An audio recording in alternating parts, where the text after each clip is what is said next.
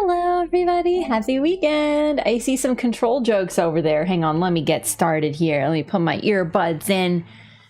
Seems Raph is still out of control. That's actually, thank you, Bandai Namco. Thank you.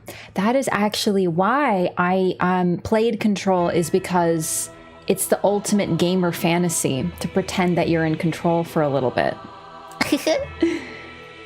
Wow, this game's really loud again. Hang on. You know what? I know what it is. Now it adjusts the audio. Okay. All right, that's better. Hello, everybody. Welcome back to Dark Souls 3. Continuing more of this. I was gonna try Control today, but honestly, I'm really worried about something going on with it. I need to be ready for Control to have problems, considering what happened last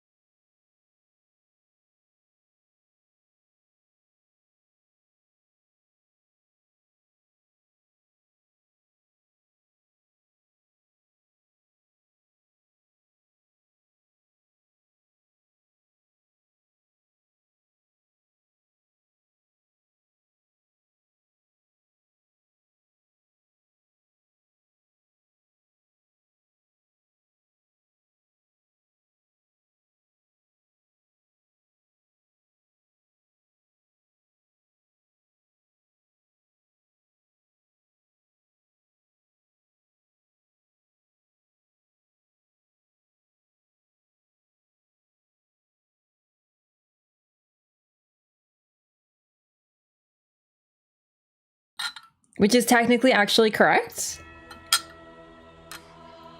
But in all seriousness, they call it hot glue because it's just so sexy. It's the sexiest way to adhere something, and that's true.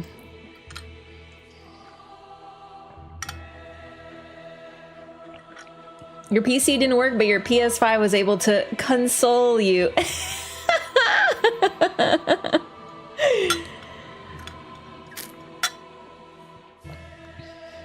It's the hit song of 2024, Hot to Glue. That sounds like it can be easily misinterpreted. What, the hot glue thing?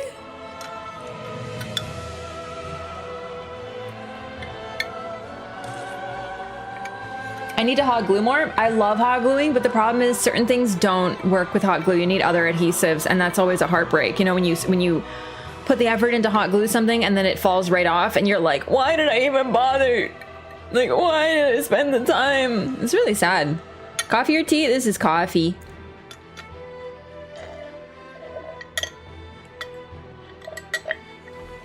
I didn't finish it, but I'm done now.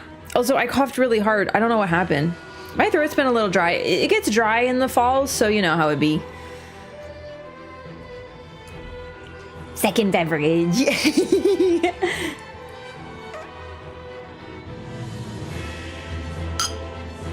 Okay, so last time we were playing Dark Souls 3, we just started. I was gonna say I made a plan for today, but the fact is, one fantastic benefit of Dark Souls 3 is you don't really need a plan very much. You just go forward because of the linear nature of it, just like Bloodborne. You go through each area as you go. There's very few forks. I was so parched the other day and I could not unparch it. No. What is the state of not being parched? Satiated? Refreshed? Finished off last of my coffee about 2 hours ago. I'm sad because it was tasty. Can I like introduce you to making coffee at home and making just a whole pot and then just drinking it all day and then making another pot when you're done? Because wow. I do a black cold brew and I mix in a mini can of Coke Zero Oreo. What? Coffee with Coke? That why? Oreo Coke? What? You guys have Oreo Coke? What the heck? Why do you drink water with a straw? Is it a dental thing? No, I just like it better. Well, in all seriousness, I have I'm a little clumsy sometimes. I have been known to be a little clumsy. So I don't allow, and by allow I mean myself, to have open containers of liquid here where my computer is and my PlayStation 5 is and my monitors are and my controller is and my phone is, except for like I know I just had this open container, but that's because I drank it really quick and now it's no longer. But I like to always have water with me, so I seal it with this is sealed, this closed, so if it spill it only a little bit come out.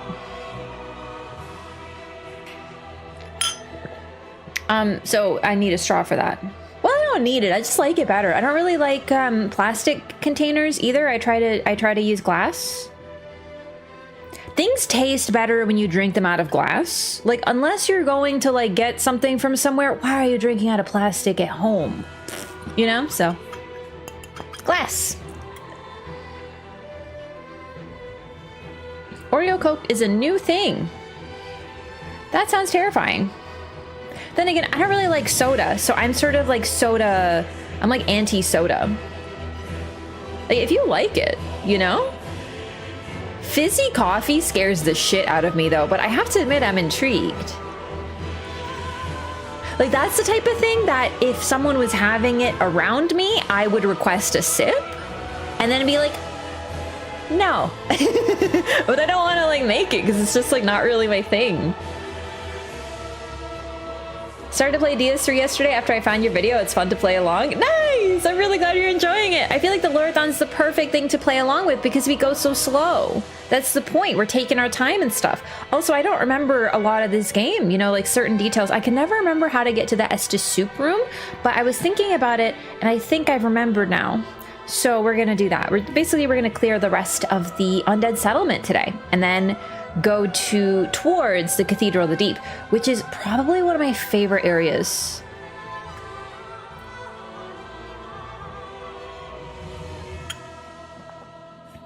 Oreo Coke has a slight vanilla taste. Listen, I am simply not into any soda. I don't like soda pretty much entirely.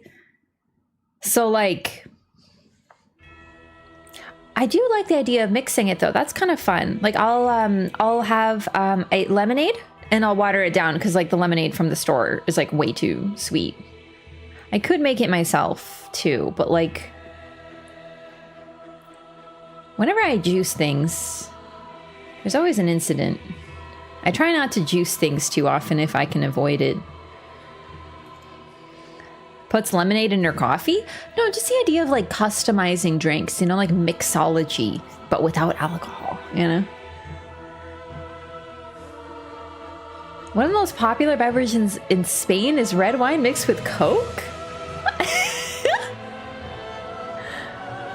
Yeah, mocktails, exactly. But like, okay, I'm not gonna say that I'm making a mocktail when I put some water in my lemonade, you know? But you know what? Let's make Coke more sugary, making it taste like chocolate cookies and weird cream. Genuinely though, is there more sugar in Oreo Coke than there is in regular Coke? Because like Coke is pretty peak sugar. That's not to say we can't add more. Oh, it's Coke Zero. Right. I mean, then okay. My rabbit is named Callie after Callie Moco. It's called Callie Moco? I'm something of an amateur bartender myself, adds water to lemonade. I would do that. Coke actually has like the least sugar content in most sodas. Okay, yeah, you can say that. And then I look at the fucking can and it says like 40 grams of sugar in a can. And I'm like, okay, if that's low. Wait, Callie Mochko? Mokto? Iced tea plus lemonade. Arnold Palmer's are great. They are actually. Those are good. Not saying it's low, but you said it was peak sugar. All right, listen, you are very technically correct at this time. But what I will say is last time I saw a can of Coke and I was curious and I looked at the nutritional information, I nearly fucking, like, oh my God. I was horrified at how much sugar is in there. And I love sugar, but like, good God. So much. Because like the thing is, they don't even taste that sweet. Like, okay, yes, they taste sweet, but like not that much sweeter than other things. But there's like a solid like Cheerios. Oh, so it is like a ch sound. Calimocho? Well, my parents have diabetes, so I go watch that shit. Oh, I see. Yeah, absolutely. Also see adding Coke to wine gives it a new texture. How's the mouth feel?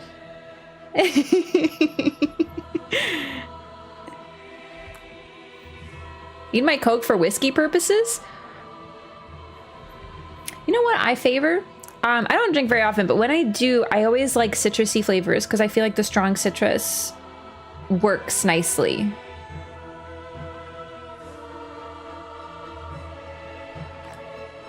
If you don't use a Rioja, it can be super astringent. I don't think I've ever had a Rioja. I'm drinking some red wine now and I'm disgusted. Yeah, I don't really like mixing wine because like, unless I'm making sangria, but to be honest, I don't bother making sangria because I like the sangria. It's the girls' night out sangria at the LCBO. Love it. So, strong citrus and alcohol can give you acid reflux for life. Skill issue. I'm kidding. I probably will have problems considering how much I like citrus. And spicy food. So, one day. Not today, though. Rioja is the first wine I ever had that made me go, wow, that is really good. Have you ever had Georgian wine? Oh my god, I don't remember what grape it is, but oh my god, the greatest wine I've ever had is out of Georgia. So good. They only have it around Christmas time, so I always stock up. It's very sweet.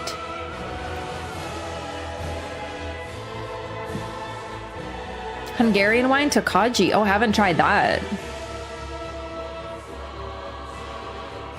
Don't drink alcohol of any kind. Hey, nothing wrong with that, honestly. I don't drink very often. Like, genuinely, I think these days I drink, like, a couple times a year. I just don't really like drinking because it just makes me sleepy and then my head hurts almost immediately these days. Although, I don't feel like alcohol agrees with me and I don't really need it that much.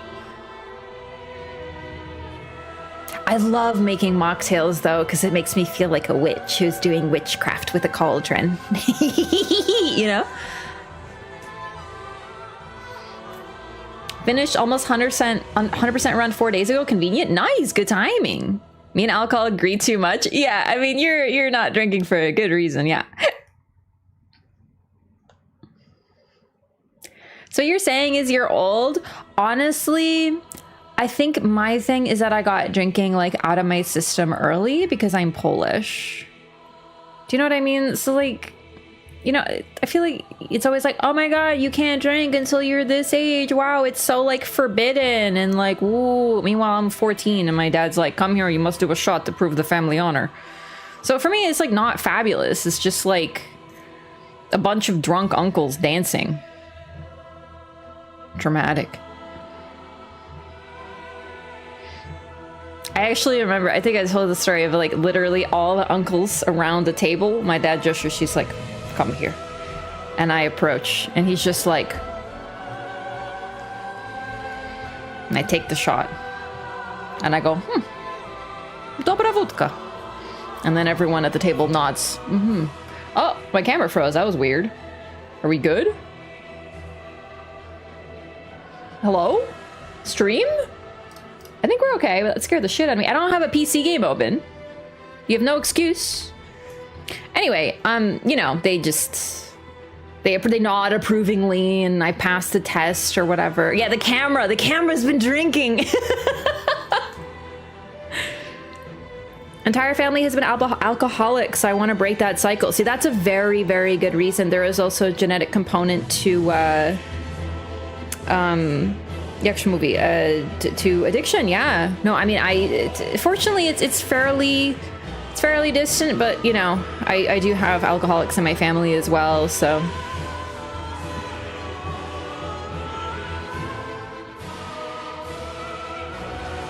Drunkles?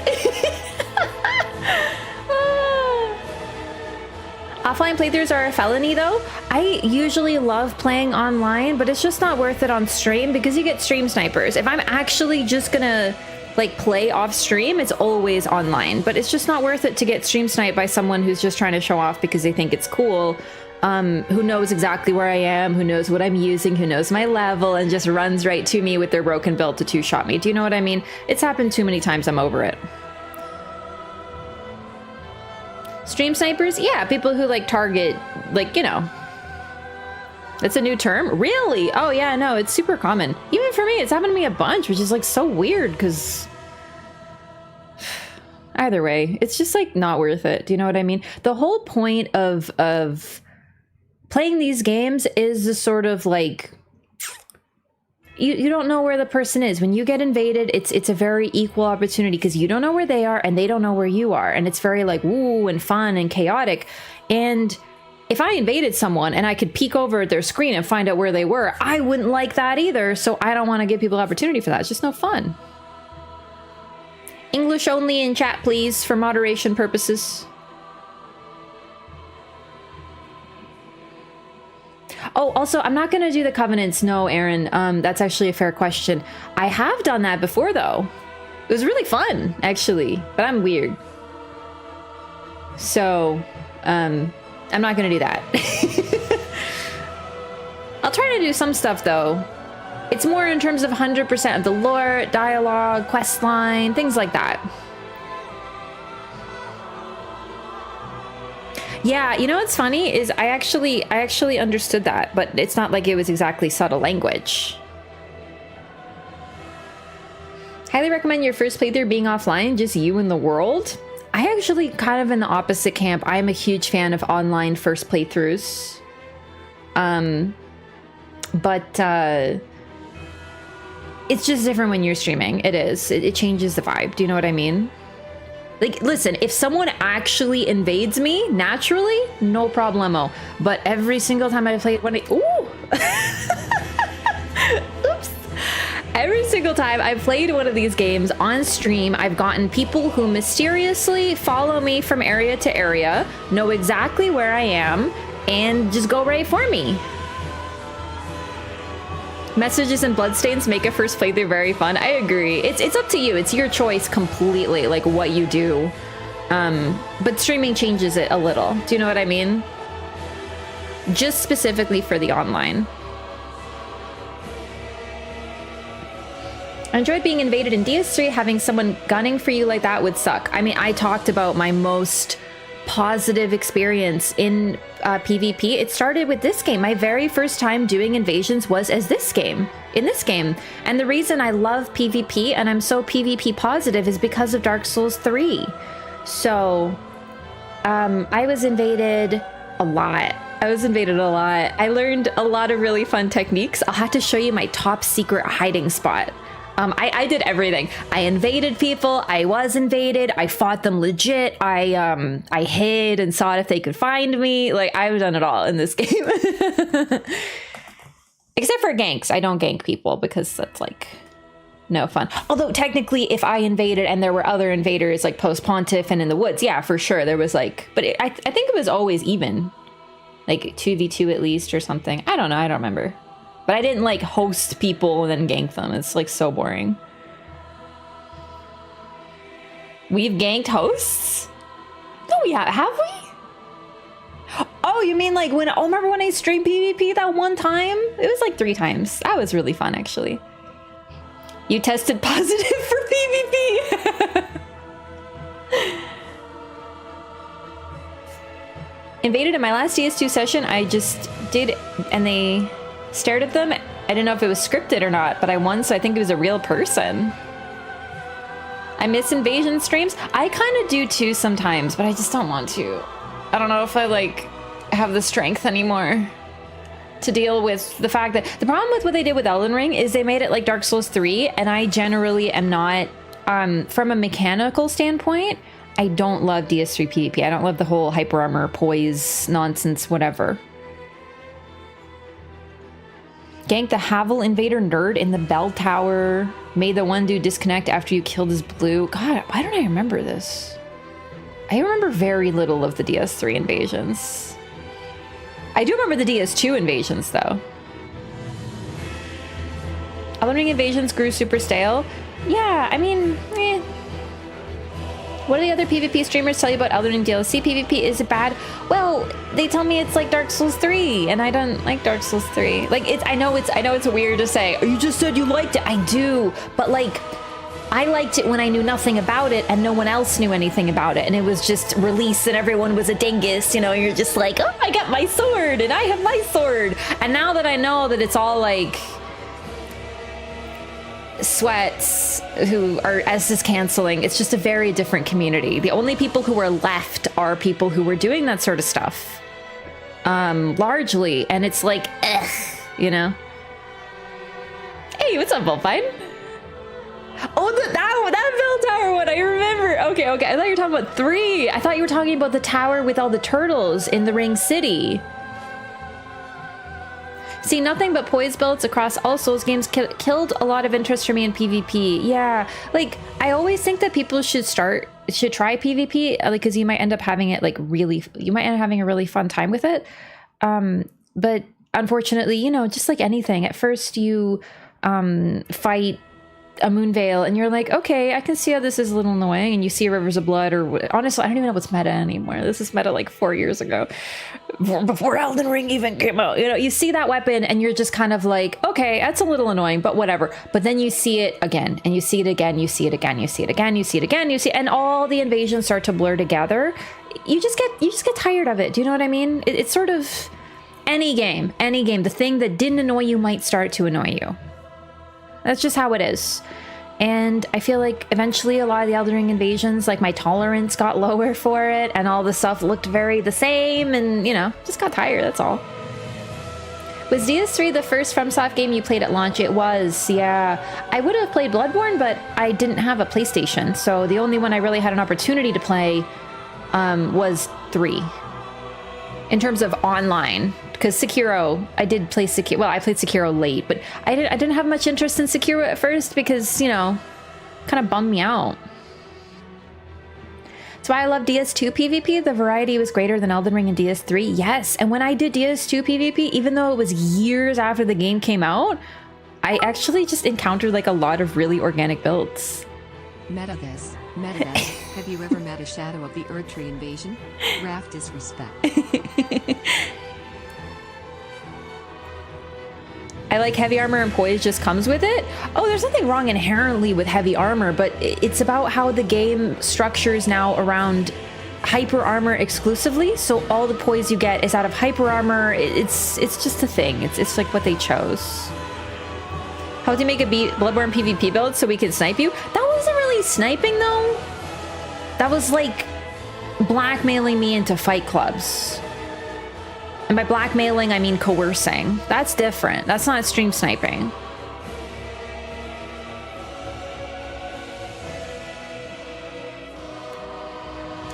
That was good. I do miss that though. That was a really fun time in Bloodborne PvP. I feel like the most fun you're gonna have in Bloodborne PvP is in fight clubs. Although there was the time that I was invading at Bergenworth. Oh my god.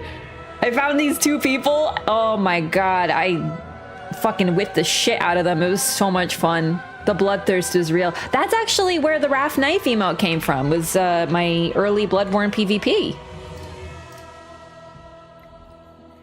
Left Sekiro for last because of that. I thought I wouldn't like it, so my favorites for sure. Oh, for sure, I love it now, but when I first heard about it, I was like, you can't make a character. It's not online. There's no, you know, community.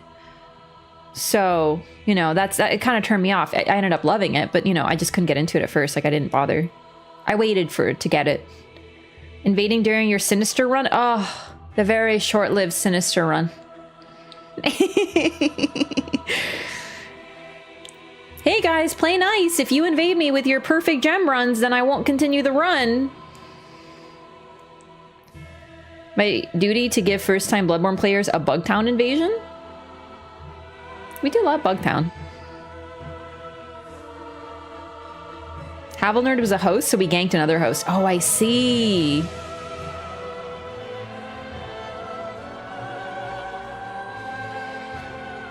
I use +6 so I don't bully. See, that's fair. That's fair. Don't use your, like, perfect gemmed out low-level build. Like, don't use a mule, you know? It's just bad. It's just bad vibes.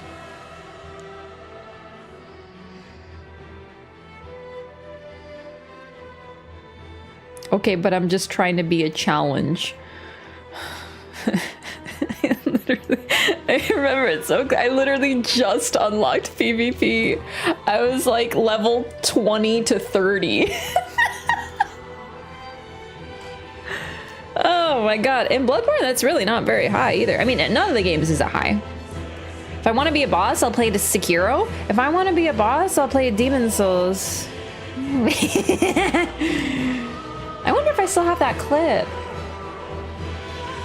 I had a Bloodborne invader take pity on me and guide me through Nightmare Frontier. Aww. That's so sweet. My very first time being invaded was actually in the Nightmare Frontier, and I freaked out so much that I fell off a cliff and died immediately.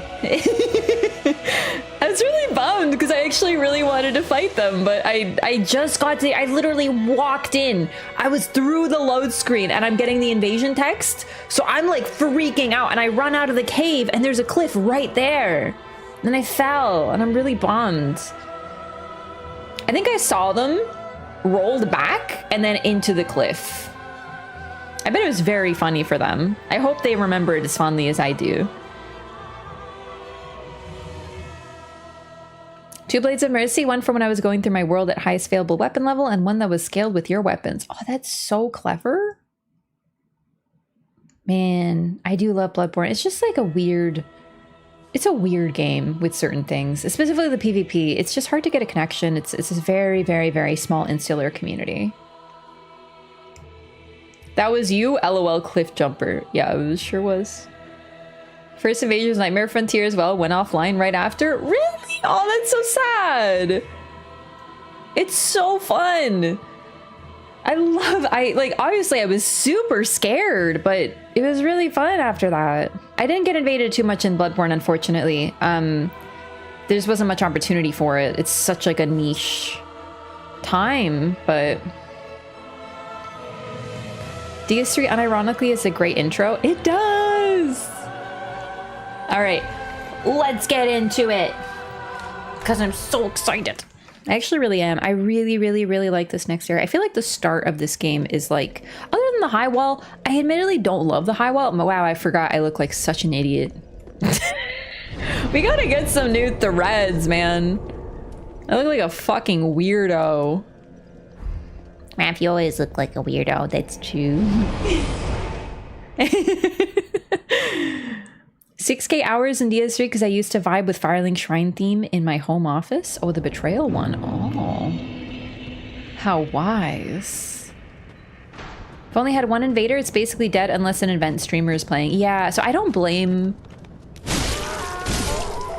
people for that part for sure. Ow.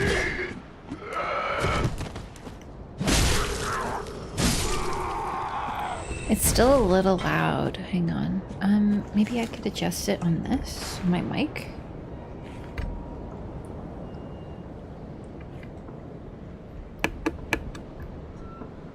Okay, there we go. Shouldn't title be day 2? Oh, I changed it. Did it not update on Twitch? Oh, wow, it didn't. Thanks so much for telling me. I literally clicked it to update. But sometimes it doesn't.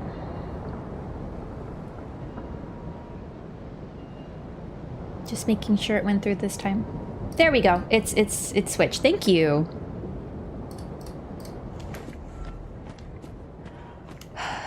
Bloodborne might be linear. I still feel like I'm exploring. I get to see Yharnam fully. DS3 frustrates because I'm salivating to go into Ring City. I have to settle for it as a background. Yeah, it's... Bloodborne was such a great cityscape. Absolutely.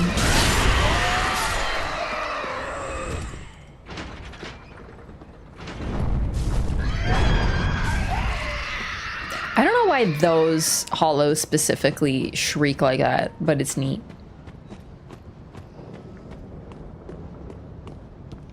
Yeah, I don't love the high wall, but I like the rest of the opening area. Like once I get to the Undead settlement, and then we're going toward the Crucifixion Woods, and we're going to, well, Farron Swamp, actually, now I think about it. And then the Cathedral, you know, like, there's a lot of cool stuff. Although Farron is like a little much sometimes.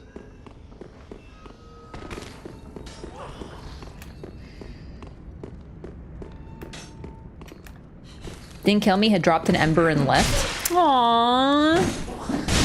I wouldn't do that. I would kill you. I've always had the bloodthirst. If I have an opportunity, I will always kill you. Sorry, it's English only, please. Sorry, we can't moderate. I don't read any other languages. I barely read English. English only, please, please, please. It isn't personal. I don't even know how to read English sometimes.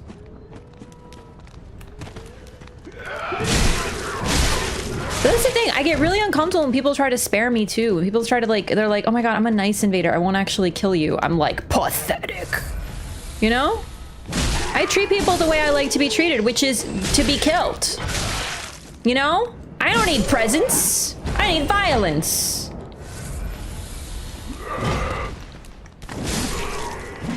It reminds me of, like, you know, the I'm not a regular mom. I'm a cool mom, you know, but invaders, you know? I'm not a regular invader. I'm a cool invader. Like, okay. It's nice. Bro, it's so dark. I can't see. Oh, there it is. All right. Ta-da! Soup! Would an NPC let you live? Yeah, would Maldron let you live? It's freaking soup. Character needs to eat some good food, looking kind of skinny. Yeah, she is very, but like, have you considered that she's actually just like really like trim and muscular? She's got that lean musculature and such. I'm a nice invader. I won't bow. Oro out. I'm a nice invader. I won't bow. Yeah, exactly. I'm a nice invader when it's obviously a clueless host. The thing is, I don't like that attitude. I know, like, I understand that you're trying to be nice, but the fact is the game is when you invade, you kill them. If I was invaded and they just stared at me because I was clearly a little dingus, I would be like, what do I do? No, you're an enemy. Attack me. I want to attack you.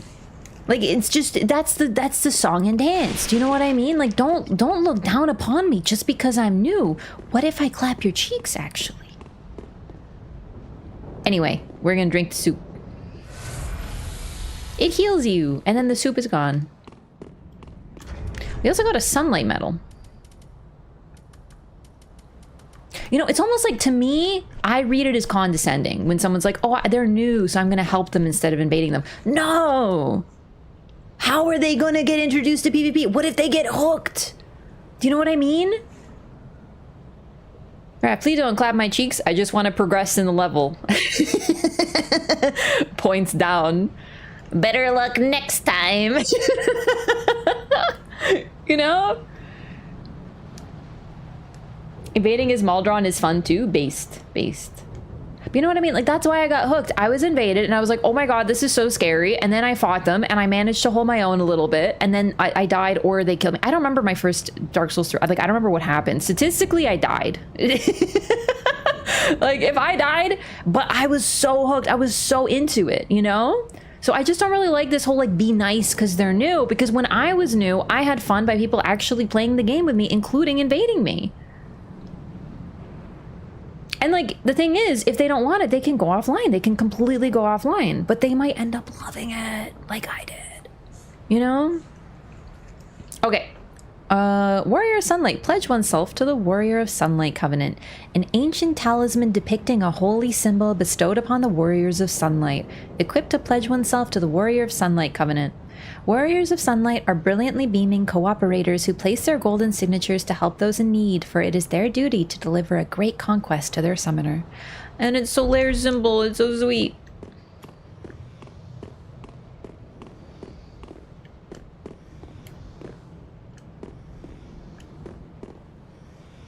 Okay. Yeah, purple. I was always purple. The thing is, I was a fucking purple. You think I'm gonna be nice to you? Maybe I will. Maybe I'll fight the red, but maybe I won't. Who knows? But really, it's not even about, like, being nice. If you throw a toy for a cat, the cat will chase it. That's just what cats do. I am a cat with a mouse toy. You just happen to be the mouse toy. Please give me an entertaining playtime. That's all.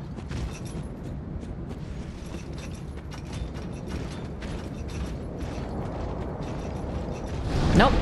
Nope, you go away. Alright. We got Egon talked to, we got Irina, we got Cornix. I think we can fight the boss, and I think that's everything. I'm just, like, mentally scanning. Like, we don't have every item, obviously. I've missed some stuff over there, but most of the important stuff is acquired, so let's go fight the boss. I'm so excited. I love this boss. Fewer things are more annoying than passive invaders. It's true. Wish they brought that into Elden Ring. I would love purples. Again, yeah. It was one of the coolest covenants they've introduced. The concept is so neat. Great book here in Brazil has a saying, the potatoes for the winner. You'd like the meaning? Is it that when you win, you get potatoes? In that case, I'm winning. Oh, right! The giant! No, no, no. I help anytime. I help anytime. 1 second. I'll do I help anytime before we fight the boss.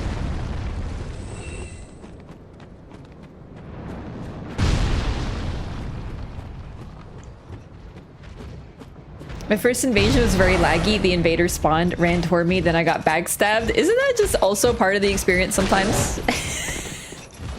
Dial-up noise playing in the background as the invader runs toward you. Try to be annoying? No, annoying's fine. Just don't be passive. Like, don't be like, well, I'm gonna like, fight me, scare the shit out of me. You know what I mean? Like, I want to feel terror in my heart, make my heart beat faster, you know? There's very little difference between an invasion and a romantic encounter. You see them?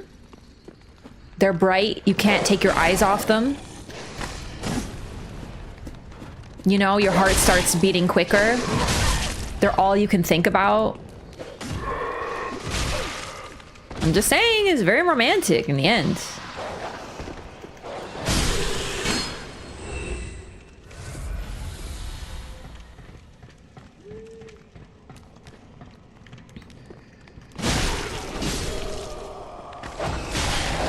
Hey. You know what? You know what kind of sucks too? Elden Ring literally gets away with not having covenants by being big. Like, how dare you? You think you'd be forgiven for everything just because you're big? You can't. It's not all about size. Sometimes it's about the covenant.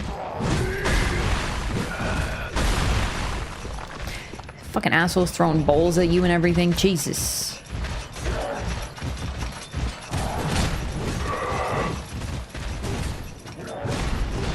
Someone ends up dead in the end. This is sounding very similar to you talking about Mikolash as your ideal man. Talks lore at me and then dies? Yeah. The perfect man.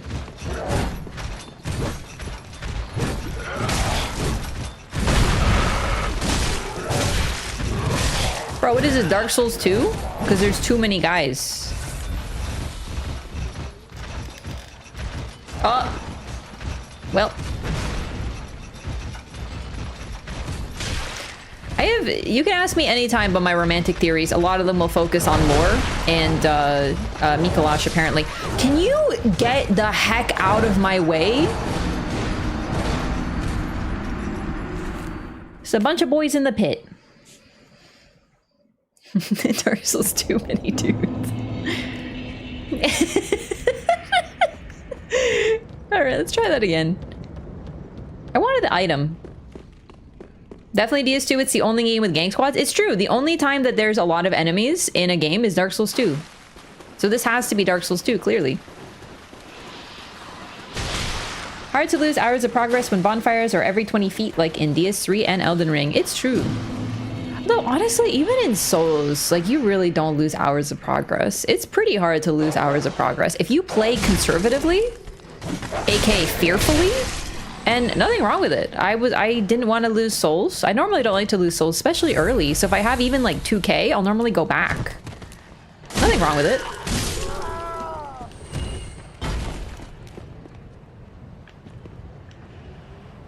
All right, there's an item over there and I can't remember if I got it.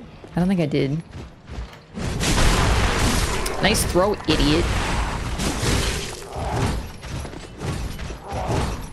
Doing a no bonfire run? Oh yeah, like, but if you're doing a normal playthrough. If you're doing a challenge run, you totally can. Yeah, for sure.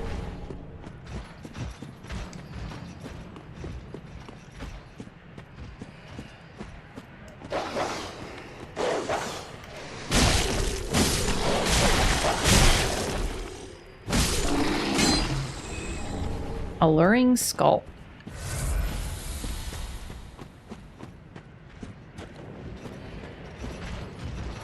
Nope, nope, nope, nope, nope, I'm gone. I have left. I have departed over here to where Egon was.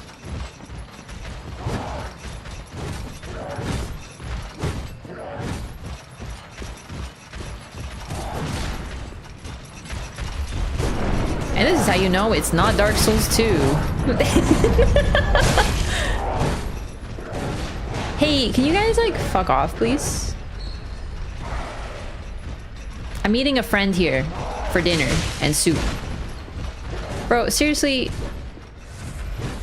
you're gonna hit my onion. Yes, he is dinner. He's the soup. Onion soup. Okay, God. Get out of here. You're ruining the moment. It's supposed to be a nice encounter with my vegetable-shaped friend.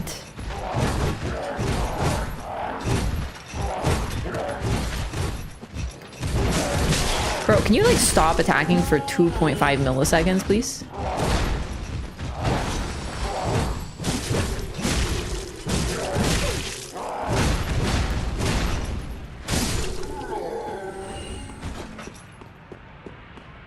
Onion! I do love how he just rides the elevator down.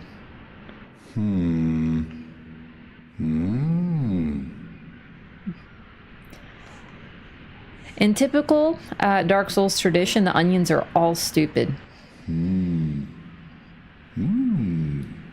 Oh. Pardon me, I was absorbed in thought. I am Siegward of Catarina. To be honest, I'm in a bit of a pickle. Do you make me hungry? Have Onion you talking ever about walked pickles. near a white birch only to be struck by a great arrow? Well, if I'm not mistaken, they come You from almost this made me tower. drop my croissant. Whoever it is, I'm sure I can talk some sense into them. But I have to find a way up. And that's just the trouble. This lift only goes down, you see, and... well, that doesn't get me anywhere.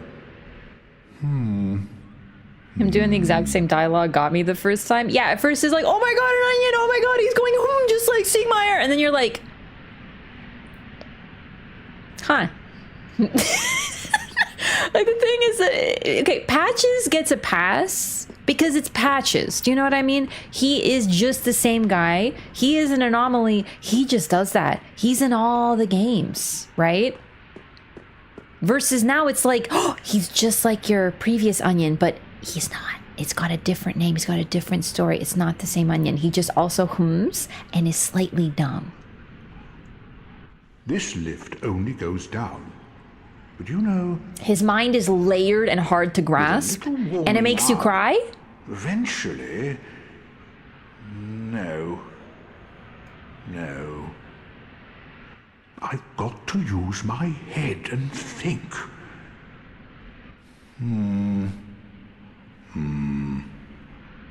Spider Patches is actually peak, yeah. The thing I sort of miss is how much of a coward Siegmeyer is. Not that they should have copied Siegmeyer. I do prefer the previous onion. The thing is, I don't actually think that Siegmeyer is a coward. I think that he just... He takes his time before making a decision, but he's so slow that he doesn't notice that something's happened. So, like, he's like, there's 4 enemies out there and only 1 me. I gotta think of a way to deal with this. Okay, 4, carry the 2, and then meanwhile you've killed all 4 of them. He doesn't go, oh my god, I'm so scared, can you free me? He goes, let me figure it out. And to be fair, how many people could take on 4 fucking Silver Knights? Right? Siegmeyer's main thing is that he spends most of his journey getting saved by you, and then it hits his confidence and it breaks him down. But when we see him at his final appearance, he will jump down into the pit to fight. And his main depression comes in if you killed all the enemies and he didn't get to do anything. If you save him in his final appearance without him getting to do anything, then it breaks him. But if he manages to fight, at least he has some semblance. So that's the thing. I don't actually think he's cowardly. I think he's straight up just like, I don't even mean slow in terms of, like, I know I'm jokingly calling him stupid. I love Siegmeyer, but he takes his time. He's careful, he's thoughtful, but he's not a problem solver, right? So he goes to a gate that's closed. For us, we're like, well, there's no switch. We clearly need to open this elsewhere. We go and start looking around. He sits there in front of the gate thinking and never moves. He waits for someone else to solve the problem for him, but he's not sitting there being like, I hope someone else opens his gate so I can just sit on my ass. He's just like, how do I open it? And that's it. He never gets further.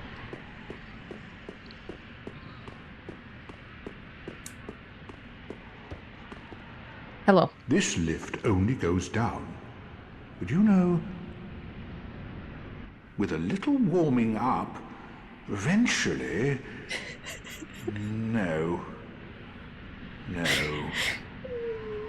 I've got to use my head and think. The problem is that this one's particularly bad with Siegward. Because it's the most basic elevator puzzle, right? Like, Siegmeyer is a goober, but the solution is not right there in front of him, right? Like, the gate that he's stuck in front of, the ball and sends, those are kind of big obstacles for a guy in big armor. And the gate, you need to open it by defeating the gargoyles and defeating another boss. Like, you need to ring 2 bells that are nowhere nearby. This is literally an elevator. And when you first meet him, he's riding it here. He's like, you know, you see the elevator. It's actually so funny. I don't think From gets enough credit for how funny this is. Unfortunately, I was being chased by these enemies, but when we came in here, there was a platform on the elevator, but then we saw it move up and he came out because it's a double layered elevator. So if I do this, it goes down and there will be another one. But he just keeps on getting on the elevator over and over, riding it up and down and up and down and up and down, and has presumably been doing this for quite an extended length of time before we got here. And then when he sees us, he eventually just takes some time to think about it. So we're supposed to figure it out by seeing it when we walk in. We're supposed to like, oh, there's another platform. You just click the button and it goes down. But he doesn't get there. He just sits there.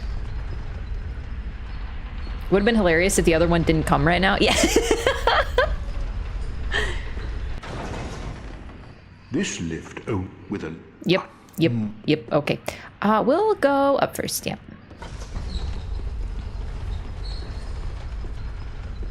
He's like the definition of he got the spirit. You know what I mean?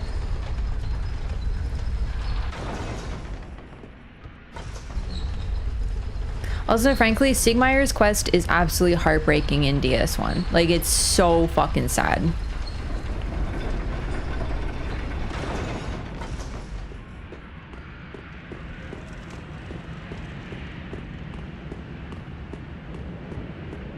Hello. I help anytime. Aww. So, because I started with the white branch, I didn't have to pick one up for me to be immune, but otherwise you can talk to him a little bit more, and I think he gives you one? I help anytime. Or maybe just as I help anytime. It's been so long since I've done this. Yeah, he is helping. He just shoots arrows. He protect.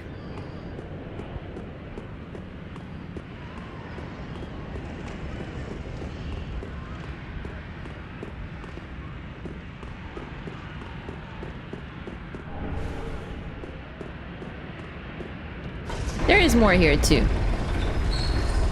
Normally you get a prompt with befriend. That's what it is. Oh! So yeah, he figures it out somehow while you talk to the giant. You're supposed to guess that there's another part to the puzzle, because you can hear him humming halfway up. But I'm gonna go downstairs first.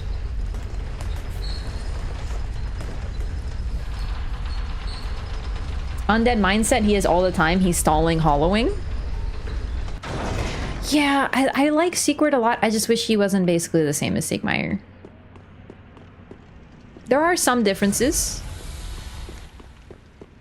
But it's like a little too close.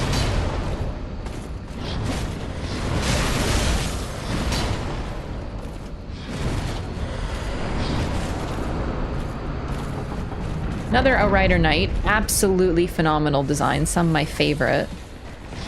Just to make this a little easier.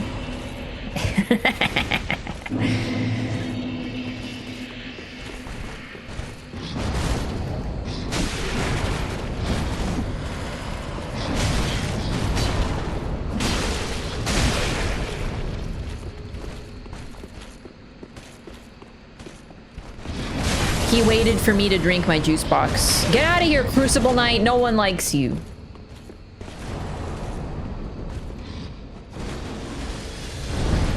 Try that again. Feeling like the thinker with the thought bubble above his head only saying, hmm. That's so cute. I love that.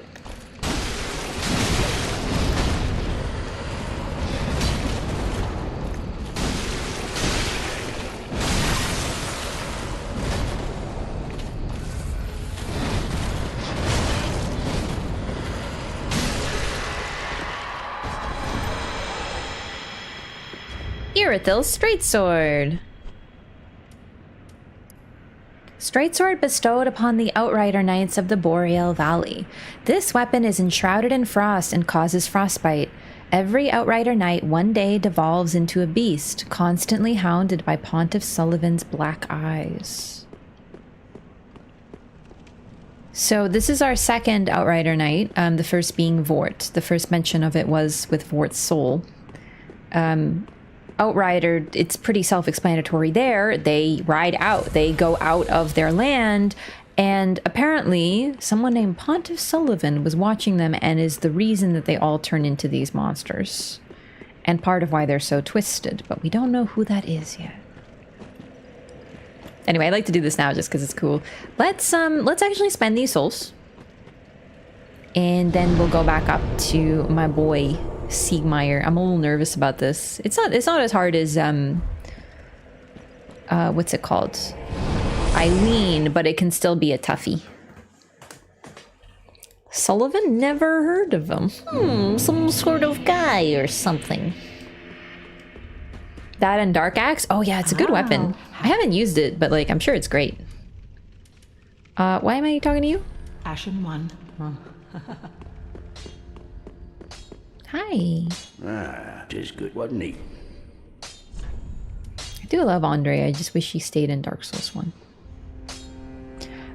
Do I want to level it further? I don't know if I want to stick with the axe. It's like a good weapon for right now. So I don't think we'll level it further.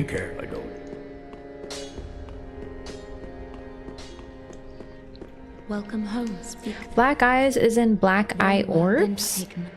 So it could be, I think it more just might be. Farewell, Ashen One. He gives the rings. The rings are apparently what do it. We find out later. At the foot of Lothric Car, it was used to tread.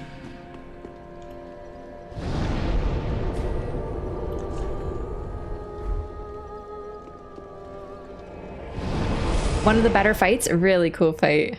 Andre? Nah, this is Ombre. I kind of don't mind it because I understand what they're doing with Andre.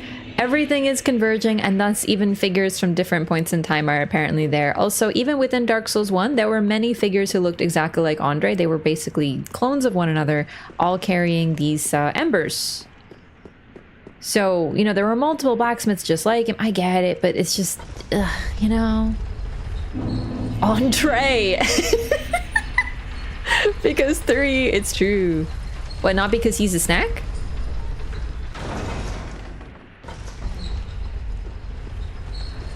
Any lore that can explain why Andre is just there. Yeah, so I think he references how he's sort of like from a long line of blacksmiths, and we do see multiple blacksmiths who look exactly like him, though none of them are alive in Dark Souls 1, so it's probably something like that.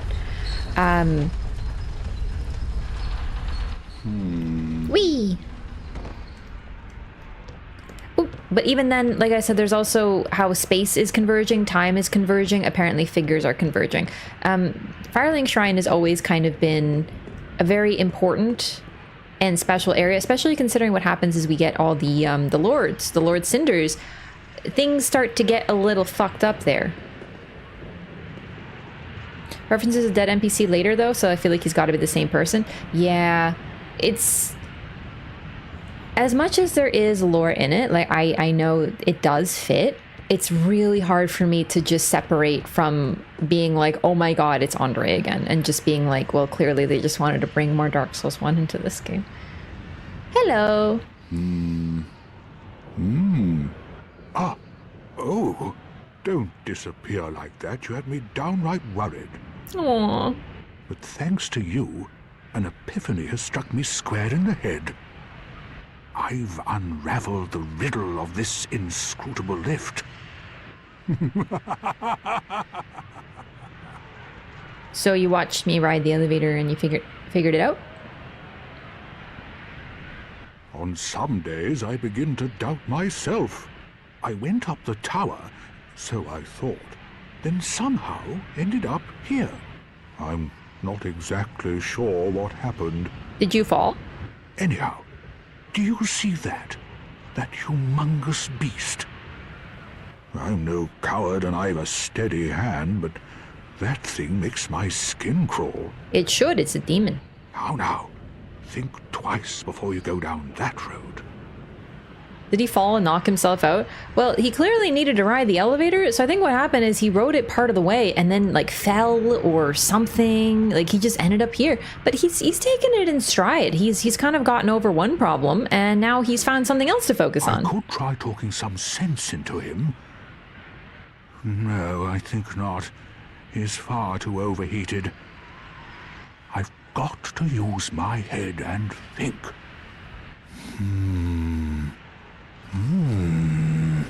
It's actually really sweet. One difference with him is that he immediately tries to find non-violent solutions to things. That's sort of Siegward's main thing. He's just acting like if you just have a nice chat with anybody, they'll be fine afterward.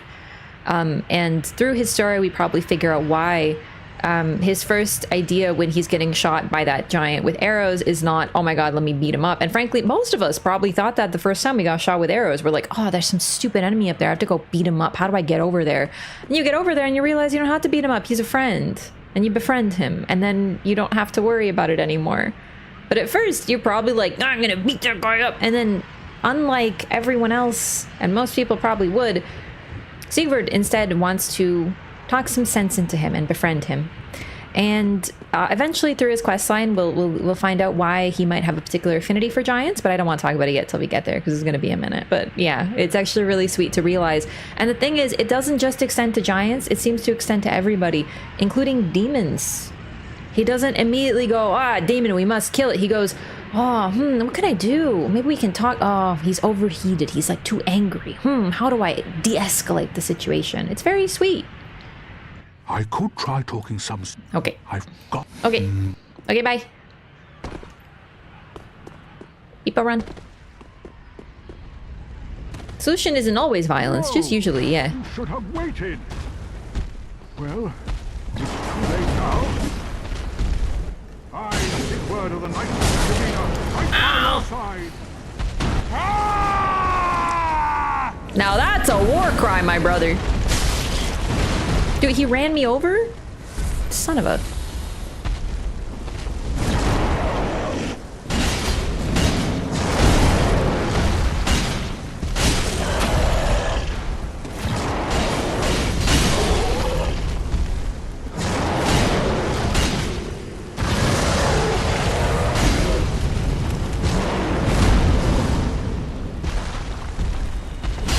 Yeah!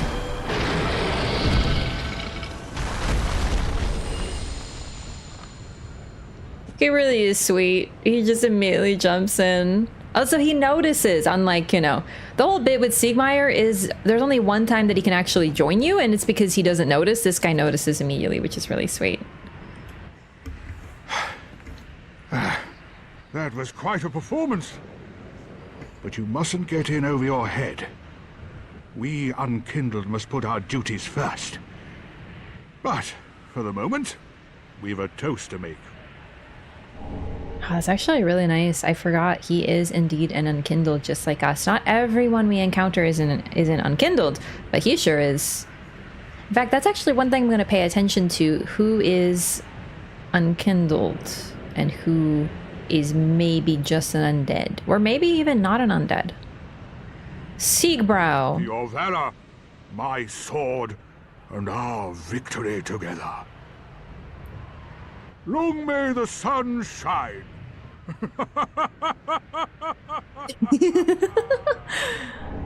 Toast. Well, obviously we gotta have a seat. Makes it even more possible that he is the same person. Yeah, that could be a part of it too, is that he's sort of, oh my god, there it is. That he's sort of like an amalgam of the previous figures, or just the same guy, but I don't know.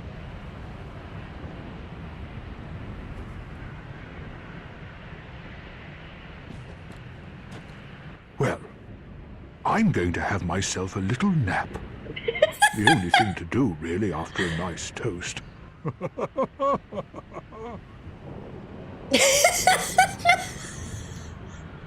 I am obsessed with the instant just...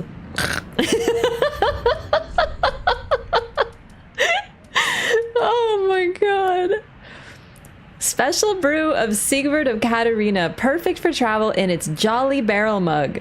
Restores HP and temporarily boosts frost resistance. Leave it to Siegward to discover a drink that even an undead can enjoy. Perhaps his long years spent undead have left him wanting to drain a cup or two and revel as if he were still among the living.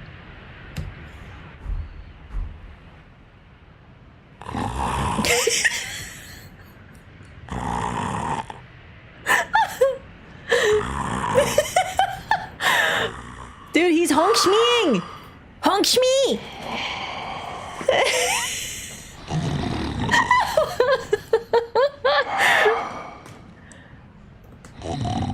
Dude, it keeps going.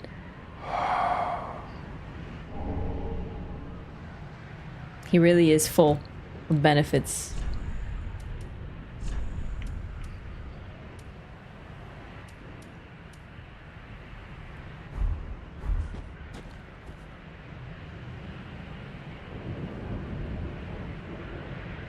Cute. Alexander the Jar Warrior, definitely. See, that's one thing. I understand what they were doing with DS3. I get that it's sort of like a convergence, things are coming back and blah, blah. Like, I feel it, but I really like Elden Ring because we have the same idea of an NPC who's like the jovial friend who is nothing but a bro, and he's clearly very Siegmeyer / Siegward coded, but still manages to feel like his own thing. Like, the first time I met Alexander, I wasn't thinking, oh my god, it's just Siegward again. I was thinking, oh my god, it's a talking popman! Actually, I was laughing my ass off because he's fucking stuck. That was really what it is. Solved a puzzle, made 2 new friends, won a fight, had a drink, and is now napping. Bro is living his best life. No, seriously, he is. But yeah, to address the whole thing with Estus, I actually wanted to talk about that as well, because that's a good question. Like, why? What do you mean only undead can enjoy it, or that even an undead can enjoy? One of the processes that occurs when you become an undead is a general loss of memory and connection to your past, but also apparently you are no longer human. You don't eat anymore. You don't drink anymore. It's strongly hinted at generally in most of the games, but I think this game just sort of cements it that the only thing that undead are interested in consuming is Estus. It's the only thing that satisfies them in any way, shape, or form, and the only thing they crave anymore. Which is why, now, of course, it could be an oversight. I know, maybe they just don't care about modeling food, but there is no food ever depicted in Souls games, because undead, especially in the places we go to where the undead live, there's none of them. In Elden Ring, we do get food. So they thought about it because they still eat. Sort of. It's a bit more questionable there. But in Souls, undead only care about Estus. But it's sort of like how some people just eat because they need food versus someone who truly enjoys cooking, preparing food, and the process of eating and drinking together. And that's sort of what Siegward is. He cares about that social aspect and just sort of about like enjoying, you know, having a nice drink after a busy day. And he's maintaining that habit and basically maintaining that habit by finding something that he can drink too. So he made a brew with Estus. He's also the reason that we found the soup over there. It's most likely him. Places that he has been, we find soup. It's mostly shown when he actually makes the soup, but we can guess that he's the one who made the Estus soup in the first place. No raw meat dumplings couldn't be me. Yeah, no, the tarnish is different, but the undead only eat Estus, that's it. Explain why we need to eat moss clumps? Because we drank some poison. You're not eating moss because you're hungry. You're eating it for medicine. But good point. Yeah, no, moss. Absolutely, same thing.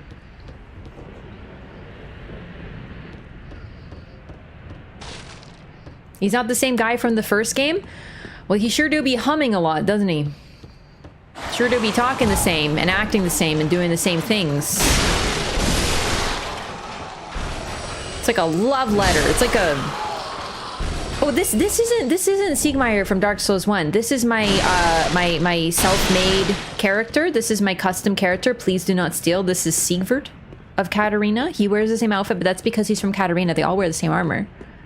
And he's really thoughtful and he thinks a lot and he goes, but he's not Siegmeyer at all. It's totally different. Yeah, it's my OC. Thank you for understanding. Oh my god, dogs.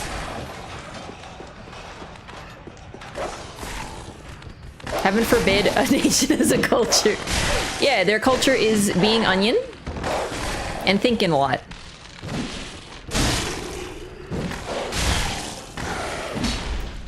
Dude, dogs might actually be the worst in DS3. I actually was like, I don't know if they're the worst, but no, they actually might be the worst in this game.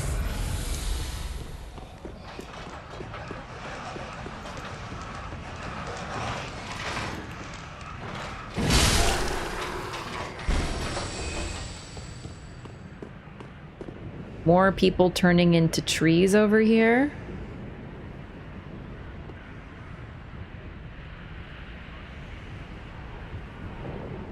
It's pretty interesting. Trees make good kindling, don't they?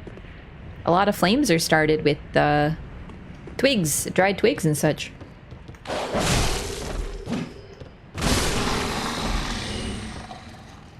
And humanity is also kindling for bonfires. Elden Ring toned dogs down. They no longer expert dodge your attacks. It's true. Also, Bloodborne, you could shoot them, so it was easier.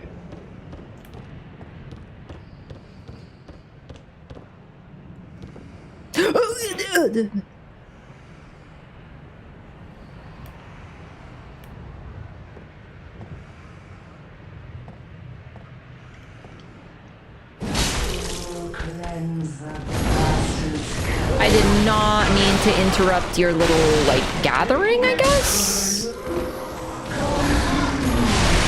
It's even worse when there's two of them. What do you think they're talking about? The latest fashions in the Cathedral of the Deep.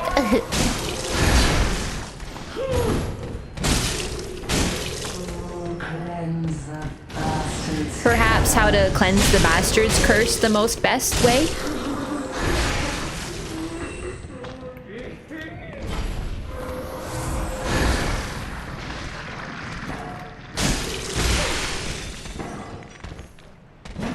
They do say cleanse the bastard's curse.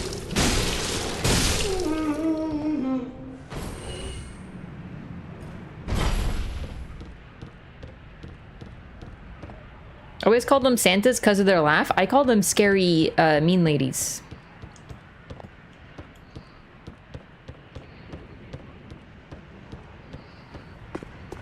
These the only other enemies outside of Bloodborne that talk? I think they're definitely one of the few. I can't think of any others. There's a very small amount of talking enemies, for sure. Is there a lore connection between Doris and DS3 and the hiss and control because they both mutter nonsense in a creepy voice? How dare you? Doris is making a lot of sense. Flynn's ring! Ring of Flynn, the eulogized thief. Lowering equip load increases attack power. Flynn fought with the wind on his side and was a hero among the weak and poor. Yet even his admirers knew that it was little more than an idyllic fable. Robin Hood. This area is so Bloodborne-y, it really is. I love it. Alright, we're gonna get something really neat over here too. Prepare your emotions. Not this. This is gonna hit different because I'm fresh off of Dark Souls 2.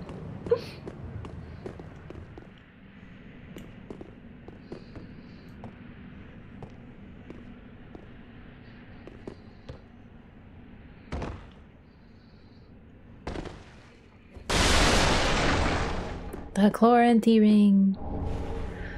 And the mirror set. Northern armor set was up there somewhere? Maybe I missed it. This is the stuff I always remember. No, wrong one. Garb worn by Mira knights sent on journeys, this hard leather vest is bestowed only upon proven knights. Knights travel afar to fulfill their sacred duties, but few are ever able to deliver on their vows. Surely that wasn't Lucatiel?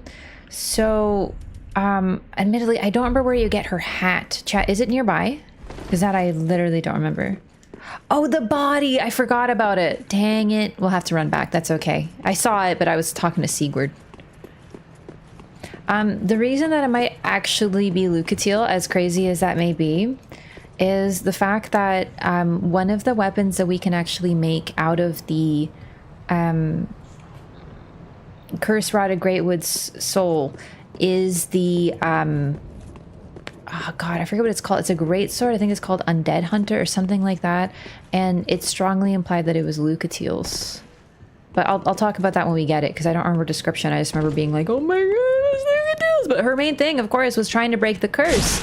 So potentially at some point she came here and tried to, you know, put her curse on the curse-rotted Greatwood. But, you know, you can only do that for a short time. The Hallow Slayer, that's what it is. Or Hollow Slayer? Hollow Slayer Greatsword, I think. Really no way it could actually be her unless they go with a timey-wimey is weird thing. Agreed, but the fact is that the Greatsword is right here too. Sure, it could be another Mirror Knight. Definitely. But it's one of those strongly implied things. And keep in mind, it could also be timey-wimey weirdness as well.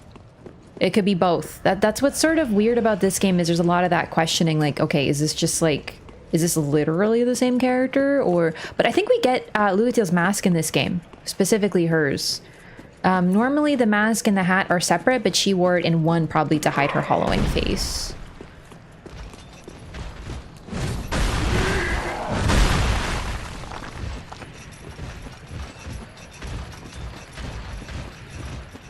Rafficino plays Dark Souls 3. Rafficino has a Yapperino. Say I don't care because it's a little silly. Honestly, as much as I love Lucatiel, I actually am with you. I don't really love the idea of after Drangleic, she has this potential other long-ass journey making it all the way over here and then sort of ends up just going out without a bang here while still trying to break her curse and failing, you know? Like, I don't really love that interpretation either, but it's strongly implied as Lucatiel. A lot of hand-wavy stuff. Yeah, very hand-wavy. But either way, whether you think it was Lucatiel or not, there's... Oh no, I forgot where it was. Here. There we go. This is Dark Souls 2 stuff. So, for folks, you know, there's always some who are like, oh, Dark Souls 2 isn't canon. There's like no references to it in 3. This is incorrect. This also cements the timeline. Although I know saying the timeline is a bit, you know, may not make sense considering how this whole game is structured with timelines converging and time collapsing. But no, Dark Souls 2 occurs before Dark Souls 3.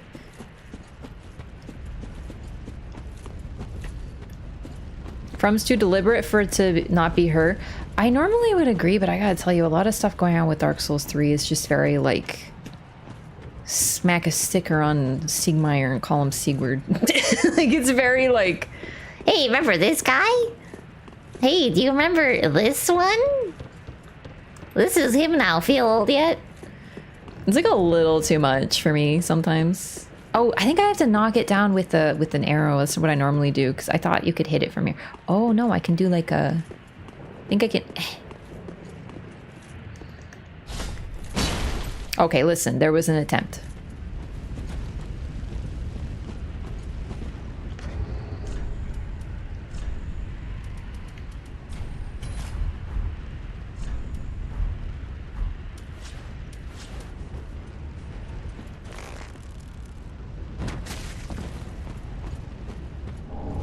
Thank you for the reminder. I forgot about this.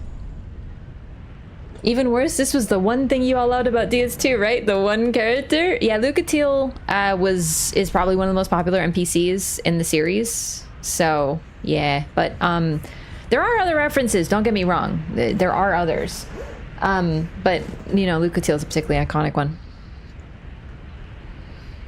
Chat, where is her mask? Am I near it or is it later? I don't remember. If anyone does, please let me know. Also, I think, like, this description is also sort of implying that it's her because knights travel far to fill their sacred duties, but few are ever able to deliver on their vows. She wasn't. Pickle Pea? Oh, is it a trade? What do I trade with them? That explains why I didn't know. Chloranthy. Need one of those mound maker items. A shackle? Fuck. What drops shackles? Because I want to read that. This one's really nice. Incoming Berserk reference? Oh, the tree? Neat. Hodrick. Okay, he drops one when you kill him, but Hodrick is kind of a bitch and a half, so we're gonna wait on that.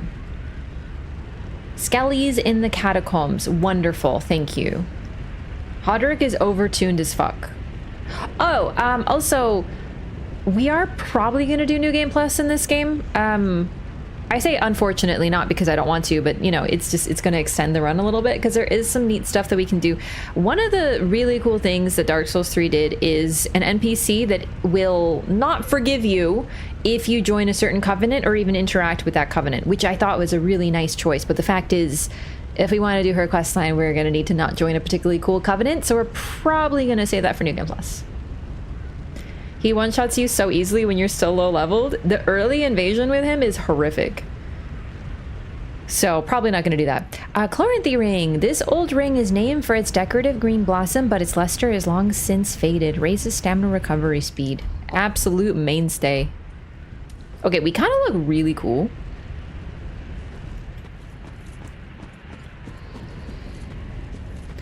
Discovered New Game Plus and absolutely squat in it? What do you mean? Dark Souls 3 has entirely new rings and ring locations you can only get in New Game Plus. Do you want an upgraded ring? Congratulations, you gotta get to New Game Plus too. I hated it. I hated it so much. I fucking despised it. I just parry him and have a good time. Okay, that's because you're like more powerful than me. I don't parry. I'm like so bad at parrying in 3 and 2 and 1 and most of the games except for Bloodborne, kind of. Then Ring City gives the +3 of the New Game Plus rings in normal New Game. Yeah, probably because they realized what a terrible idea it is to do that. So they were just like, hey, you bought money? You spent money on our game? Here, have this. Did it have plus rings? I forget. It did. I remember because I had to get them for the platinum and it pissed me the fuck off. Because you gotta be real careful not to miss them. You bought money? Listen.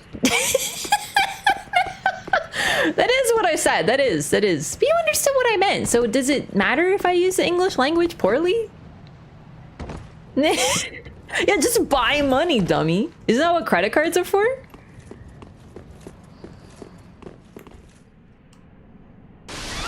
Okay, listen. I thought I could make it. All that. I ran through there like 3 times. I should have just homeward bound. Oh, fuck. I had so many souls. Excellent jump, milady. My face when I buy money. These 2 lock spells to New Game Plus 2, that was worse. The reason that it isn't worse is because Dark Souls 2 has approximately 1 billion spells, and if you're even greedier than to need more spells, then that's like a skill issue.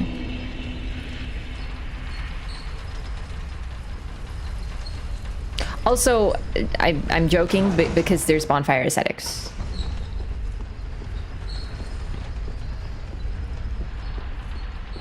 So you don't actually have to. Although, admittedly, there is some stuff this New Game Plus locked fully, like the Freya encounter. But yeah, no, Dark Souls 2 actually had differences in New Game Plus.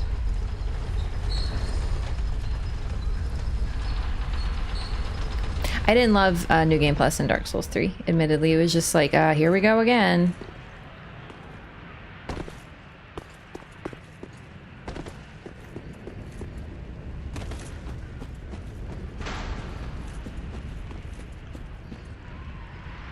I help anytime. Dark Souls 1 had a whole covenant that only even did anything if you were New Game Plus. Yeah, you know what? I wish they hadn't done that. Dark Souls 1 has Fine money. fun new Boys we game. in the business Really. say, money laundering. Not respectfully. Oh, I guess that is money laundering now that you mention it. Maybe you shouldn't buy money. Thanks for the underbits, full fine. But no, Gravelording is cool as hell. That is a pity that they locked it to New Game Plus. But also, like, it's so cool. It works, it doesn't work? Yeah, so you can join the Covenant in New Game Plus 0, but you can't actually engage in the Covenant until New Game Plus, which is a weird choice. Hey, Nascent, what's up? Alright, how did I do this? I just, like, rolled. Okay, easy. Easy video game. You can Gravelord people, it just does nothing. Yeah, exactly.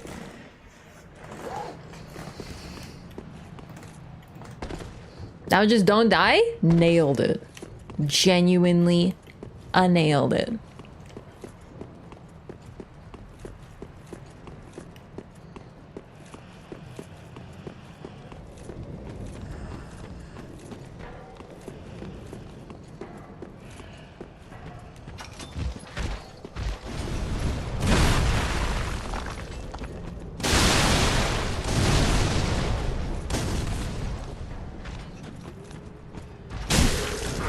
I'm actually so excited for this boss. Like, I know he's just like a weird dinky guy, but I love him. I'm very excited for this. Let's just spend these souls first. I actually also love the DS3 bonfire organization. I still really like Dark Souls 2's bonfire organization, but this one is very reminiscent of the of Demon Souls with the Archstones. So I actually kind of like it, how it's all like organized by area. Had this bonfire the whole time? Yeah. I should have all the bonfires there now. I just like the bonfire downstairs better for that whole area. All right, give me 1 second. Just gonna use the restroom and I'll be right back, okay?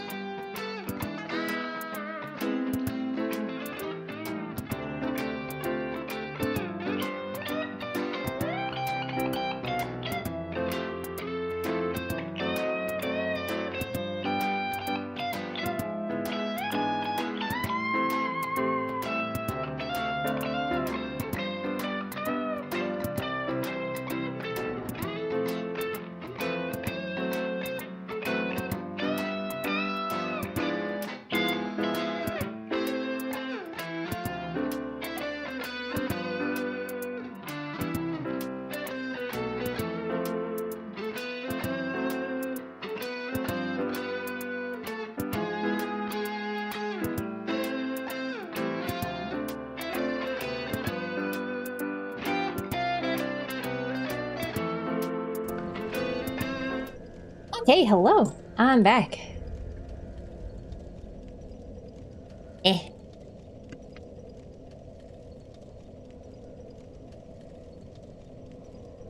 Perfect. Okay.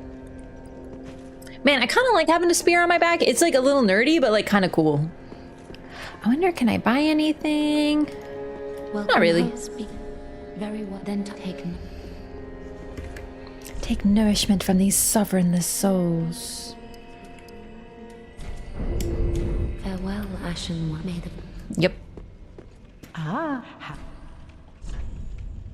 What's fun about May the Flames Guide Me too is like, it's a funny phrase, but very ominous considering that the flames that are guiding us are literally guiding us to kill people. I just like that. I appreciate that. I love how the spear clips to the floor when you stand. Yeah, I also love that actually. I love when things clip. I get such a kick out of it. I remember in Dragon Age Origins, way back when, I played an elf warrior because I love the idea of a tiny, short, super petite, dual wielding, like giant hammer user or whatever. And because the elves are so small and the greatswords are so big, it was clipping through the floor, and I'm like, this is the funniest shit ever. So everywhere I went, the tip of my greatsword was just through the ground, and it was so funny. Yeah, Clippina, my Dragon's Dogma character. Hello, I forgot about you. Ah, there you are, unkindled one. I wish to express my gratitude for trusting a lowly pyromancer and allowing me to gaze upon this majestic flame. As promised, I will impart pyromancies to you. But first, you'll need a flame of your own. Why, thank you. Careful you don't burn yourself with it. Hey, Mom. All right, so the other thing too about this is, this is sort of a weird thing that this game does, but these people are literally in your service. Everything about this hub is designed for you. You are the chosen Ash, and as a result, these people enter your service. You know how they just like vanish and stuff? It's because they're actually being invited somehow to I almost said Round Table Hold, to Firelink Shrine. Or whatever it's called in this game. Is it actually just called Firelink Shrine? I keep forgetting. Yo, Rob, thanks for the $2. I appreciate that.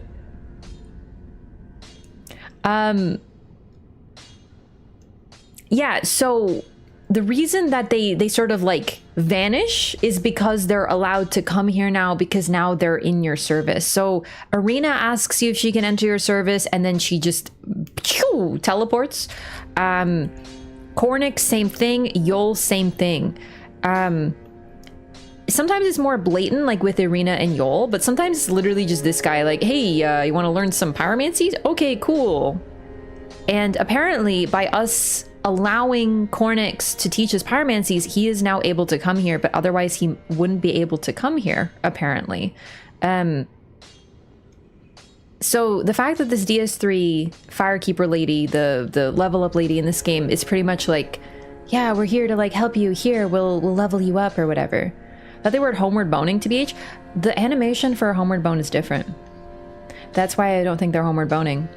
And like it's literally like they get consumed in like a rush of flame, but the homeward bone animation is very different. That's why it's I also thought that, but it's weird. So this game is very much structured. Everything in this place is designed to help us. We were brought back by the bells tolling here from the Cemetery of Ash so we could link the flame. Like the flame is sending out lifelines and is desperately trying to stay alive. It's as if the flame has taken on a mind of its own. So I just thought that was a really weird thing about this game. It's different than the others where it's more like they just happen to be around and everyone's sort of an undead, but it looks sort of like the Round Table Hold, how only Tarnished can enter the Round Table Hold. It's similar, except only those in our service can apparently come here. Maybe not us, but someone who ended up being us. Oh yeah, when I say us, I mean we are currently the Chosen Ash. But let's say you put down the game, you never play it again. Well, the Chosen Ash never returns, so another Chosen Ash would come and make an attempt, and they would become the one whose service you must be in, sort of thing. It's called Square Table Hold in DS3. Ah, thank you so much, I forgot. Fireball, this is just... here we go. Here's some lore on Cornyx. Pyromancy of Cornyx of the Great Swamp emits a constant stream of fire. Cornyx is a venerable pyromancer of an older mold, said to have restored a number of spells lost to the past, amongst which this is the most well-known. Great Combustion. A very powerful yet simple spell to use. Pyromancy is to at once know fear and longing, the resultant power of which depends on both the caster's intelligence and faith. It's a great description. There's always been a lot of human emotions tied into pyromancy. This one is fear and longing because, you know, the longing for the flame and the heat that you can come close to but not quite hold. And fear because it'll burn you. Some NPCs show up before you meet them. Yeah, the thing is, I think it's sort of like Unkindled can come here. That might be the difference. Sort of like in the Round Table Hold, not everything revolves around us. But here, things very much do revolve around you. Arena only comes here because you asked her to. Yol only comes here because you let him. Cornyx only comes here. Cornyx might have been able to let himself out. Cornyx is a little too chill to be in a cage, but they show up here because you asked them to come here. Other NPCs might be unkindled and thus can come here, come and go easily because they're linked to the Cemetery of Ash as well. So that's why the NPCs that we invite here show up here because of us and seem to be very indebted to us, or literally say they're in our service, versus the NPCs might just be other unkindled. Like Onion isn't unkindled. The one with the hottest ash gets to link the flame. Yeah. So that could be the missing link. Flash Sweat, unique pyromancy of the Great Swamp associated with Carmina. Ah, Carmina, we still, it's still referencing her after all this time, huh? Intense sweating increases fire damage absorption, an influential pyromancy that internalizes flame, likely forming the foundation for many subsequent spells. So Carmina learned from the first human pyromancer, whose name now I'm forgetting. But the one who might have taught Laurentius. What is a teacher without a pupil?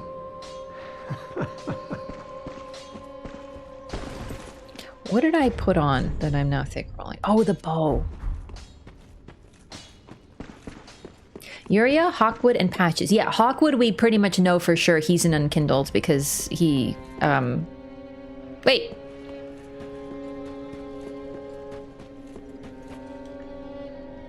Okay. Uria shows up because of Yol, which is... She shows up when she's needed. And Patches is most definitely an unkindled. Because he's always sort of equivalent to us. Cirrus too, I think is an unkindled. Oh, our champion of Ash. Welcome back. I think we'll maybe get some free levels out of him. There is a price, but I think it's worth it.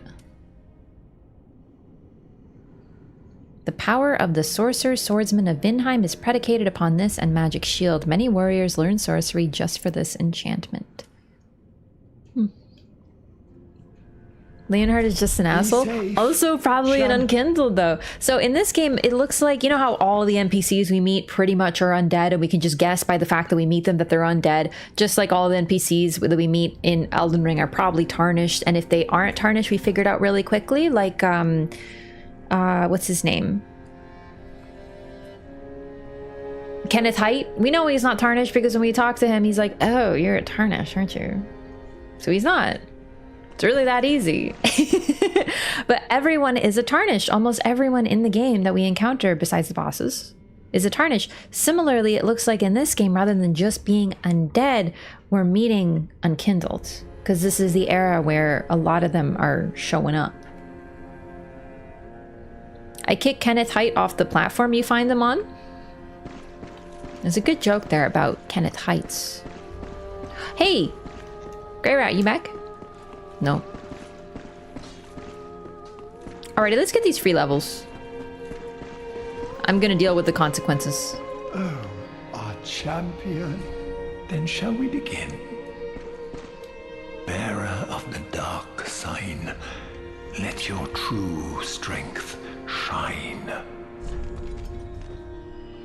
I thought it was only us, Siegward, Hawkward, and Henri, because those four each have an associated boss. It could be. We don't really know. It's just kind of a guess.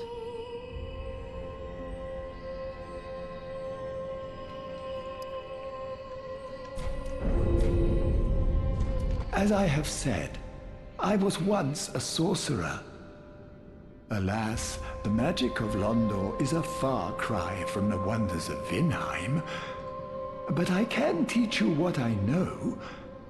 Perhaps, more importantly, I believe that I can help tease out your true strength. We pilgrims of Londor are keenly aware that those branded by the dark sign possess something quite special. The dark. Although all humans do, so it could just be the fact that hollows go hollow. As I have said, I was once and feed off a sorcerer. souls and humanity. Alas, the magic of Londor is a far cry, but I All right. weep that the... Be safe, champion of Ash. He makes us more of what we were in the previous two games. So I assume all the sisters are Ash? Yeah, I think so. That's sort of something we're gonna think about. Like, who is Ash and who is Unkindled? I feel like Egon might not be, for example.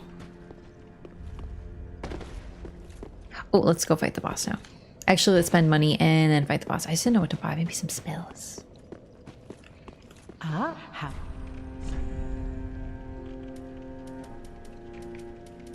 So near the time where the undead show up, or sorry, near the when the flame starts to fade, the undead show up. Basically, is the lore, right? God, what can I buy for like 2,000?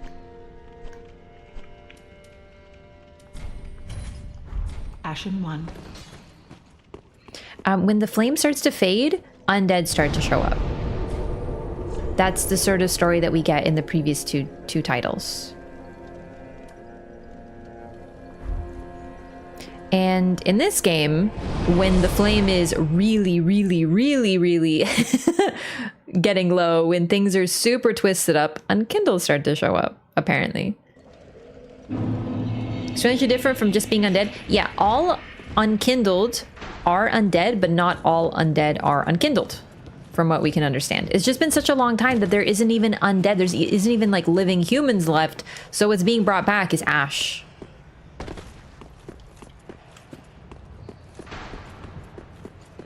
Ashen 1 is still the coolest name in all the FromSoft games. I have a soft spot for Tarnished. I actually really love the title of the Tarnished. Great curse-ridden tree ahead. All right, let's go cut it down. Oh man, I'm so excited for this fight. It's so goofy. Also kind of beautiful, isn't it?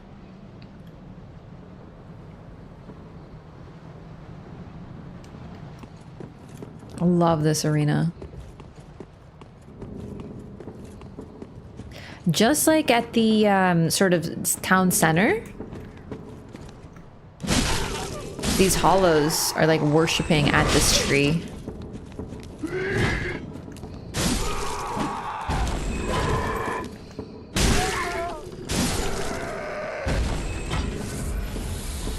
Call you in too, bearer of the curse? Yeah. Oh my god, it's a living treeman.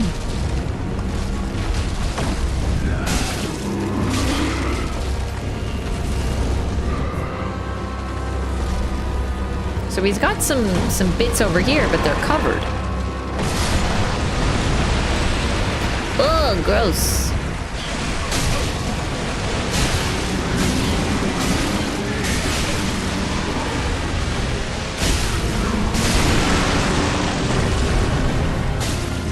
got hurt.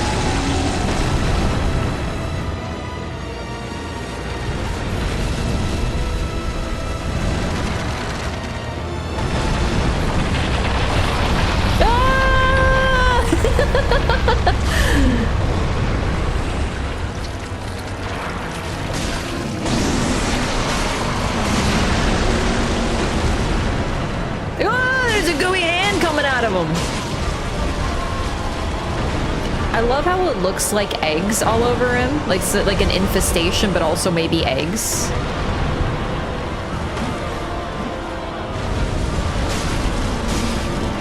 But also, there's a fucking hand coming at him.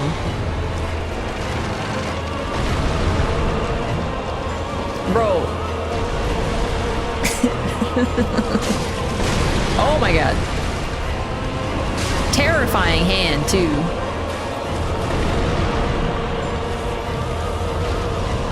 Is this Mikola?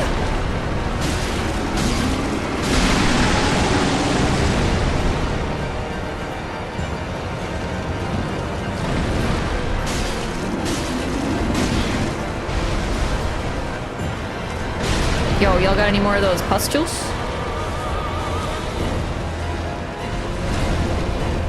Oh, that's a grab. That'd be kind of cool to show off.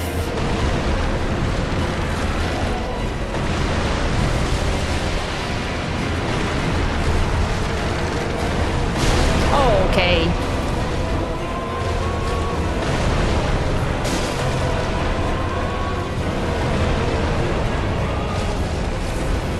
Oh, there's some over here. I forgot.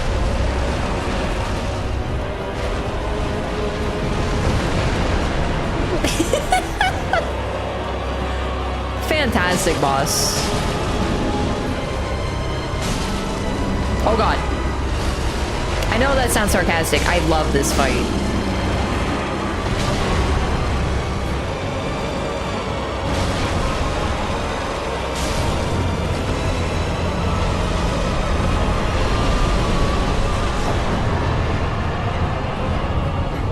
Soul of the rotted Greatwood and a transposing kiln. Good old tree balls, yeah. He's so tall! Soul of the rotted Greatwood. Soul of the cursed rotted Greatwood. One of the twisted souls steeped in strength. Used to acquire many souls or transposed to extract its true strength.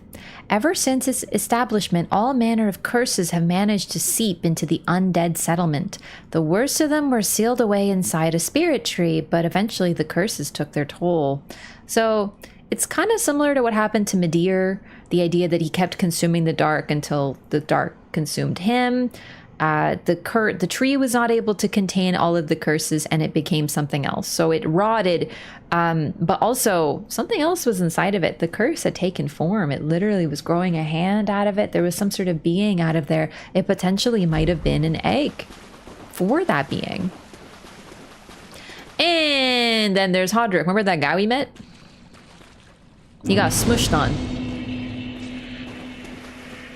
Figured out why this boss has a transposing kiln? Most likely because it was a forbidden art and it was put into the tree to try to cleanse it or at least contain the curse. An old transposing kiln from Corland crafted with stitched crystal lizard hide. Give to Ludleth, soul of cinder, to conduct soul transposition. This kiln can transpose twisted souls to craft special items with their concentrated essence, deemed forbidden by those unable to make proper use of it. So scary, forbidden, put into the tree. In fact, it's possible that that is what birthed the cursed rotted Greatwood in the first place. You could argue that the reason that it drops it, the reason that it started to come to life, is because the souls that were put into it started to coalesce into something new. Also, looking at the soul itself, it is an amalgam of many little souls, sort of just representing what the cursed rotted Greatwood even was. Victory, but still ew. You murdered Grandpa? He murdered himself. He should have moved, dummy.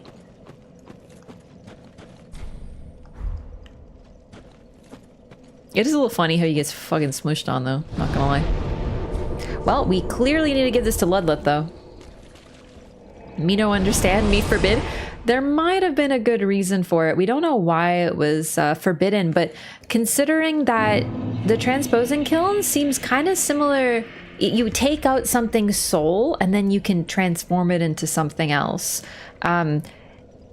It could be a little messed up, and it's possible that's why it was forbidden. We have to also remember that many things that were forbidden, for example, Dark Souls 2 has a lot of forbidden things. The Art of Resurrection was forbidden. Novlon and his entire village were killed because he was experimenting with it. And then we meet Novlon, and he's basically a fucking psycho serial killer who goes around trying to kill everyone because they looked at him funny. And maybe they had a point. Maybe like something bad happened with that. The other things that were forbidden generally, oh, they weren't forbidden, but the soul arts is also something that leads to some really fucked up things happening, including Aldia. His manipulation of souls led to the creation of the Forlorn, to these cursed, unhappy beings that do nothing but chase what they can't have. He literally removed souls from the body and then left them afloat. And it was likely something similar to this, because that sounds like soul arts. Fret not, fret not. My feet are here firmly planted, for I am a lord. Good thing it was a weird hand and not a Greatwood. Troubling. Listen, this. All right, he tells us about the transposing kiln. Before I was a lord of Cinder, I was a student of transposition, the process of extracting and coalescing the essence of a soul. The essence of a soul is definitely a hint to Dark Souls 2. A forbidden art that once left a foul stain upon Corlin's honor. 'Tis an art that grants powers once thought unattainable.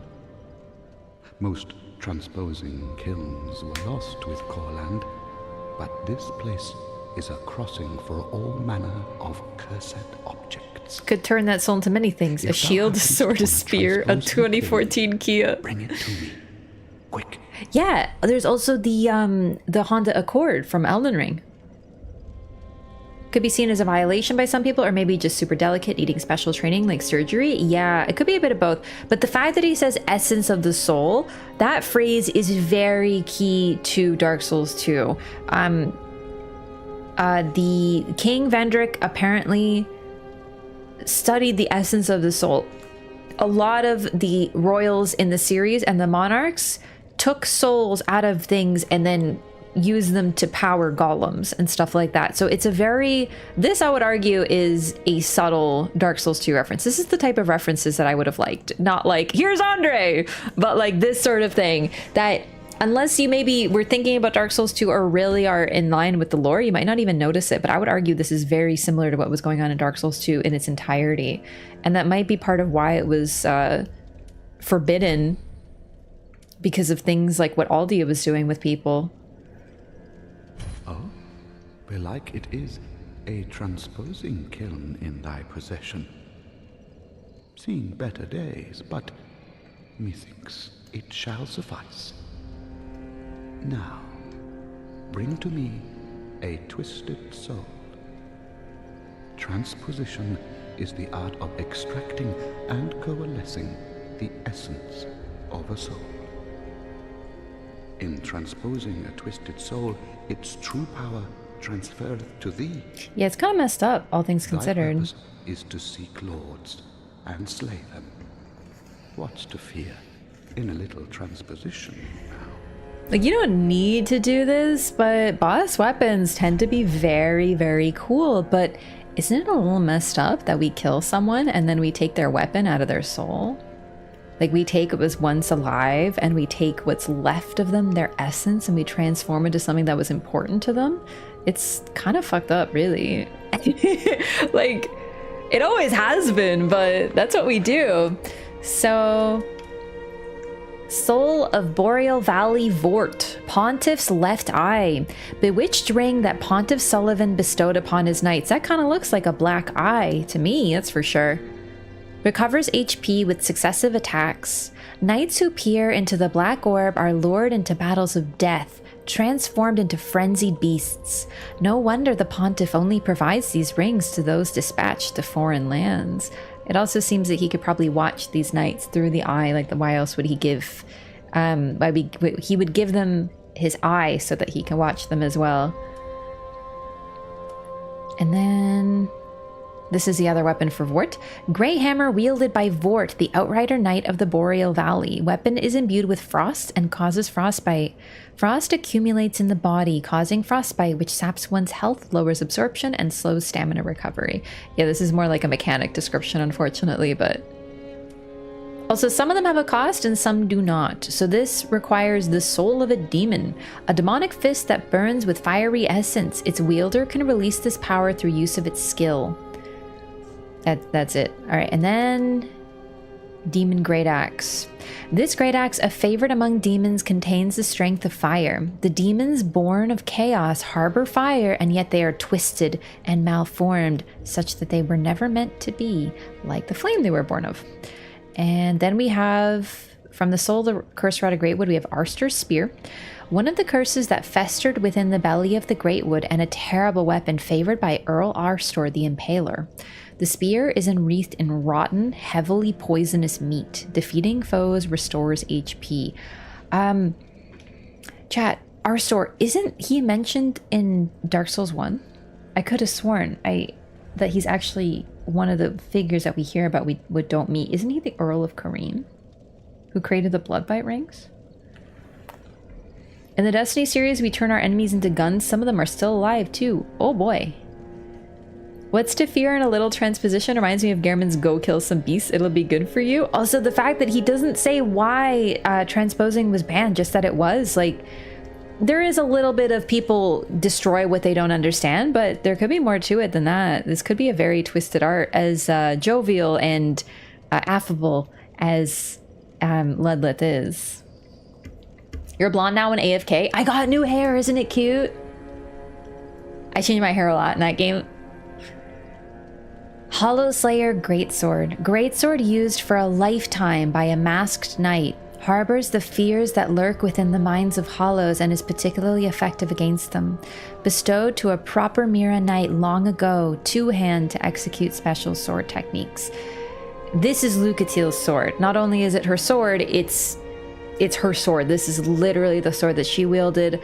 This is likely where she ended up, trying to potentially break her curse, or maybe just to live a little bit longer in relative peace in the Undead settlement before she went hollow. So that's what happened to her. It's honestly a little sad, but this is kind of what I'm talking about. If you didn't play Dark Souls 2, even if you did, you might not pick up on this, honestly. It doesn't say, hey, by the way, Lucatiel, there was some knight named Lucatiel. It's Lucatiel. It's not the subtlest thing they've ever done. You find her garb, you find her weapon. It mentions a masked knight who harbors fears of hollows. Yeah, but still. Arstor was indeed mentioned in DS1. He was an Earl of Catarina. Ah, I remembered it. Nice. So yeah, Earl Arstor of Catarina was pretty twisted. I remember he's the one who created the Bloodbite rings and a lot of really fucked up things. So he's mentioned here as well. This is straight up just a Dark Souls 1 reference. Earl Arstor the Impaler, who used poison meat. Ew, that's fucked up. Does it have a special stance? I thought it did. It sounds like it does when you two-hand it. I'll probably pick this because this is cooler. I don't have the dex though. Treat the firekeeper not with discourtesy. We only know one Impaler? Prisoners both kept to link the fire. Yeah, I don't know if I can actually wield it at all since I don't have the dex, but I'm not picking Earl Arstor's stinky meat spear, that's for sure.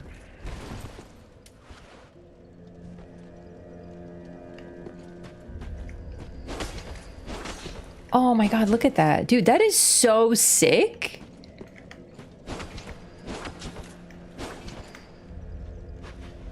Man, I love that. I might actually use this. Is it good? I've never used it before. Stabby, swipey, love it. Stinky meat spear sounds like a grunge rock band. It also sounds like something maybe a little more phallic considering he was the Impaler, but that too, I suppose.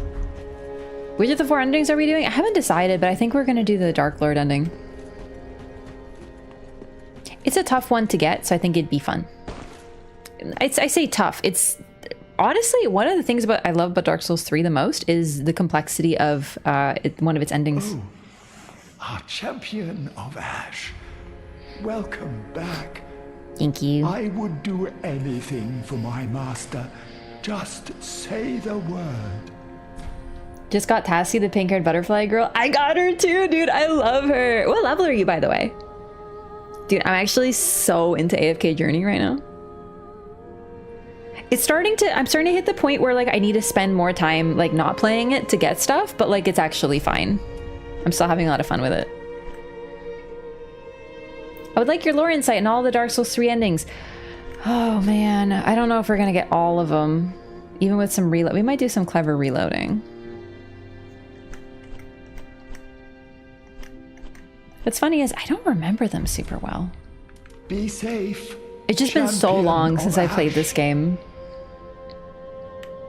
The quest to get that ending is one of the few things in this game that felt legitimately darker. I just love how weird and puzzly it was. There's a couple things in this game that are very much cool as shit, and I'm glad they did them. Hi! You haven't given up yet. Then you're a brasher less than I thought. You can make better use of this. I don't need it. Not now I've flown the coop.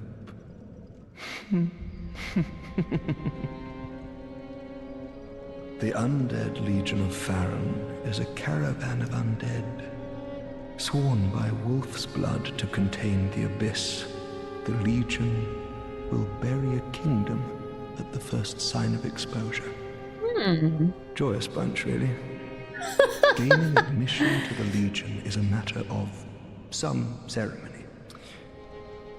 Inside their keep, snuffing out the flames of 3 altars opens the door to the wolf blood.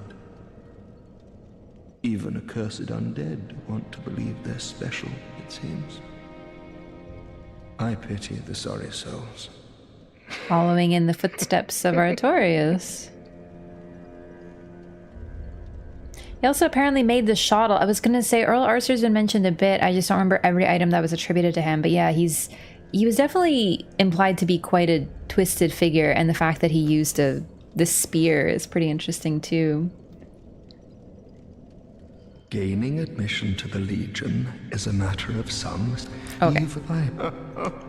So, you might not be able to tell by his garb, considering we saw it pretty for a brief time, but yeah, he's wearing most of the garb of the Abyss Watchers.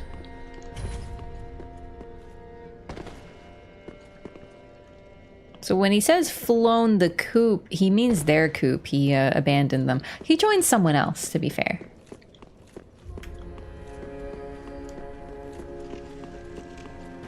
The Band of the Hawk, or I mean Abyss Watchers.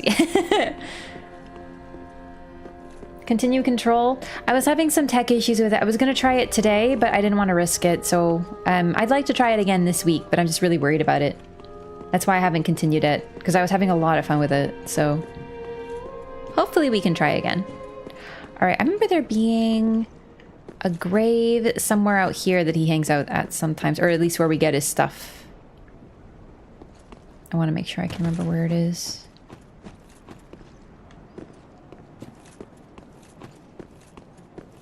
Here it is. At least I think it is. I think it's around here. Downloaded Control on the Game Pass because you're having so much fun. Confirmed influencer, yes. You should try AFK Journey while you're at it. Hashtag sponsored, by the way. No, seriously, I'm having so much fun with the game. I'm actually so hooked. I love it.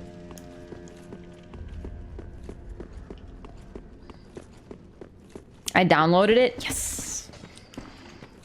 Oh, you're sponsoring. I know. I also just want more people to be playing it because I'm having so much fun with it. I totally forgot to talk to Irina, by the way. I'm so sorry. Hi, Irina. Oh, Champion of Ash. Welcome back. Yeah, it's got to be AFK Journey.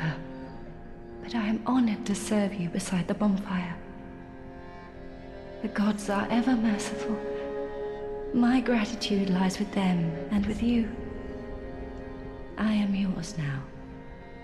Your wish is my command. How long DS3 is? It's always felt like the shortest mainline entry to me. I definitely agree. It's because it's more linear.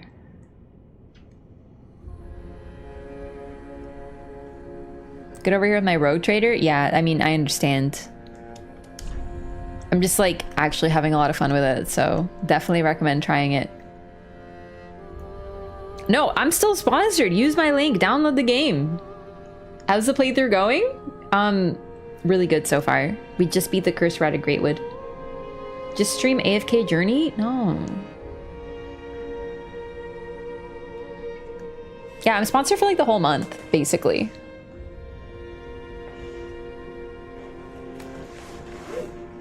But yeah, I love the art style of that game. It's so much fun. I actually love, like, listen, this is an aside, but I love that the main structure of the game is to not play it. So like, you know, I can play and then I'm having fun, but then when I'm not playing it, I know that I'm amassing rewards that I can use to play more of the game. Like, I love that. That is so fun because then I don't have to be like, oh, I have to do all my dailies. Cause like, no, I'm just like getting stuff. Spiritfarer-ish graphically. Yeah, it's so pretty. I love looking at it.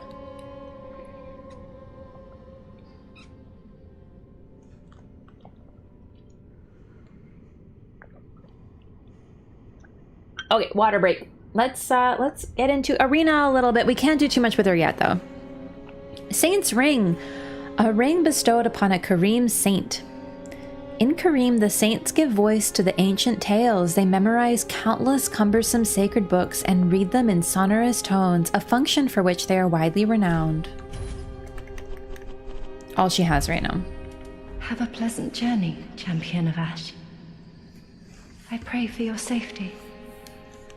Oh, Champion of Ash, do you wish... Oh, I didn't expect you to say that. I'm sorry. You know, in my home of Kareem, I was a nun. I would be pleased to share the tales of miracles with you. Although, to be honest, I only know a few.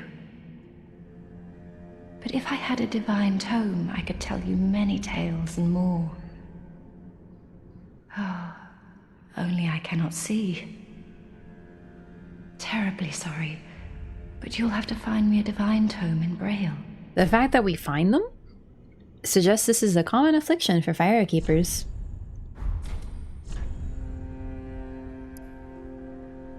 Heal.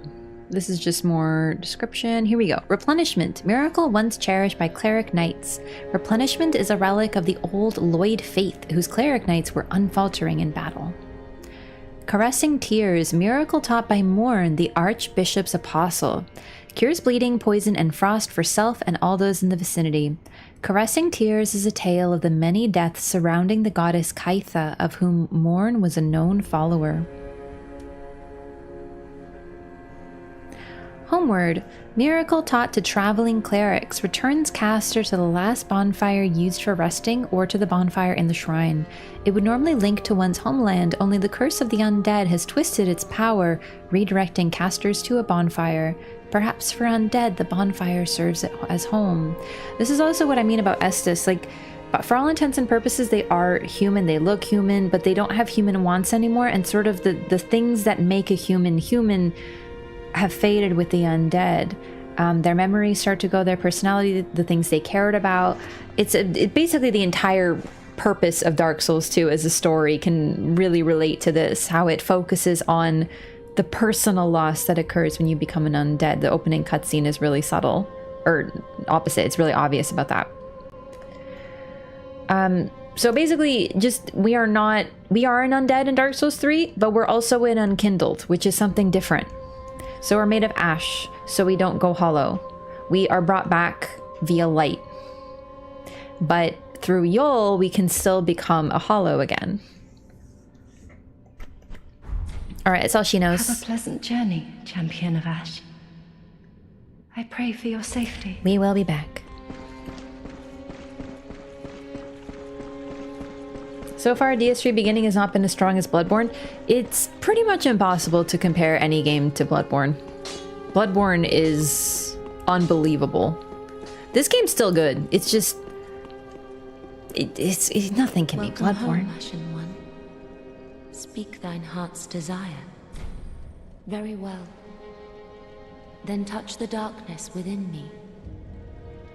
Take nourishment from these sovereignless souls. I said that the only thing that undead eat is Estus, but I was a little off because they also eat souls. They sustain themselves off souls. It operates like a currency, but that's also what hollows and undead are drawn to as well. So those are the two big things. Bloodborne or Animal Crossing? Oh, don't make me choose. Oh, we need Dex.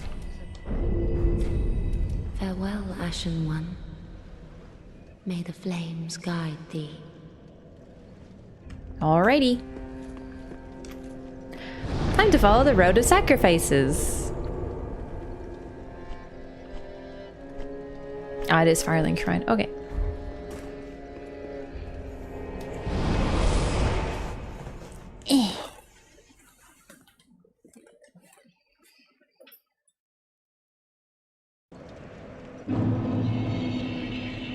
I love the visual effect of being embered too. It looks really cool. It literally does look like We Are Ash that has, like, you know when you're burning something and it just has like a little bit like specks of cinders within it, you know?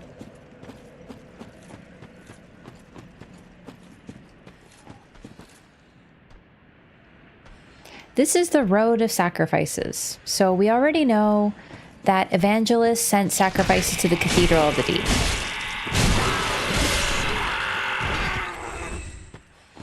And this is the road they took to get there, so that's where we're heading. Thought you had a great arrow through your head for a sec? Oh, that's my spear for poise. DS1 and 2, you started an undead, but in DS3 you begin as dead but are brought back by a grace of flames like an Elden Ring. Yeah, no, actually, we did talk about that, how the Tarnished are very similar to the Unkindled. Different, but similar. There's definitely some more similarities, but we are still an undead. We still possess the dark sign. But that's why we don't go hollow until we work with Yol, who teases out our true strength. We become a truer undead and thus have access to the dark within us, because it's as if we don't have dark in this mode.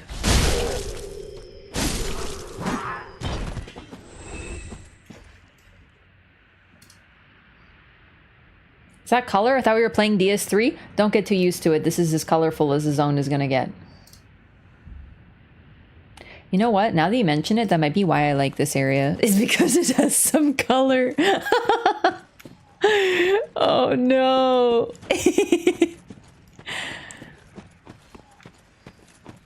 Being embered for the first time. But see, the thing is, according to the embers, we crave warmth. We seek it out. It's sort of instinctive. The Unkindled is really interesting, because we're not just like the undead. The undead sort of just end up in Loreathon. It's as if it's fated. They're sort of drawn there from their lives, but we get up from the literal dead. And what draws us forward is a craving for warmth, because we're dead.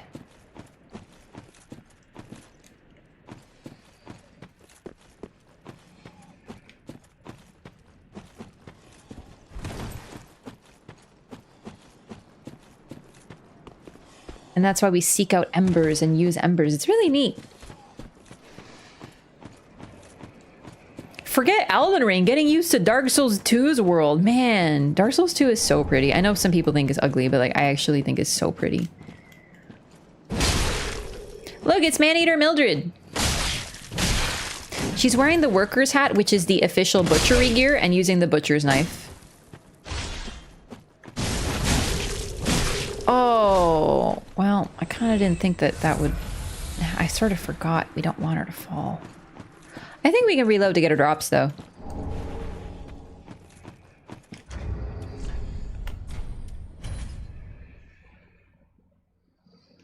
Oh, God. Maybe also design choice? They have ways to make you look like a human in both 1 and 2, so... Also, frankly, a lot of the outfits in the game... There we go. Cover your face. Like, I know what you mean. And they could have been like, hey, we want a pretty character, but it could also just be like... They're trying to create something different with this. Like, we are still undead, but we're also different. And they're trying to make that clearer by calling us unkindled and all this stuff. But it could be that too.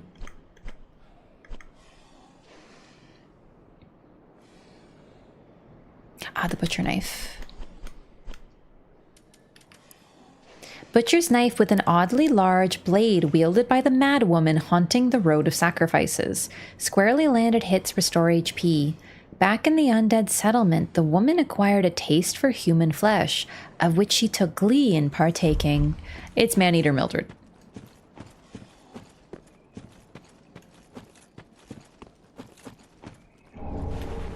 If not literally her, someone exactly like her.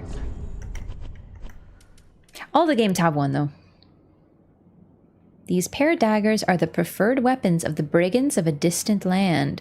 When two-handed, the wielder holds a blade in each hand, allowing for divergent attacks that include left-handed moves. Oh.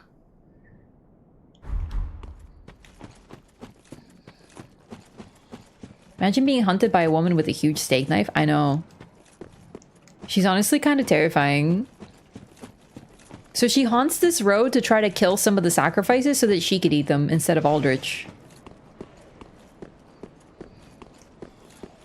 Oh.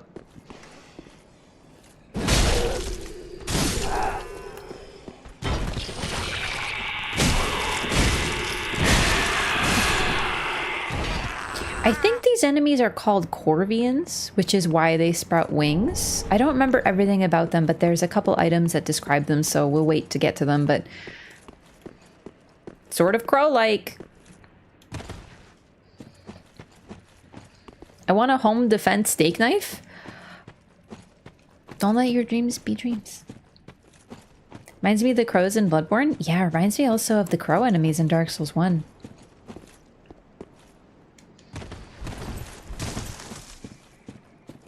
Graphics in DS2 is pretty ugly. See, that's the thing. I know it's subjective, but when I think of ugly game, unfortunately, I think of DS3. Except for areas like Irithyll. Still, I still really like it, but it just, I see like gray, gray, white, gray, gray, gray.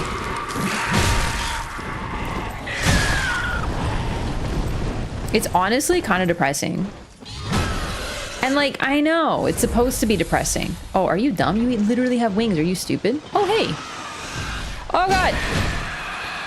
Well, again! Is he stupid? Ah, here we go. Dogs. Perfect for being in a dying world.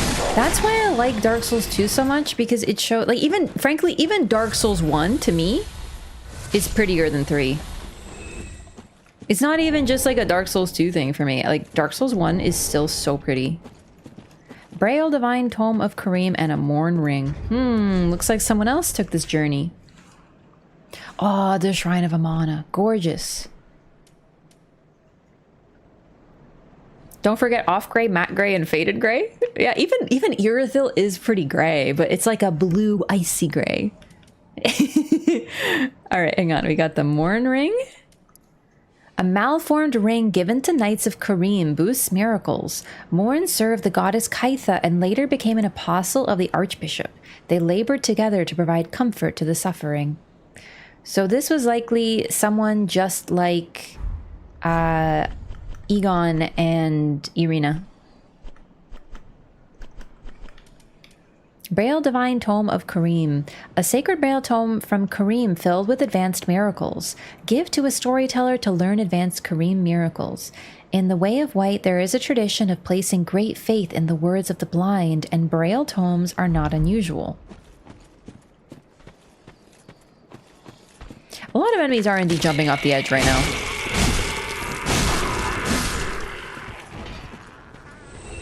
Initial view of Irithyll, though? Exactly, no. Seriously, Irithyll almost makes up for everything else. It's stunning. I still think my first moment entering,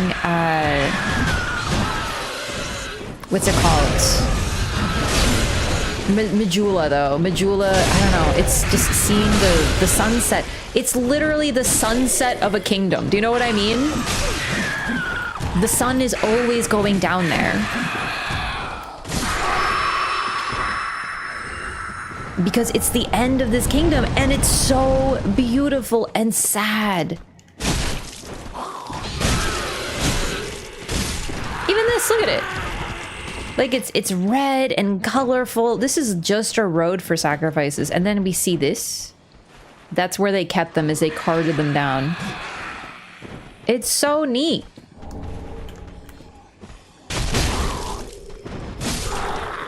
Gunder's ass is pretty stunning. I suppose so.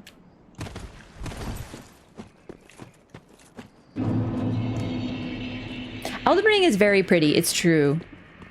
I really like Elden Ring, but I actually still think I like Dark Souls 2 better. I know it's weird.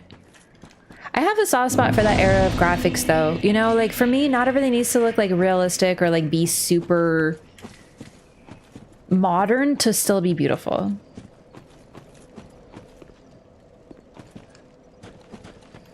Hi. Oh, hello. How do you do? I'm Anri of Astora, unkindled like you. This is Horace, a friend and travelling companion.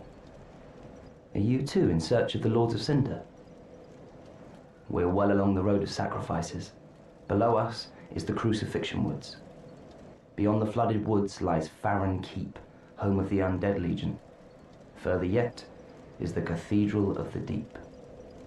We seek the cathedral, home of the grim Aldrich. We may go our separate ways now, but we are both seekers of lords. The next time we cross paths, one may find the other in a time of need. May the flames guide your way. This is Henri. Henri is a very interesting NPC because they are always opposite gender to the player. So for me, since I play as a female character, Henri is male. If you play as a male character, Henri is female. Now, the reason for this is a little disappointing, but I'll get into that later. But the main thing about Henri is that they are meant to sort of echo you and follow your journey. They are both seekers of lords. This is the NPC that sort of is meant to be the one that is parallel to you. Sort of like Oscar was going to be in Dark Souls 1, also wearing the same armor set. Ostrava in Demon Souls. Vike didn't quite take on a similar role, but that idea of someone who makes it pretty close. NPC like that in DS1. Yeah, so there's really just Henri because Oscar was cut. But the fact that they're also from Astora, also same armor, we also find them on a pile of rubble. Like when we find Oscar, it's a little morbid, but it's pretty similar. Oh, yes. Horace. He's not very talkative. But don't think ill of him. He is an upstanding, kind-hearted knight, a fine partner for this grueling journey. Without his help, I would have cursed this onerous duty long ago. Foreshadowing. Hello, Horace.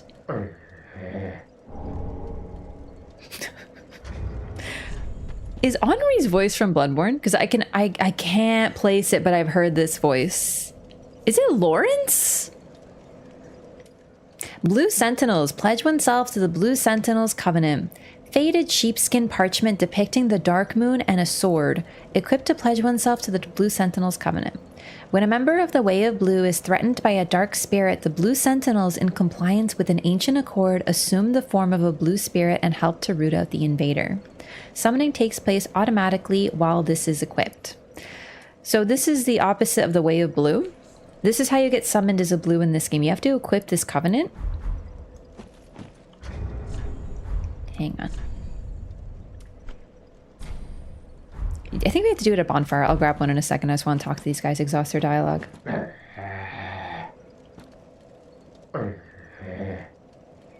He sounds like one of the window NPCs in Bloodborne. Oh, it's Rickard. We are well along the road of sacrifices. Below us is the Crucifixion Woods. Beyond the flooded woods lies Farron Keep, home of the Undead Legion. All right, so he's seeking next time we cross Aldrich. That's his lore. All right, bye, Henri. Oh, never mind. Still here.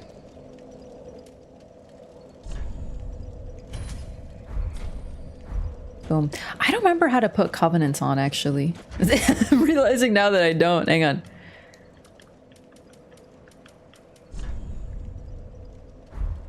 Yeah, I actually don't remember. Chat, how do I put on? Oh, there it is. It's literally like a ring. Yep, I remember now. Okay.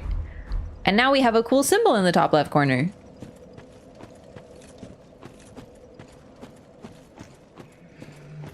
Vince of Thorland. Oh my god, the jerk. The jerk Vince who says that your outfit isn't nice. Good memory. I think it's just like the echo effect they have going is making me think of Bloodborne.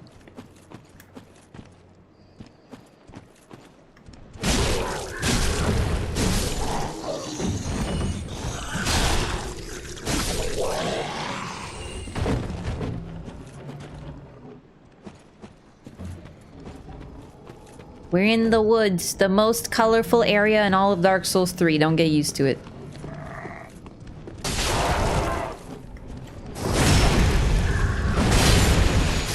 So I'm playing offline right now, unfortunately, but you know.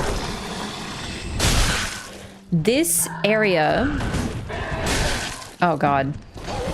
This is the first area that introduces, not like forced PvP, but basically like forced PvP. Even when you're not embered. Okay, these enemies are actually the worst. I remember.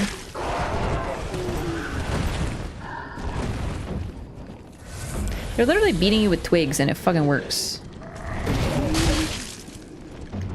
Because they're so long, you can't even get close to them. Okay, fuck off. We're starting again. Forest PvP? Yep. So that's why this area is a little bit more open. You can actually probably see it's really just like a wide open space. It's perfect for PvP. They really thought about it. Still fairly linear. There's a couple paths and stuff, but it's mostly just like an open space with some elevation. So what happens is you enter this area and you will most likely get invaded by forest protectors, basically. Because you are trespassing. I think 2 of them can invade you at once, even from the get-go. You don't need to use like a dried finger, if I remember correctly. It's been a long time since I've done this covenant. You can also invade not as one of the forest protectors. Giant crabs like to get involved. That's a part of it. This is a sandbox, not a duel. There's supposed to be guys with sticks and giant crabs and stuff, including for the invaders. I love PvP here. This is where I started my PvP journey way back in 2016. And how it works is you're gonna get invaded, and at first it's really fucking scary. You're like, oh my god, I just got here and there's these like kind of bluish red guys attacking me. Oh my god. But you're invading, you're on their turf. You are not supposed to be here. They're trying to get rid of you because you are the trespasser. This isn't a case of, oh, they're evil and they're trying to suck your blood and do satanic rituals. Like, you're the baddie here. You're not welcome. They're from here. Which is actually one of my favorite parts of this. They're doing a lore hunt stream for Elden Ring as well. So I've actually already done Elden Ring for the lore run. That was the first one. It took a very long time.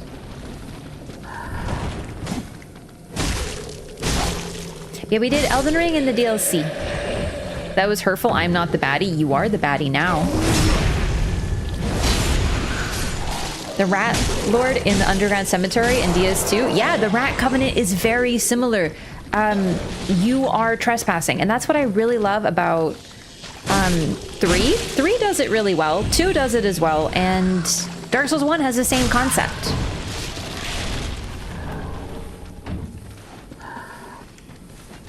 It's kind of why I find Elden Ring so simplistic. Like, it's like, oh, they're reds, they kill you because they are evil, bloodthirsty MFers and also assassins. Like, it's so boring.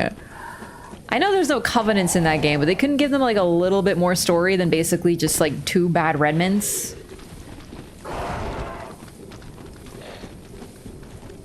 And the best part of it is it introduces you not only to PvP as being someone who's invaded, But it also introduces you to what it's gonna look like when you invade someone. You're gonna see, hang on, so it's me, and then there's a host, and then I get a friend? So it's not just like a 1v1, it's not like a 3v1. And of course, as a host, you can summon a phantom. And I remember on release, there were tons of people who were putting their sign down in this area to help people get through the area. So there was white phantoms and gold phantoms. So basically, it turned into a total chaotic free-for-all. But you knew that you weren't alone, necessarily, and you knew that when you were invading, you weren't alone either.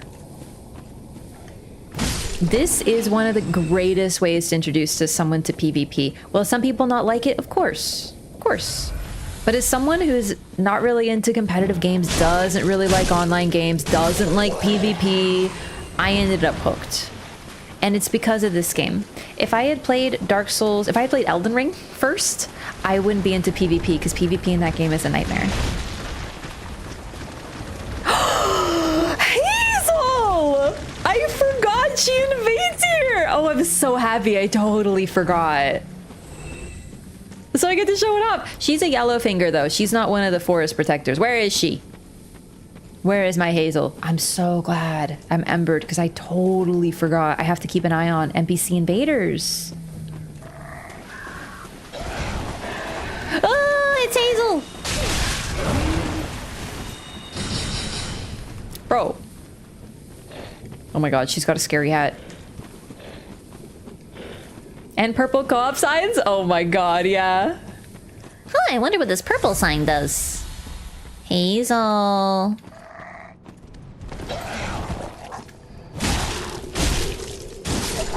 Alright, where did she go? I just don't want to deal with the stick boys. Terrifying stick individuals. There she is. Oh my god!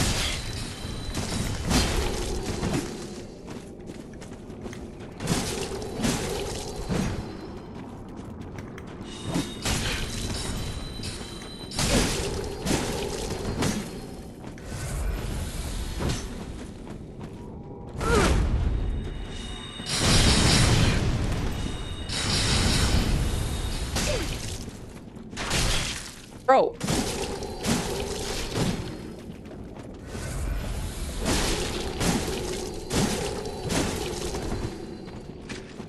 Now this is gaming. Heysel! No! Oh, I'm gonna have to ember. I feel like hers hit harder than mine.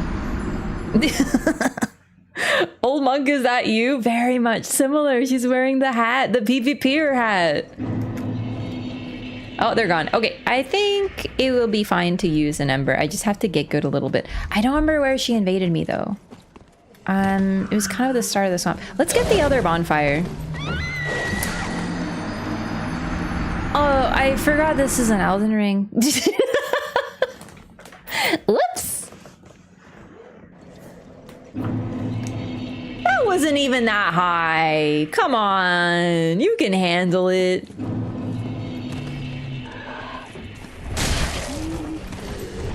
We love Heysel. I love her. All right, all right, all right. The bonfire is sort of in this direction, in this vicinity. But yeah, it's not to say I don't mind there being just like a covenant that's like, hey, we are evil and we kill you. But like, you know, it's just more fun when the covenants have a little bit more story.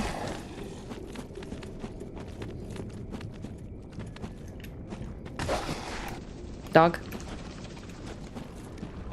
Dog, can you get over here? Can you get your pathing figured out? Dog. Wow, that was a very cute input.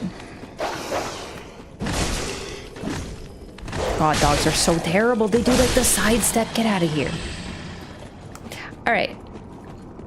Let's get Heysel back. So we need to be embered to get invaded. Which I did know, but I kind of forgot about. I'm so spoiled by Dark Souls 2. Dark Souls 2, you get invaded if you're, if you've, you know, you don't need to be human. Which is so great, because you don't have to worry about missing an invasion. Which you do have to in this game.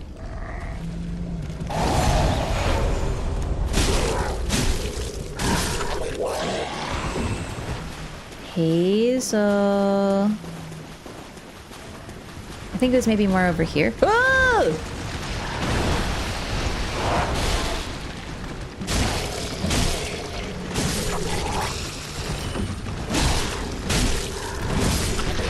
You stay in the water, crab.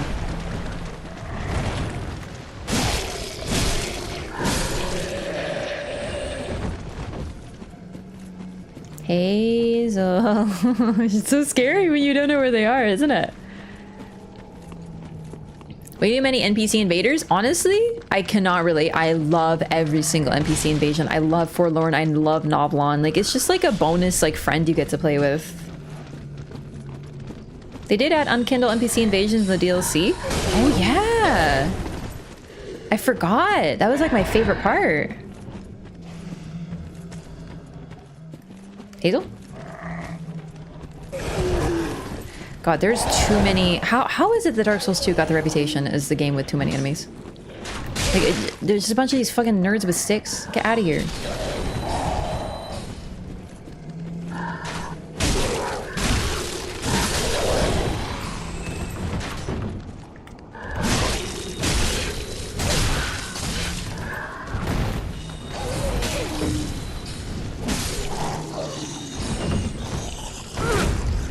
We love Florian in this house. Exclamation mark Florian. Oh! Like, I don't care about Heysel. Can these fucking stick assholes get off me? I'm gonna lose my shit.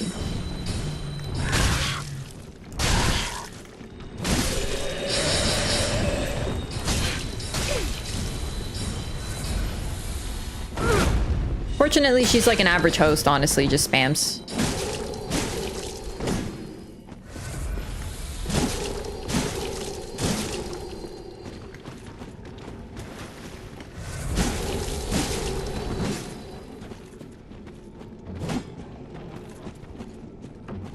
Out of Estus, baby girl? What happened? Ow. Ow, okay. Oh, the crab.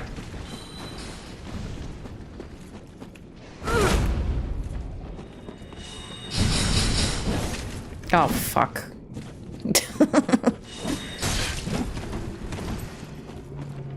Oh, I wish I was using Hollow Slayer right now. That'd be so effective because of the reach. Ugh.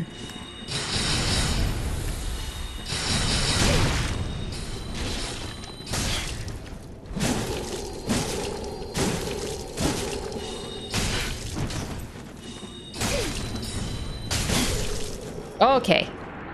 Took a minute. I think we have to kill her.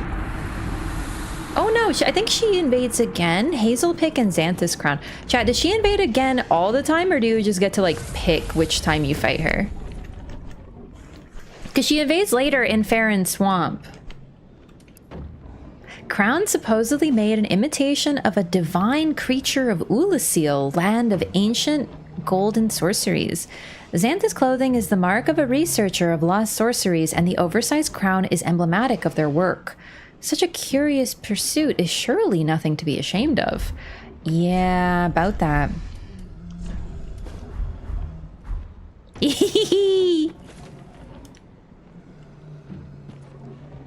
at it, it's all gross. Why is it so gooey? What's going on with that? Honestly, though, kind of... The thing is, you know how Xanthus is supposed to be, like, disgustingly yellow? Like, this is what they consider disgustingly yellow in this game?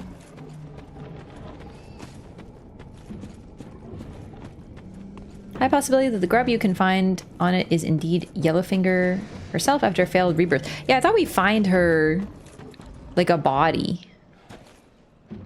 That is also a grub. It's very gooey though. Yeah, she's been rebirthing a bit too much. Looks soiled. It looks faded for sure. DS2 had it better. DS2's is like a little dinky compared to 1 and even Demon Souls. But like, at least it's gold, you know?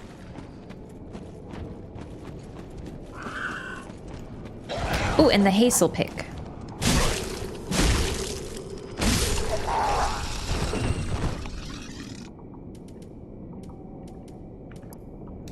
Choice weapon of Yellowfinger Heysel, a finger of Rosaria, and Xanthus Scholar.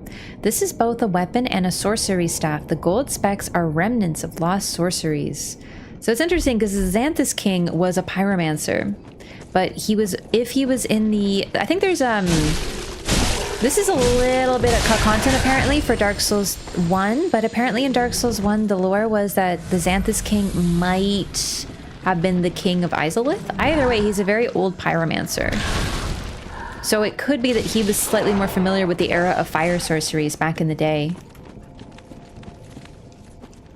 Yo, Z7 Vision, thank you so much for the... Oh no, I can't rest. Thank you so much for the Prime. Welcome back.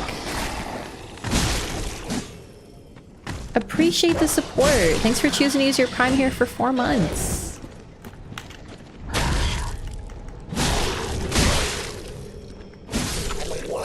Loki is sick weapon for PvP. Nice.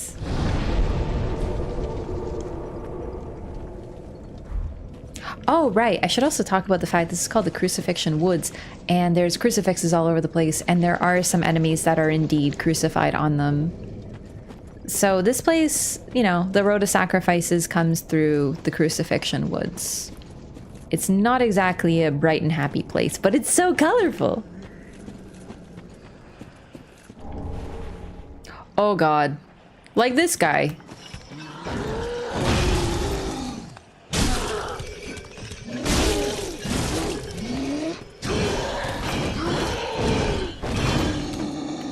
Bloodborne ass moveset.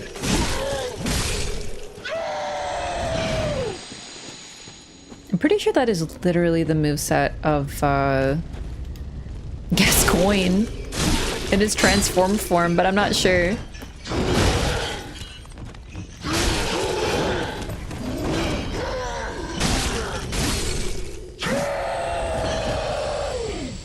Can't backstab them because of the crucifix. Yeah, I was actually gonna try to see if I could, and yep, sure can't.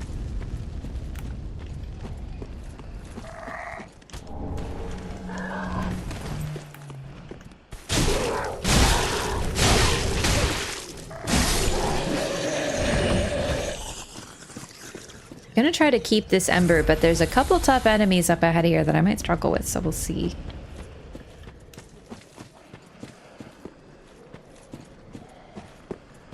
Oh, but yeah, this, the PvP in this area, the reason I liked it so much, it's like the woods in Dark Souls 1. But what I liked about it is that it shows you exactly what to expect both as an invader and as someone that is invaded.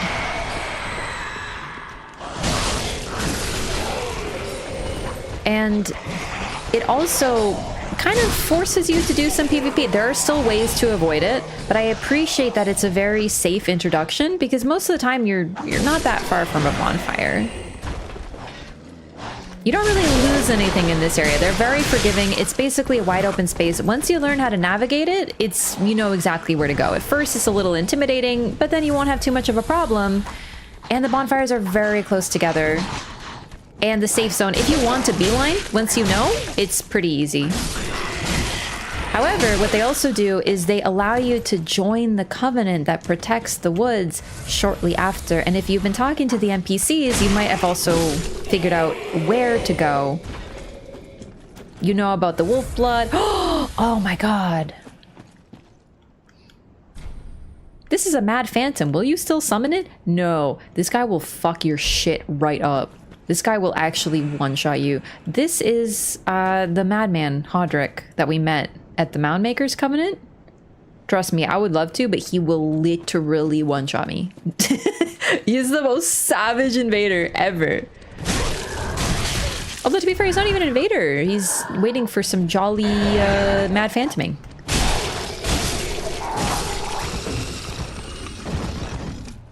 Alright, this is another path to this. But yeah, I just like the PvP here. They also introduce you to how to not be invaded. So you can just join the Covenant and then you won't be invaded here because you're one of them. So now you're protecting the woods from invaders. I think the progression from, man, getting invaded sure is tough. Gosh, this is such an extra challenge in this area to, wait, I can invade people now? Maybe I'll try it just once or twice. And then you get hooked. I love it.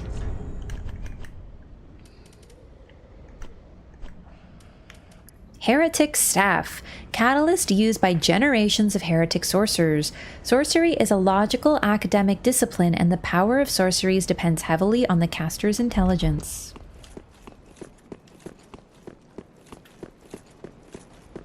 Found out with him first time I played this game? Yeah, I didn't because I wasn't embered here. I died like instantly, so I never saw a sign. I was getting invaded like non-stop in this area. It was great. I loved it. This is my first Souls game? Yeah, this is my first of the Souls games as well, so it was fun. I know there's some people who are always gonna hate PvP and always like, you know, have that like, oh, it's evil attitude, but I hope more people just give it a chance. I hope that FromSoft makes more games that give a nice introduction to PvP like this one. Elden Ring is truly the most hostile game for PvP. Oh god, I forgot about that mushroom-headed individual over there.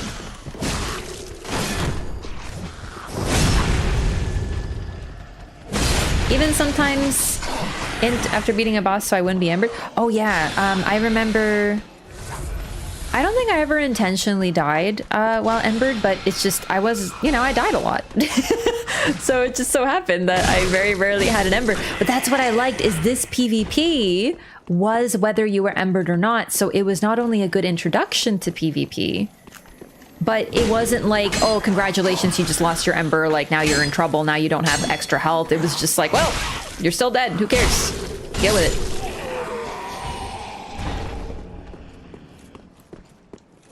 Still getting invaded.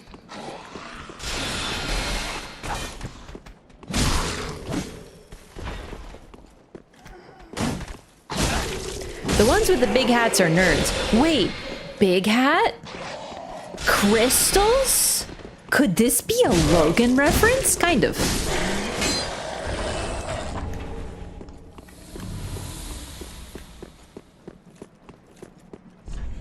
Warriors slumber ahead. There are indeed warriors.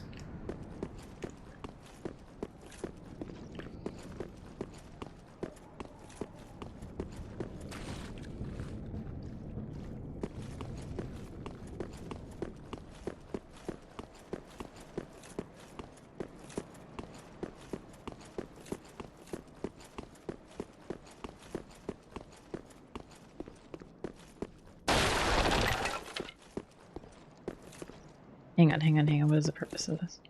Right. Here we go.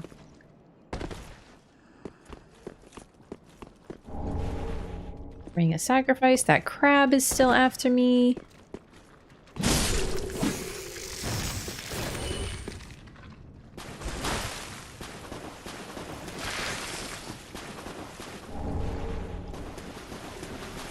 I actually probably still have some really old PlayStation clips of my first time doing PvP.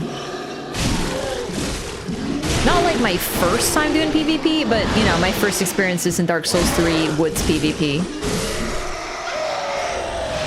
I gotta look at my PS4 and see if I can rescue them. Sage Ring. A ring given to Farron's undead legion by one of the Preacher twins, known more commonly as the Crystal Sages. Shortened spellcasting time. The sorcerers of Farron's Abyss Watchers were known to be lonesome warriors who would only rely upon more pragmatic spells. Sorcerer outfit.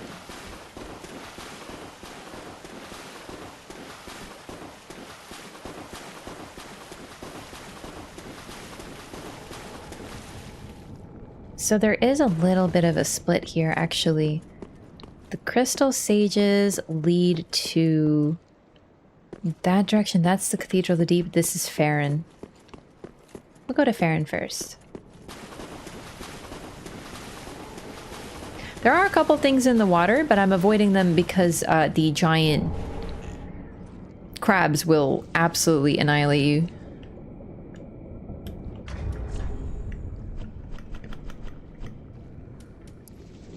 Fallen Knight Helm.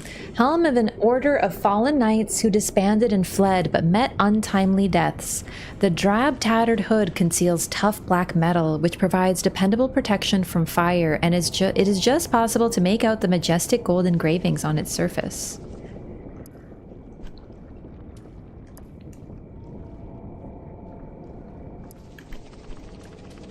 This is a very popular set and often used in PvP because it's really, really strong.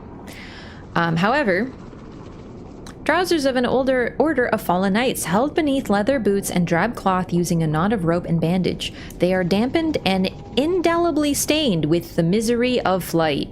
That means someone peed/pooped their pants.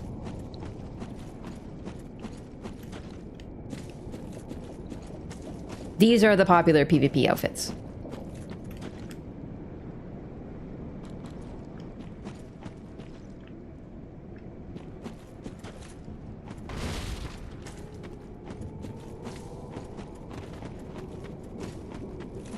Well, this game was linear. I got to Earthil, got rejected by the bridge. Yeah. I don't remember which side I found first. Fortunately, I've always been very thorough at exploring. So, oh my god! So I found it without too much difficulty. Hello, sir. What outfit are you wearing? I can't even tell.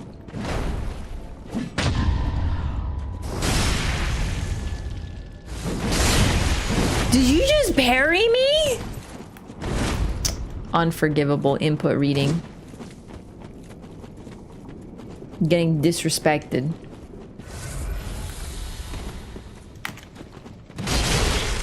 Oh, so he gets poise. Okay. Ah! We're not done here, but I like to do what I call the runaway-aroo. Doing my best to Fallen Knight cosplay and get down here first.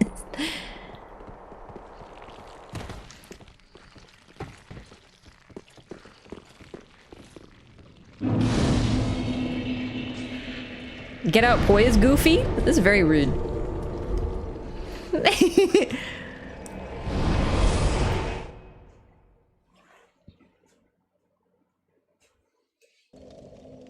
Looks like a club night?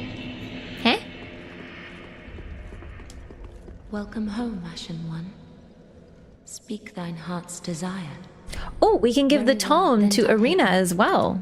Oop, too excited, sorry. One level. Oh, man. Farewell, Ashen One. Let's try the Hollow Greatsword. That'd be so sick. I'd really like to use it. Problem is I need a few more stats. Hi! Oh, Champion of Ash. Welcome back. So Irina does have a You quest. wish to hear a tale? You only have to ask. And it's not just upgrading her as a shop, but the key is we do not want to give her any tomes that have dark miracles in them. I forget the exact rules, but it's pretty obvious. If it says like this is like dark, nasty miracles in it, we don't give them to her because it freaks her out and she's sensitive. We give her nice tales. Like the Braille Divine Tome of Kareem. Oh, you've brought me a Braille Divine Tome. Now I can tell new tales of miracles. Tales of the greater miracles can be quite the epics. What fun we will have.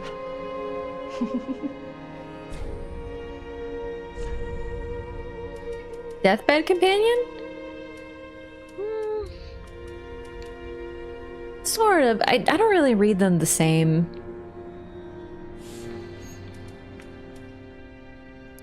Force.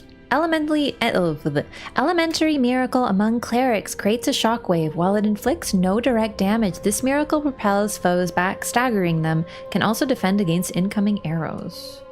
Tears of Denial. Miracle taught by Morn, the Archbishop's apostle. Grants a 1 chance to endure when HP reaches 0. Intended to grant the dying a few moments for a final farewell, tears are shed for the sake of the living more so than the deceased.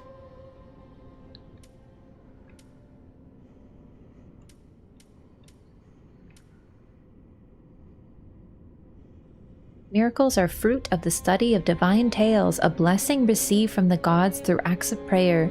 Miracle strength depends on the caster's faith.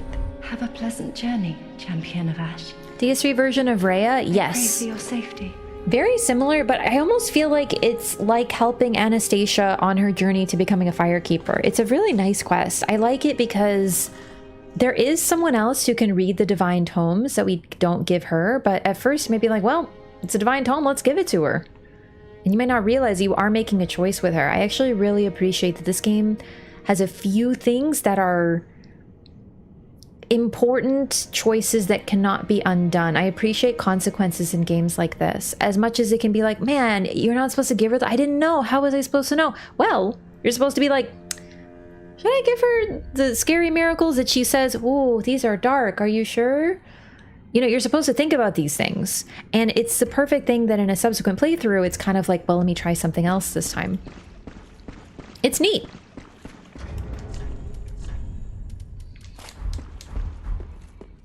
How was I supposed to know? Sometimes you aren't. Now you know. Yeah, exactly. Like, how was I supposed to know Sirius would be pissed if I joined the Rosaria's Fingers? You weren't. You know now. Now decide if you want to do something about it. That's my favorite thing. I like that this game has some consequences. It's sort of part of the issue with Elden Ring. As much as I love it, no one cares what you do. You can literally be a bloody finger and hang out and do Yura's entire questline. He doesn't give a shit. Like, come on. Imagine if joining the Bloody Fingers made him hate you and you couldn't do his quest, you had to choose. That'd be fun. Speaking of that, Saris! What up, baby girl? I happily corrupted her, gotta get my spells. Yeah, maybe you don't want her to become a firekeeper. This is an actual wonderful example. We're gonna meet her. She is an NPC that has a very late quest that most people don't do, because on the first playthrough, you're probably going to explore and join every covenant you see. She despises the Rosaria's Fingers, which you might be able to guess are the invaders. She hates them. If you join them, she will not speak to you again. And you have to avoid them entirely if you don't want to alienate her and do her quest. What if Yura started invading you if you joined the Bloody Fingers? That would be incredible. You're an unkindled, aren't you? I am Siris of the Sunless Realms, former servant of the divinity. Duties we each bear, but one's duty is a solitary affair. I doubt we've much to gain from fraternization. Blessing of the moon upon your journey. I doubt we've much to gain from fraternization. Blessing of the moon upon your journey.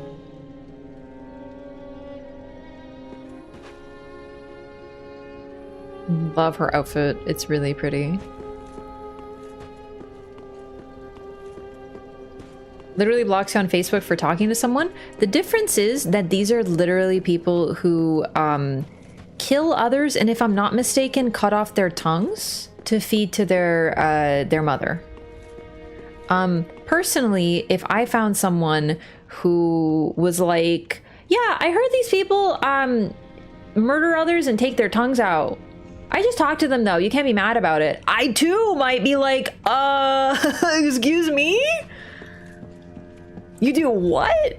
So I actually really like that. I understand because Elden Ring is so big, but seriously, if you're worried about the quest lines in Elden Ring, they are so forgiving comparatively. It's actually crazy. Massive game and replays are a bigger ask than the older titles. It's true. I also feel like Elden Ring struggles a lot on replay for sure. Cutting off ears is fine. They have two and can still hear. Also, they only cut off ears of the people who cut off tongues. So it's like, once you start cutting off tongues, you can't be mad if someone cuts your ear off. To be fair. Unkindled, are we? And fast on the trail of the Lords absconded? Then these red eyes are for you. Oh, you're a bad influence on me, mister. Use them to pillage embers and briefly heighten your strength for your duty. What else are unkindled ashes good for? It's not a coincidence these two show up at the same time. Elden Ring NPCs versus Elden Ring DLC NPCs, though. Elden Ring DLC NPCs are all boring motherfuckers who follow Taylor Swift. And I'm not even trying to roast Taylor Swift. It's not her fault in this case. I'm just saying, like, I don't really like Taylor Swift, and I'm not really that interested in her fan girls and boys. Pillage embers for briefly heightened strength. For your duty. What else are unkindled ashes good for? Also, did you know that there is a way to get, what's his name? Oh my god, more from Elden Ring DLC to literally have a happy ending? Like, okay, not a happy ending like that way, as in like a not dying and you don't have to fight him ending. But people were so pissed at him for throwing rot pots at you that they tell him to kill himself. Yes, literally, people are so upset at more that they always be like, I guess you should just die then. He has another option. The amount of people on social media who are like, when I found out more is an asshole, kill yourself. I'm like, what? He's a sweet baby boy. Give him a what? Not like that. Just wasn't interesting enough. I actually really like fighting those NPCs. It's like the best payoff, to be honest. His happy ending. So you have to basically don't give him an answer until the fight shows up, and he just goes to hang out with one of the what do you call it? One of the centipedes, I think. He just shows up. He stays alive though. He's cool.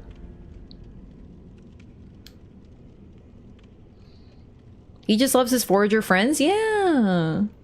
So he doesn't die, and he doesn't fight you, and he just kind of chills. He sort of like accepts the situation. And I really like that, because part of me, when he asks me what should I do, and I'm like, okay, I can either tell him to literally die, or I can tell him to, you know, be sad forever, but he can't accept it. But if you don't give him an answer, he thinks about it himself and comes to his own decision. And what I like about that ending is it's literally his choice. It's not us telling him what to do.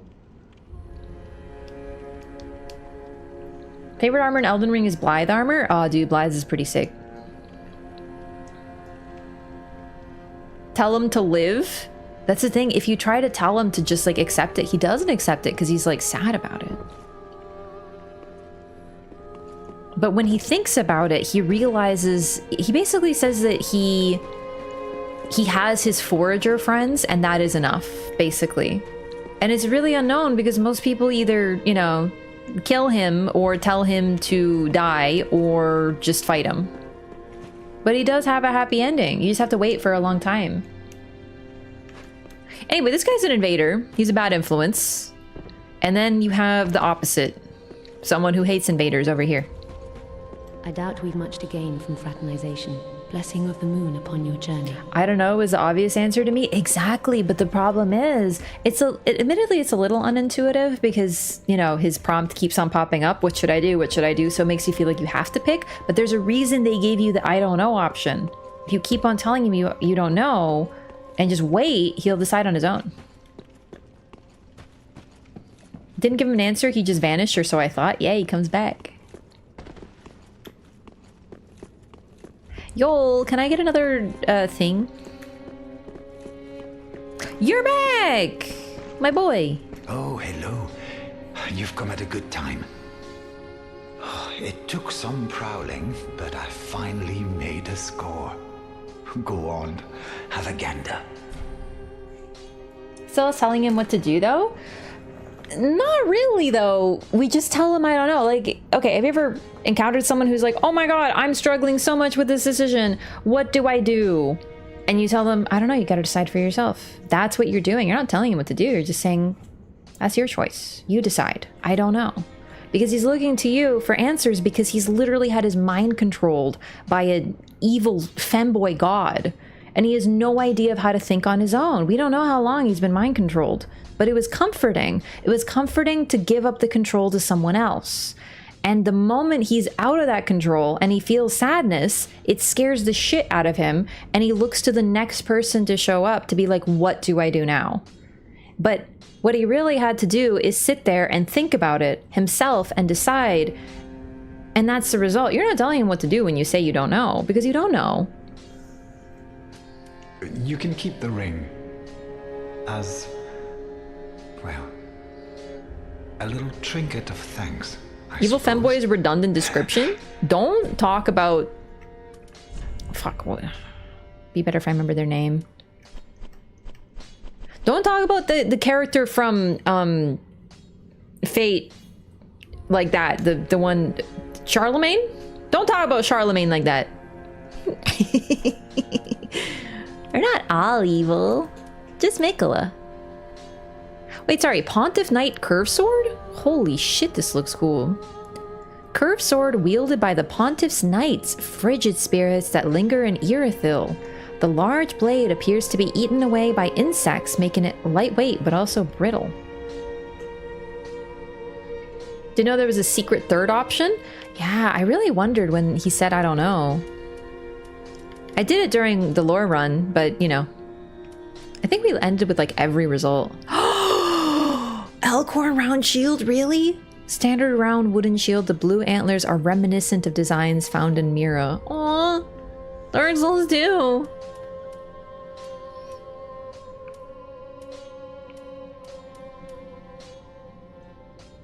Shield of the Pontiff Knights, frigid spirits that linger in Irithyll. This blue-gray shield, shrouded in a thinly cold air, is light and brittle.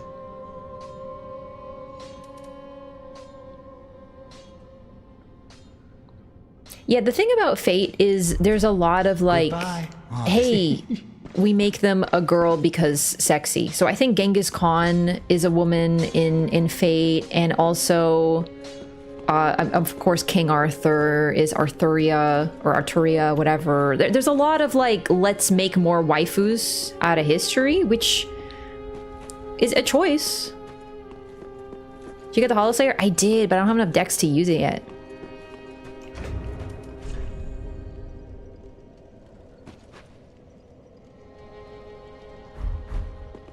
Okay, Cirrus.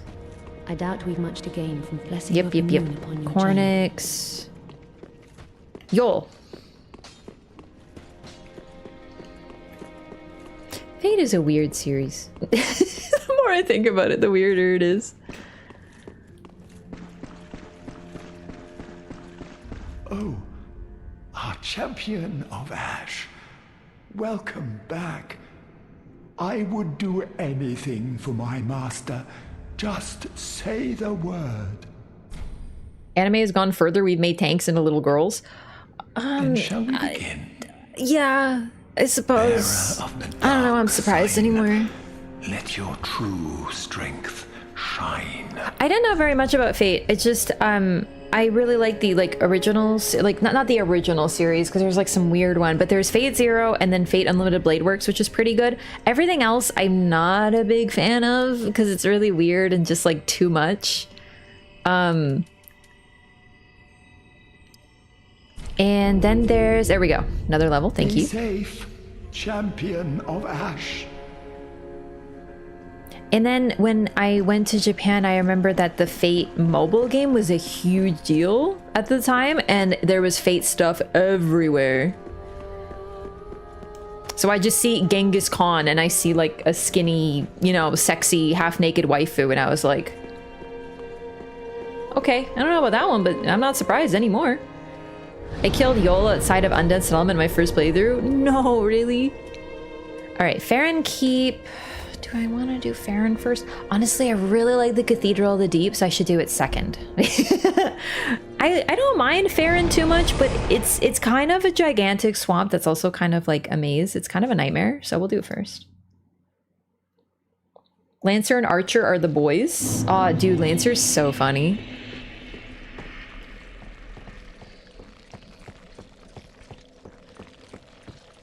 Until verified by third party. You know what's funny about Fate? Fate initially started off as indeed that. That's exactly what it was. But then they made a story out of it.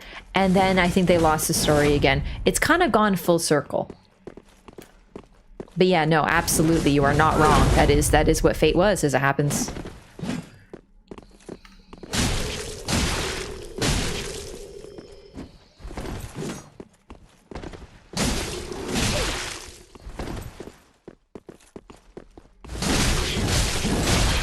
Okay.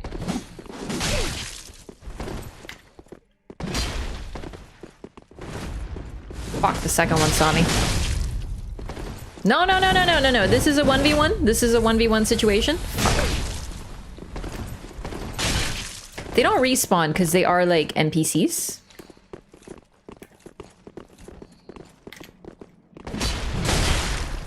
You know, Alexander the Great is also in it, but he's just a muscular lad.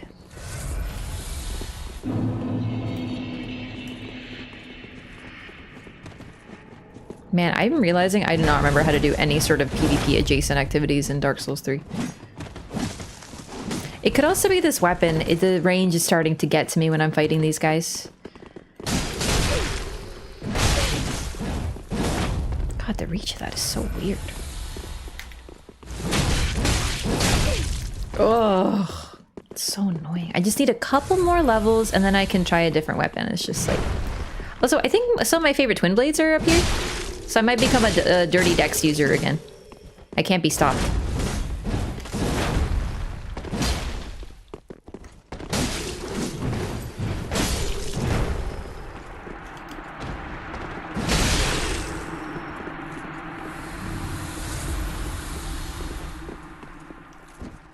Nice kick, nerd. Don't parry me again, it's really rude. Block this, you freaking casual.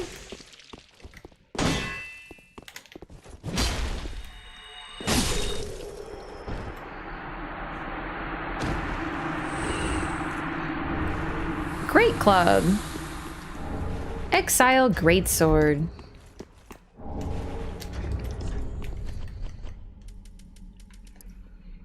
Wood club fashioned from the branch of a giant tree. Requires considerable strength to wield.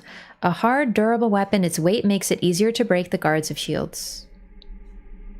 And then...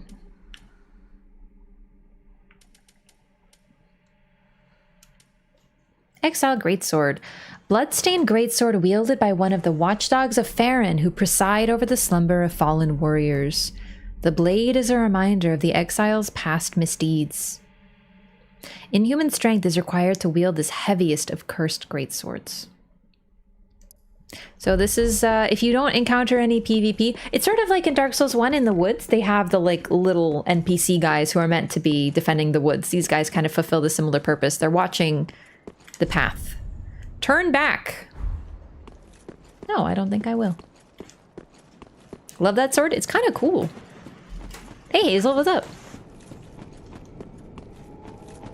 Over here. I think I had to actually go through the... Yeah, over here.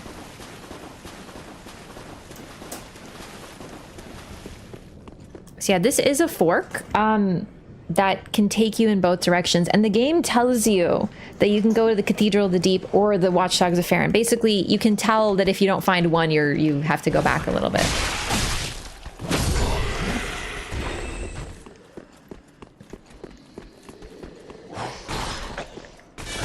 No, it's an arch.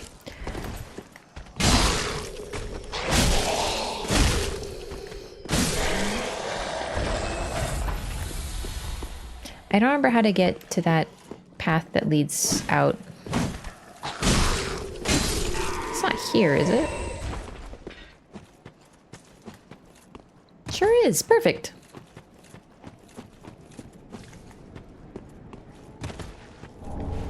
Golden Falcon Shield. Oh my god, another Dark Souls 2 thing. A metal shield fashioned in the form of a falcon with wings outstretched. The Golden Falcon was the emblem of an ancient band of sellswords, and even to this day, many mercenaries remain who look upon it as a token of good fortune. The Volgan... The Hawk guys, I don't remember what their names are. The ones who don't know how to run good in Dark Souls 2. Love the enemy design in Dark Souls 3, actually wild. Yeah, there's some cool ones. Also, now I think about it, we do have to take out these crabs because they drop something, but I just don't know if now is the right time to mess with the crabs considering I use up most of my Estus, but... Let's once again go back. Explore the swamp now. We're almost done. There's an area over to the right that I didn't touch yet. But really just spend the souls, because if I could switch weapons, that would be great. I'd love to use Lucatiel's weapon as well.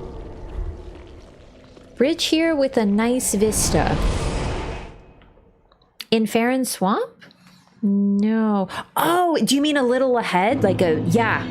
You take an elevator up. It's pretty cool. Welcome home, Ashen One. Speak that. Very well, then taken.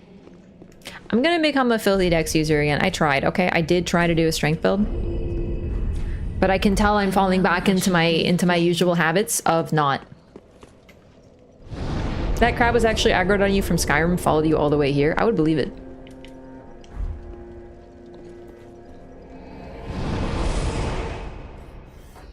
Oh my god, I'm so sleepy today. I don't know why I'm so tired. I think it's just like... I think it's Dark Souls 3. It's just like comfy, you know? Then again, I was tired before I was playing. I'm just like... chill. Dex Fiend? I can't be stopped, it's true. I think defeating both of the crabs in the swamp gives you something, but also they're basically defending something up there that helps too. Here to the right? Oh, this! You mean this? This is kind of pretty, isn't it? Ooh, yeah. So we can actually go up there at some point. Wow, we're going in there. It's a swamp. Like a little sepia, but it's got some color.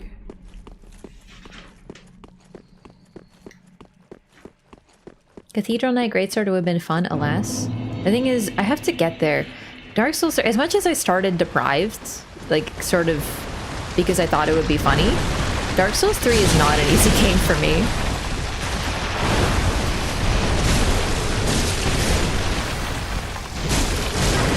God, everything attacks so fucking quick.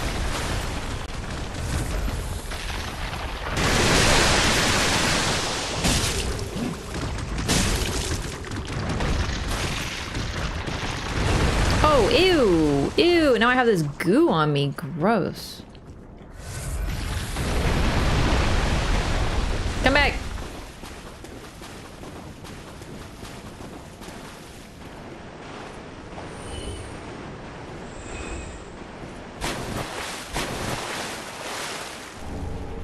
Great Swamp Pyromancy Tome. Nice.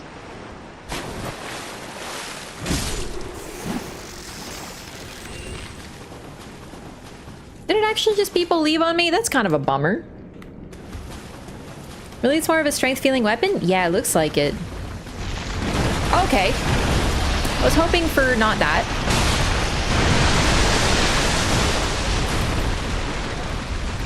Okay.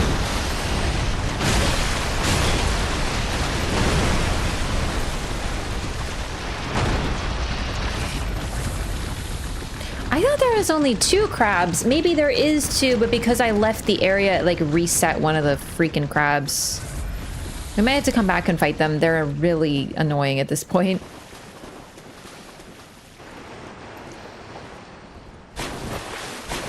Boots have a separate armor slot from pants in DS3? No.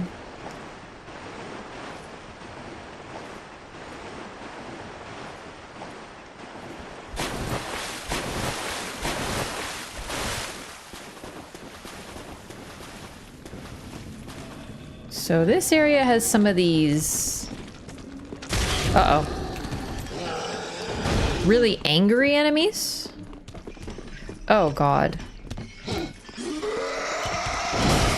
Oh, okay. Alright, just eat my face. No problem.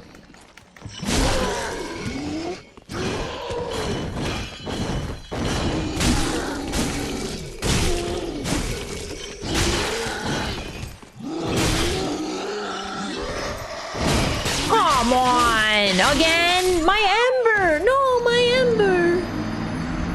Oh, well. Good armor set around here? Maybe. Is it the Fallen Knight, actually? It might be the Fallen Knight. Alright, let's go back to the start. Because this is actually a better place to go to the right from.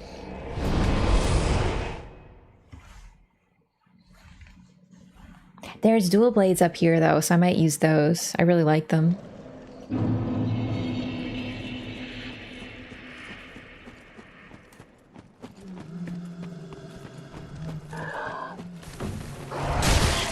No. Man, my health bar is so tiny now. Not being Everett sucks.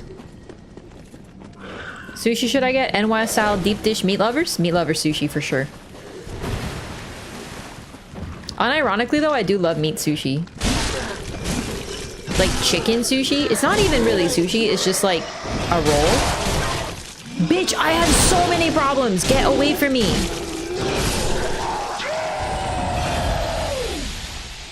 Damn, really had to bring stick guy into it too?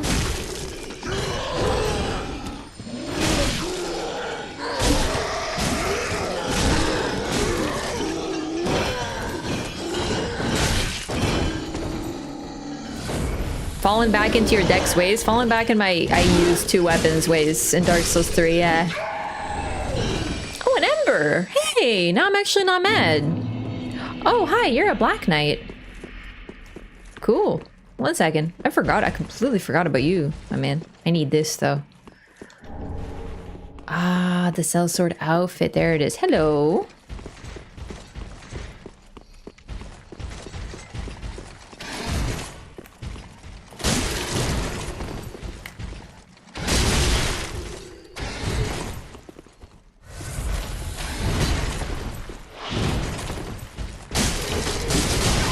Oh my god. People run. People retreat just a little bit.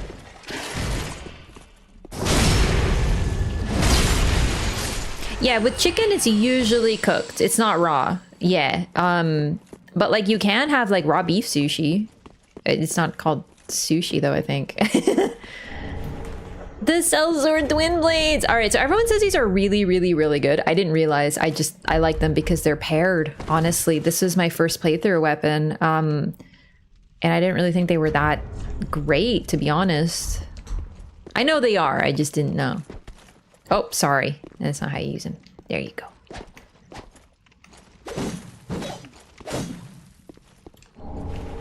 We got a coal. Cool. Coal used for weapon infusion, long ago used to forge the greatswords of the Undead Legion of Farron. Give to the blacksmith in the shrine to allow the use of gems for heavy, sharp, and poison infusion.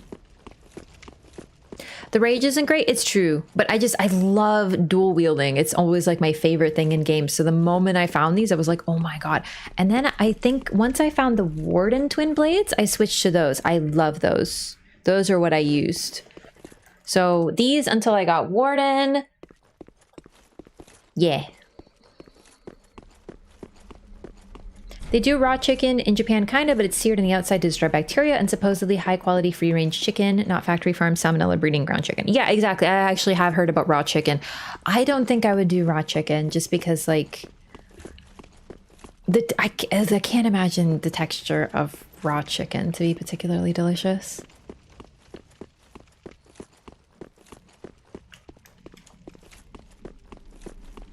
Mm.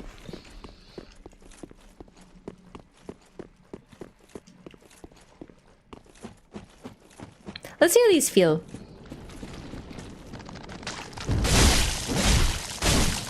Ah, it's like coming home. I think that's most of everything in the swamp.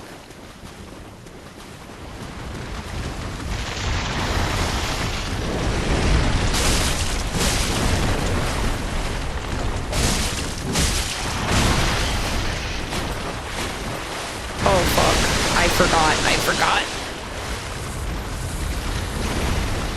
Texture-wise, yeah. Like I'm not that interested in that. But then again, some people would argue that raw fish is awful texturally, and I love it. So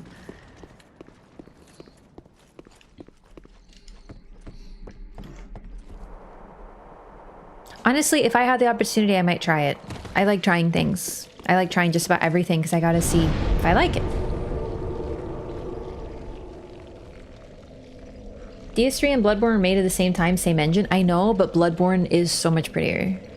Like in every way. Like Bloodborne is gorgeous. Bloodborne is flawless.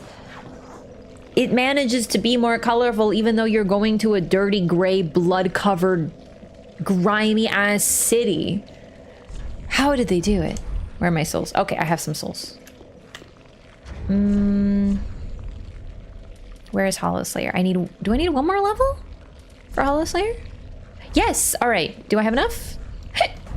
I do! Okay, let's switch weapons. I got the Farron coal, yeah. So we'll give it to the blacksmith as well. Had raw beef and it was fine, but you have to slice it thinly. I don't like rare steak either. Medium rare is perfect. Yeah, I like medium rare. I do like what's it called? Raw beef and you eat it. Japan has a name for it and France has a name for it, and they're both different. Remigius, thank you so much for the Prime. Welcome back. Thank you for 3 months. I appreciate that. Enjoy your new butterfly. Thanks for choosing to use your Prime here. Tartare? I think it's tartare, yeah. Beef tartare. Yeah, exactly. I don't...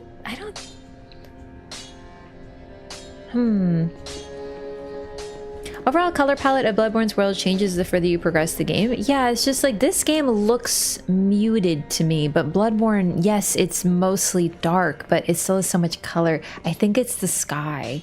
The use of the skybox in Bloodborne went unmatched until Elden Ring. Level. Welcome home, speak thine. Very well, then taken.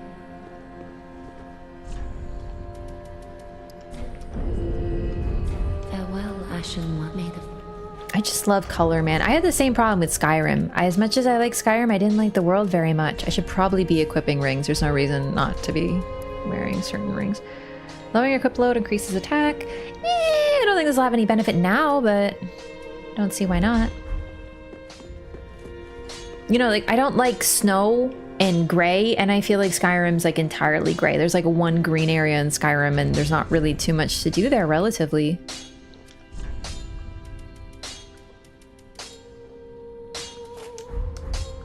Hollow Slayer Greatsword! Well, it is good, wasn't it? I'm so excited.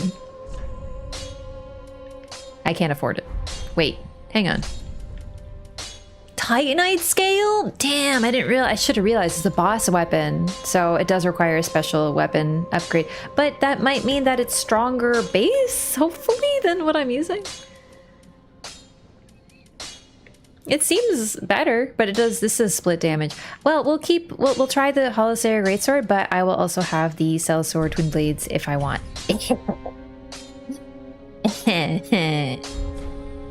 Have a coal. Tried Remnant 2? Yeah, I actually really liked it. Oh my. This coal is from the Undead Legion.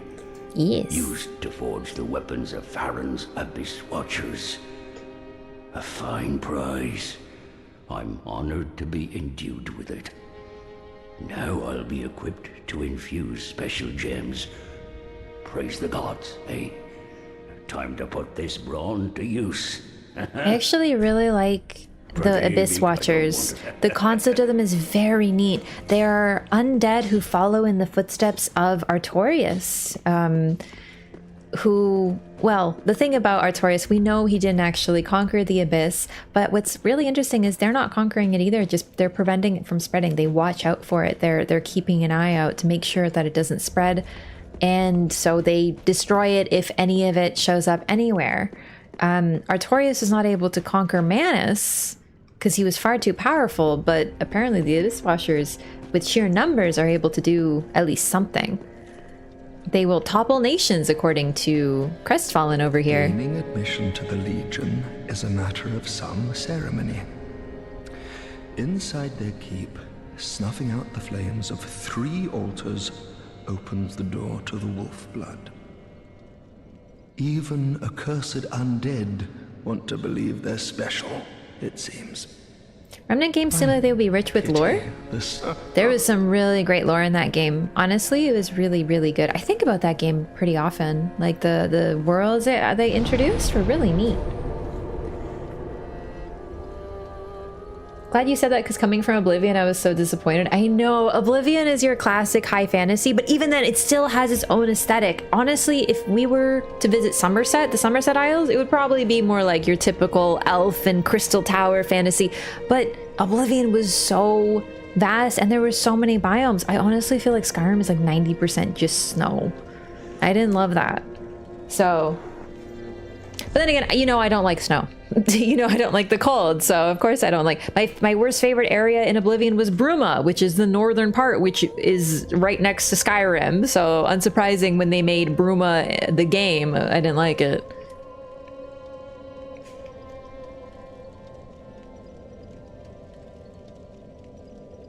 Where was I going?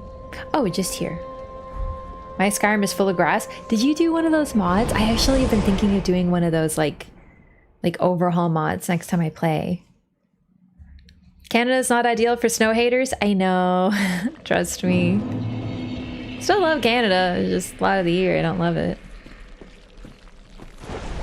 Extinguish 3 flames and open the door to Wolf's Blood. So if you didn't talk with Hawkwood, the Crestfallen over there, this is your other hint.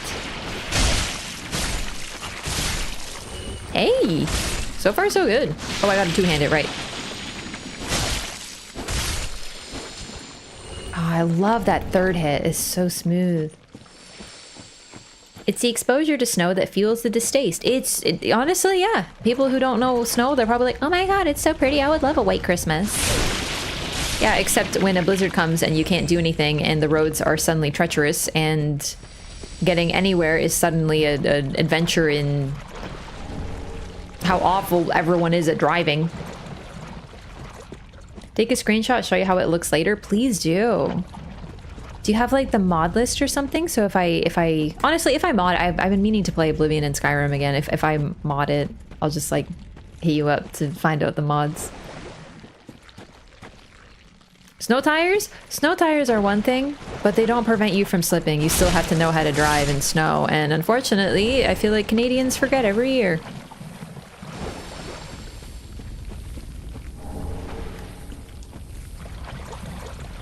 "20 minutes after it lands, the world is then covered in gross brown sand from all the plows and you're shoveling for 20 years. Yeah. I just don't love snow. I don't even find it that pretty either, because it's just like boring. It's like just white, dude.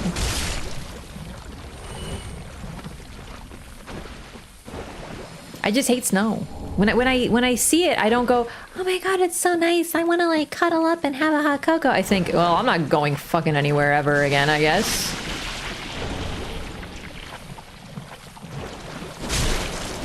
Need a snow shader pack? Yeah, if snow was pink, maybe I wouldn't mind it so much.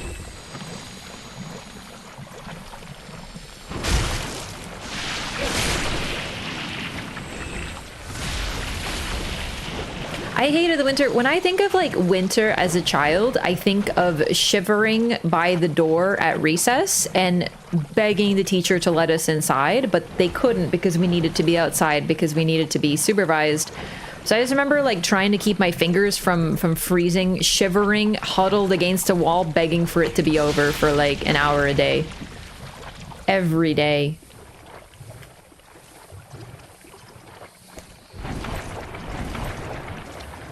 Absolutely no one is outside during the storm, so it's just silent and nice. Oh, yeah. I remember waiting for the bus in university. Almost getting frostbite on my hands because it was late again. Waiting 45 minutes at a bus station. Waiting for it to show up so I could go home. And the buses were delayed because of the snow.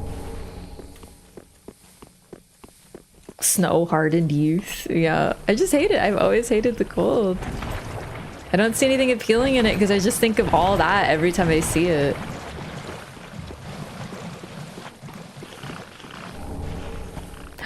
The great sword. Ew. I forgot about these horrific creature thingies. They have a name, but I don't remember what it is. We'll probably find out. They live here, though.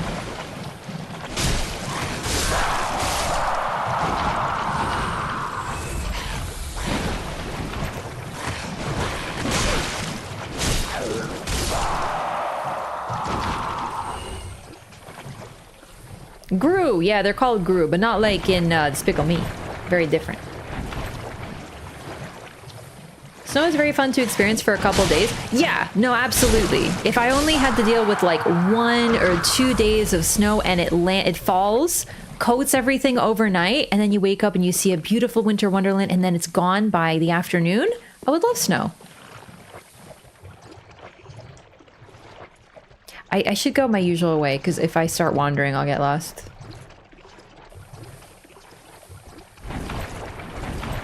Oh, I'm already lost. There's one of these big guys. Hello.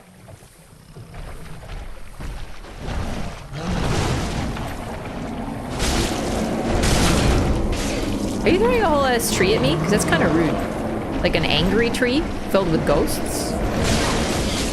Yup. An angry tree filled with ghosts. Well, maybe you shouldn't have done that, considering I already got lost. Dude gonna plant a tree on you? An angry tree! Isn't it cool, though, how they have spirits inside of them? They're probably angry spirits. It's very much like something out of Bloodborne, like the Executioner gloves. But considering that we know that the people around this area in the Undead settlement pass curses along to trees to try to, you know, stop them. That seems to be what the Gru are doing, too. Except they sort of use them as a weapon, maybe a little bit less respectful. Isn't this angry hunt tree cool? No, it sounds awful. I don't want to go near that. Yeah, I would probably have trouble in a horror movie situation. I'd be the one to be like, dude, a haunted tree? Cool! Crucible horns too? This was pre-Crucible horns.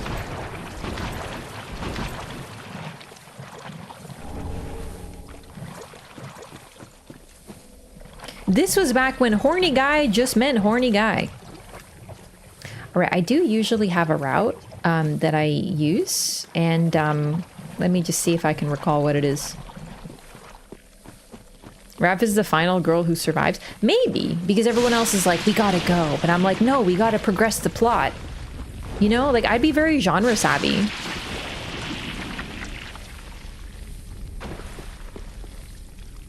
Where's the Estus soup? I remember there being Estus soup over here.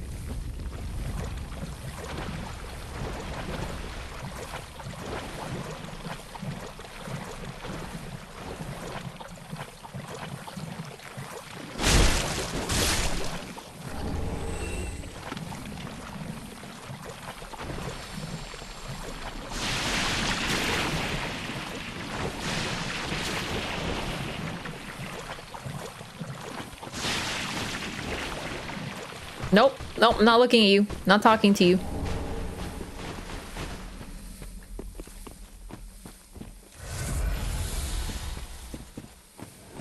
Oh, dude.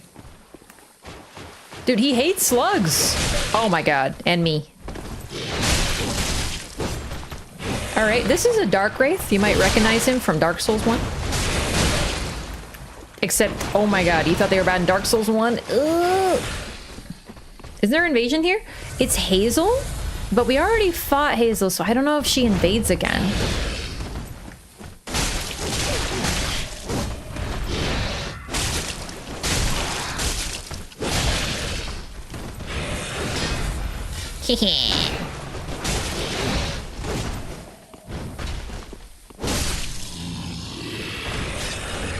Marked red eye orb. Nice.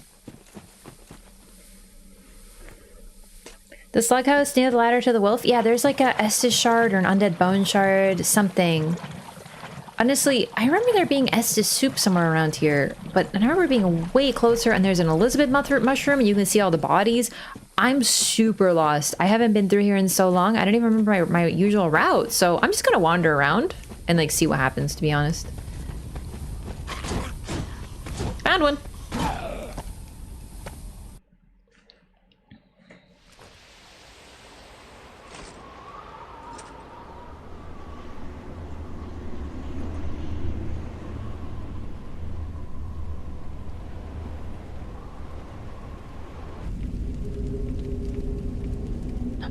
Cutscene to represent a light going out. Heavy snow or heavy rain? I always did, like rain. I always prefer rain, but the fact is there was just major flooding in Poland where my family lives, and you know, rain is not anything to sneeze at either. It's just in my area it doesn't rain that bad. Like, we're not at risk for flooding around here. Some areas in Toronto do flood though, so all the enemies in these cutscenes just waiting so patiently. Yeah, I know. Good thing.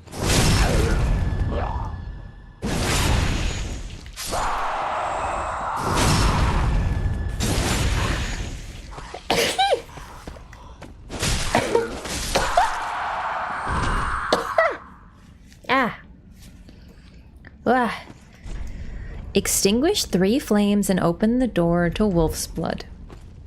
Thank you for the bless.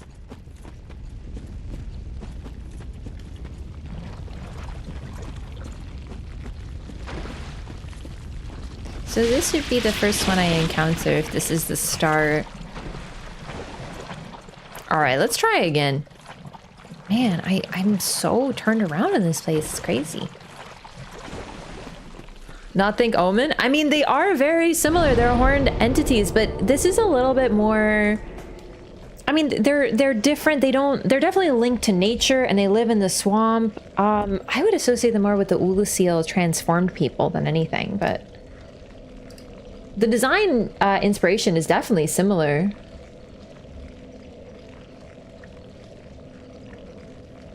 Alright, give me 1 second, everybody. I'll be right back.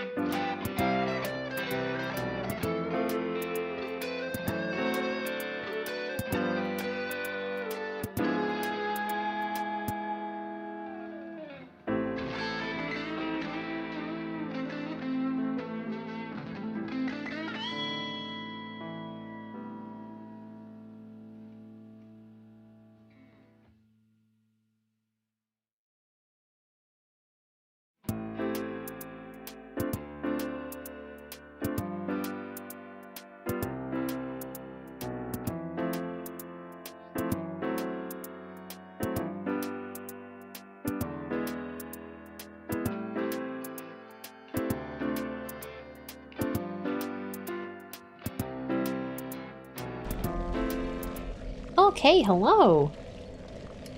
I'm back. The swamp. I'm glad I'm doing it now. I actually do like the swamp usually, but you know how the joke about Bloodborne is the map for the Forbidden Woods, it's a big circle with snakes in it, and that's it. It's just circle snakes. That's how I feel about the swamp. It's just swamp. So there is some important stuff in here, but we'll see if I can remember how to get there. You can find Dusk Set in Farron Keep. In fact, that's kind of why I wonder if this is not meant to be Ulasil. I know that would be weird, but I mean, what isn't weird? Hang on, there was something else. First of all, the Sage's Coal. Coal used for weapon infusion. The white magic flame produced by this coal was given to the Undead Legion long ago by one of the Crystal Sage twins. Give to the blacksmith in the shrine to allow the use of gems for crystal, blessed, and dark. And then we got the Great Swamp Pyromancy Tome. Oh, hang on. I forgot about this. Hang on. Okay. Containing advanced pyromancies. Give to the Old Master Pyromancer to learn advanced pyromancies of the Great Swamp. Spells of the Great Swamp are passed down from master to pupil. Without a master, there is no pupil. But without a pupil, there is also no master. So that probably is why Cornix was just chilling, waiting for someone to show up. Because he can't be a master unless he has a student. Let's just go like this way. Darkroot Garden / Ulasil. Oh, that's what I was gonna say. Yeah. I always thought this was Darkroot Garden. Well, I say always, but it's sunk into a swamp. But the fact that Dusk Set is here, the stone parma, I believe, is what those little those guys use. The golems, basically, in the woods. So considering we see them in 2 different eras, I could be misremembering, but I'm pretty sure that's the case.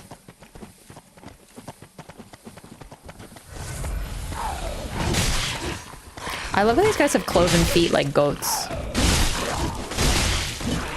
And I really shouldn't have aggroed all of them, but whatever. Whee! I also forgot to use my Estus flasks. Shards, the shards. Is that my souls over there? Oh.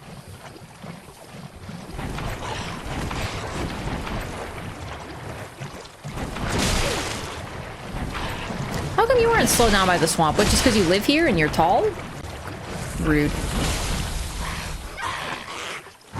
Okay, they have a backstab animation. It's actually kind of neat.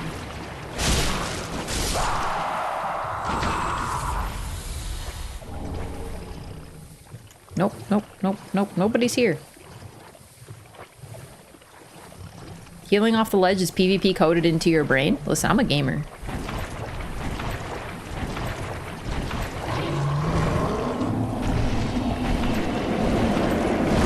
No, this is fine. This is fine. The situation is under control. Don't you worry. No, I'm good. No, this is actually completely cool. This is fine.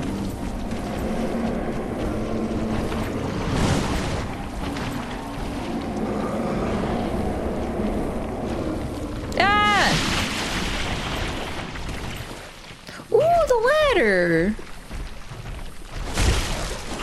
Hey, can you move? I'm kind of,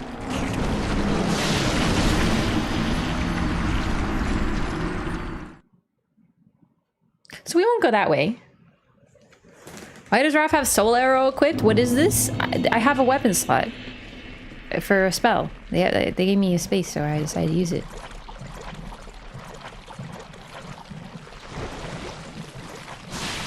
Well, I might use it one day. No roll in the swamp, it'll get stuck to you? Nah, we're fine. Now your bloodstain is in a more fortunate place. If I can remember how to get there, because there is a bonfire here somewhere that I can totally remember where it is and therefore access. You know? Like, I can totally, I'm not worried about it at all, finding where I am in this God's forsaken swamp that I totally remember how to navigate in every way. Bro, can I help you?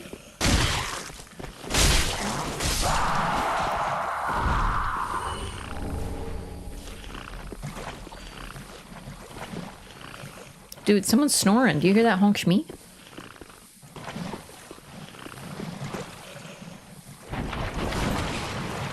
I am so lost. I don't think I've ever been this lost in the swamp, except even on my first playthrough. But in the first playthrough, I knew that I was supposed to be lost, so I wasn't really that worried about it. You know, I was like, I don't know where I am, but now I'm truly lost because I should know where I am. Lucatiel Mira set? Yeah, I'm doing a Lucatiel build. She's done it. She's found location 2.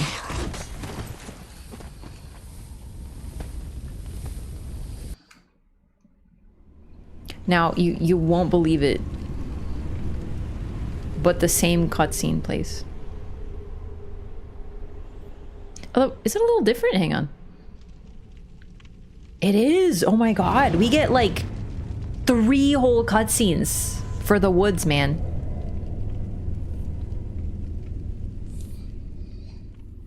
I don't remember the swamp being that dark. Really?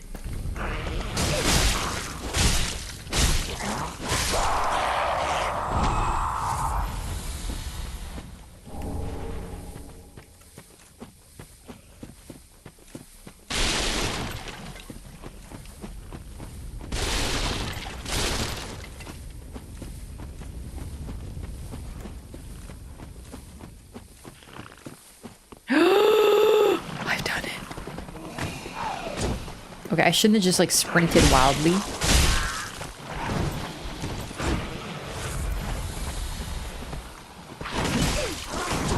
Put your shield down, you nerd. Thank you.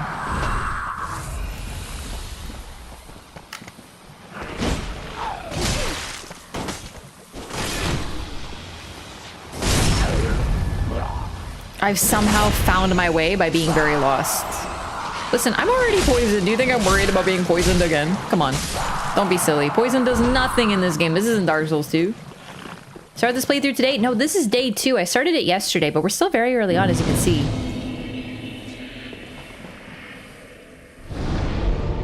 Last time I played through this swamp, I was invaded by a friendly invader called Kindly Mother. Followed me around casting warmth and dropping poison cures. Really?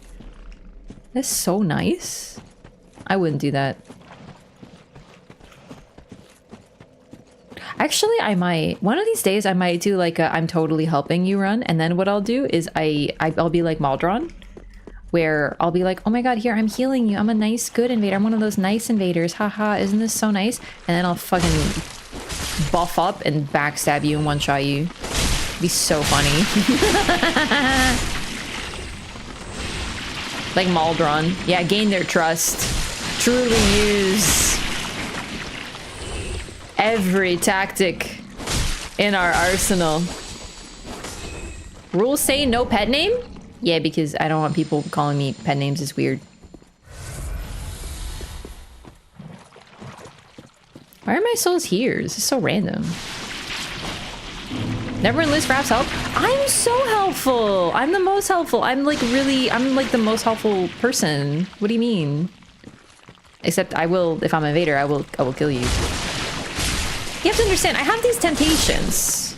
Like, if you summon me as a gold or a white phantom, I can't hurt you, so there's no temptation. But if you summon me as mayhap like a purple or something, yeah, I could totally help you, but like, what if I hit you a little bit? It would be funny. You understand. Like what's a little smacking someone in the face with a sword between friends? Exactly, friendly fire. They call it friendly fire. It's because it's friendly. Friendly.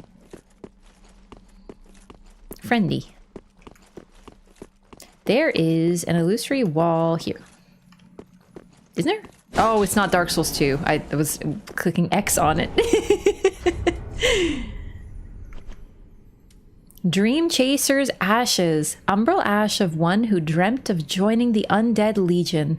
With this, the Shrine Handmaid will prepare new items.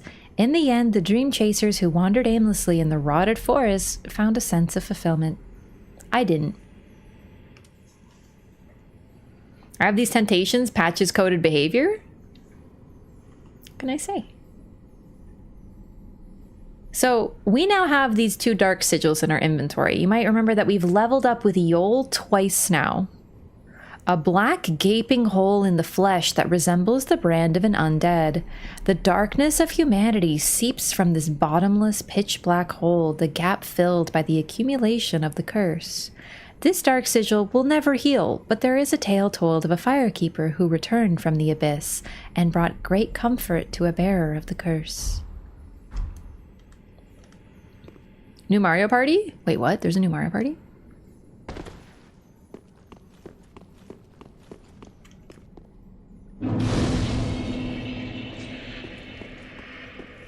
There's a beautiful wolf in front of a grave, very Artorias coded. Since Sif is a required boss, it isn't actually Sif, but definitely like a spiritual successor to Sif. Or it might even be what remains of Sif, but it looks pretty different, so probably not. Ask to join Covenant. Watchdogs of Farron. You obtain proof of the Covenant. Offer wolf's blood swordgrass. So this now we are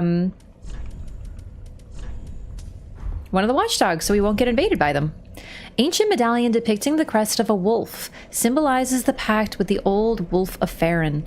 Equipped to pledge oneself to the watchdogs of Farron, the watchdogs ensure that the warriors sleep in serenity by taking the form of loyal spirits and hunting down those who would trespass the woods of Farron. Summoning takes place automatically while this is equipped. This is originally a boss. Neat! I actually didn't know that. I don't know much about this in terms of cut content. But it's actually really beautiful.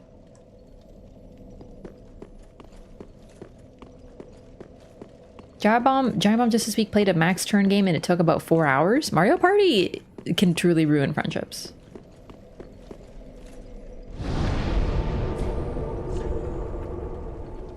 So Bellkeeper, but for the swamp? Yeah. So when we walked into the Crucifixion Woods, that is their invasion location. You will get invaded in the Crucifixion Woods to protect anyone from getting into the keep proper. Because you're trespassing. So you become an invader, but you're actually just being summoned to protect the forest. And that's what I really like about it, is that it's not like invader evil. Bluetooth mode.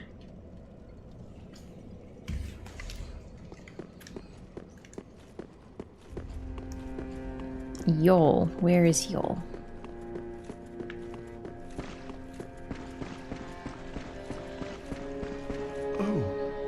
Our champion of Ash. Raph versus Mods Mario Party starting? I would do anything for my master. Just say the word. Then shall we begin? We need to get 5 levels with Yol. Let your true strength shine. I lost a fiance to Mario Party. Kidding, but it'd make a great story. Yeah, it would actually. It reminds me of Be safe, champion of Ash. I saw an article that was like Fortnite being cited as cause of divorce or something, and I thought that was the funniest shit. Like, obviously it's really sad that someone's like, you know, playing a game so much that it's causing the dissolution of their relationship, but I mean, that could happen with anything. It's just something about it being Fortnite is like so funny to me. Really, any game, honestly. Like, if all you do is game, you don't want to connect with your partner, it can happen anything, whatever it is, you know? Especially on WoW. Oh my god, yeah. No, for sure.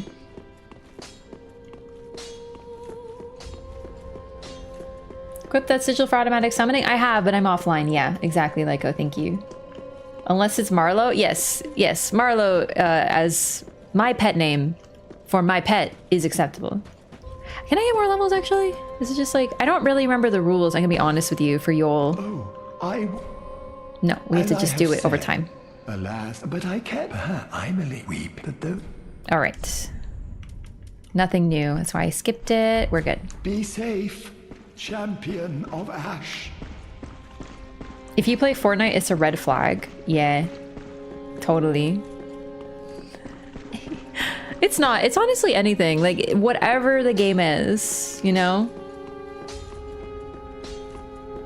People discovering murder victims from Pokemon Go. Oh my god, yeah. No, I heard some stories. Not just of that, but like, you know, there's always a news article of like, police were called because someone was being suspicious in the neighborhood, and it was just like a teenager playing Pokemon Go. Speak thine heart's desire. What were they thinking going around being a teenager? In public? Unacceptable. Farewell, Ashen One. May the Never flames did get guide. into Fortnite. See, like, I don't really like Fortnite. I'm glad they're not doing the building thing anymore, because I hated that, but I just don't really like third-person shooters. I don't like competitive games. I don't really like, oh my god, what are those called?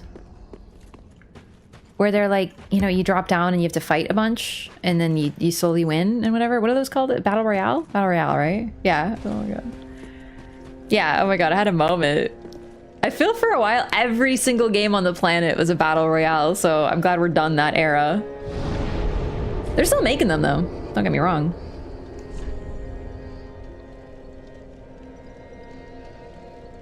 We need to go back to the Keep Ruins. Yeah, this is a good... Wait, my Estus flasks! And the Dream Chaser! I knew I forgot something. I'll be right back.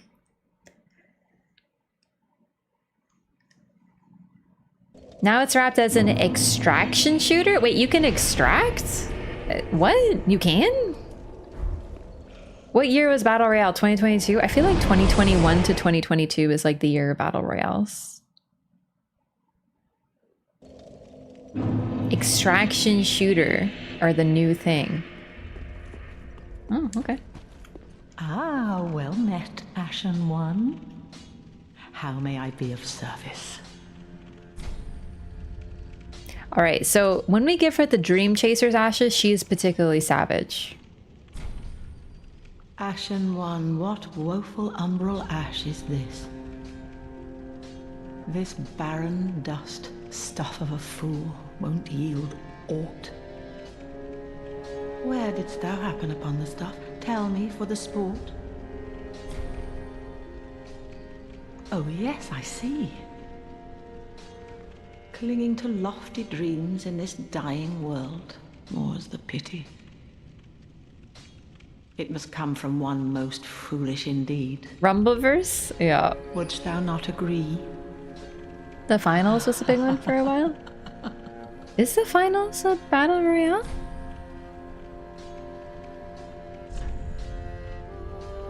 Get a new level from Yule every 5 deaths. Oh, that's what it was. It's linked to your deaths. Thank you. I actually completely forgot what it was.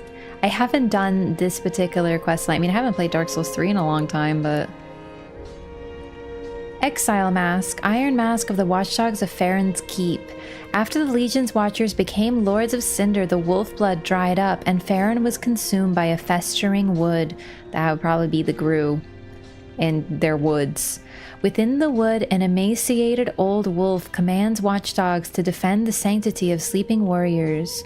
Both the exiles were surely watchdogs themselves, for Farron has always been a land of itinerants. Okay, so that's gonna unlock automatically for Raph? Exactly, you get it without having to try too hard. It's perfect.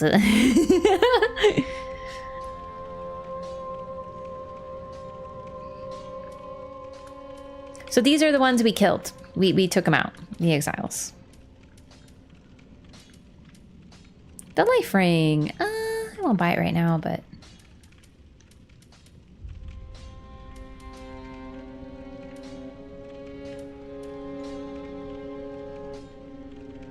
Arena shooter? Yeah, more like Valorant? Question mark? I think that's one of those, right? Hidden Blessing. Holy water blessed by the Queen of Lothric fully restores FP. There is a grave in Lothric that sees no visitors, a dark place where rootless warriors rest. The Queen of Lothric alone cared to wish the poor souls good fortune. Interesting. We don't hear very much about the Queen of Lothric, but I think there's a theory that she is Guinevere from Dark Souls 1. We'll look into this because I don't know if I have a solid personal theory, but I am going to talk about all the things, all the discussion points and why people pick up on this. But the Hidden Blessing restores 8 FP. It's basically the equivalent to a Divine Blessing for the Ashen Estus. Divine Blessings in Dark Souls 1 are blessed by Guinevere. And the Queen of Lothric, we don't know very much about her, but we know she was of royal blood. And, well, that would be Guinevere. Valorant is team shooter? I don't know the difference. Listen, there's so many of these games that come out and I'm just like busy playing Dark Souls 1 again, okay? I'm behind. Admittedly, I'm not on the beating heart of new releases. Shooters where kills aren't the objective and they're team-based for a dirty description. That actually sounds fun. Not hardcore enough gamer. I'm hardcore like my single player RPG adventures, okay? Alright, Estus Flask.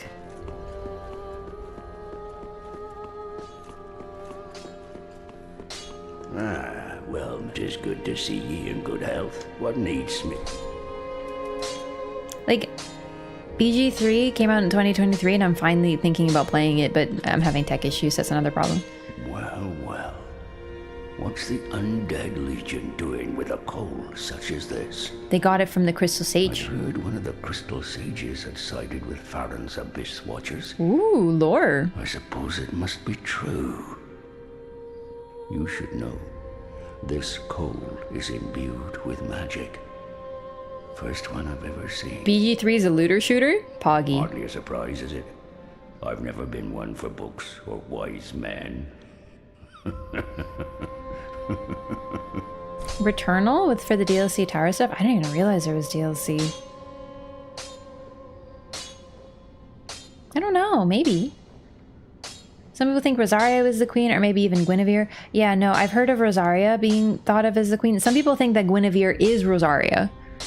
I think we'll look at the items and decide as we go, because I'm not really sure why. But what's interesting about the Hidden Blessing is it suggests that whoever it was going to the untended graves, because the untended grave... Okay, the Queen of Lothric would have been married to Osiris, I think, and I think Osiris is the father to the twin princes, although honestly I'm not even sure if they're in the same generation, like the same era. They might not be, but then of course he became obsessed with becoming a dragon, and then he had Ocelot as well. They could be different, but they're just really close proximity, and someone had to be the queen to Osiris's king.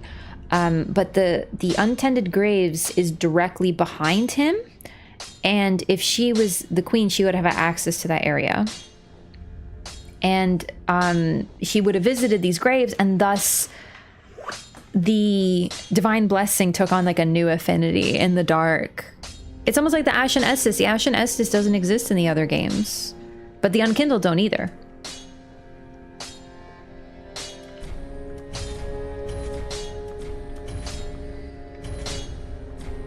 Okay. Prithee, be careful. Which is why most you play 1 or 2 and why 90% of them fail horribly. People only play 1 or 2 that already exist. Yeah, for live service games, it's really hard to make a successful one of those, though. A lot of people are trying to be the next Fortnite. And it's not easy. Crazy model, wildly unsustainable. The amount of people you need, yeah.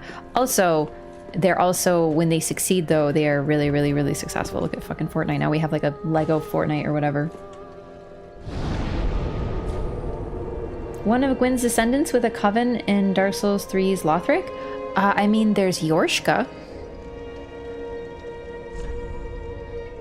Fortnite is still the Fortnite of Fortnite? Yeah, for sure. No, it's just like people are trying to make that new, wild, crazy success. So... live service games and games where you can like sell skins and loot boxes and all this, and have events and new content, it keeps people playing. They can be really fun too. I'm not even like roasting them, it's just They're trying to make one of those for a reason, but when they fail hard.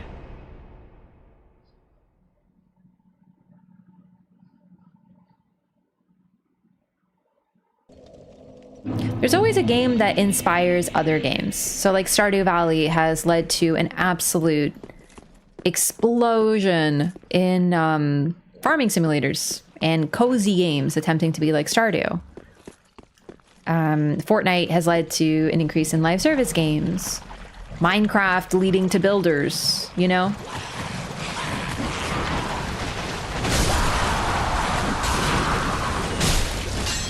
Bro, I don't need a crab on top of all this.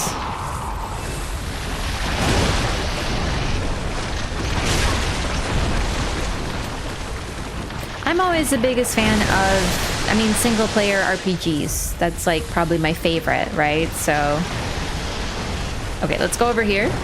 There's another white birch. I help anytime. Help me.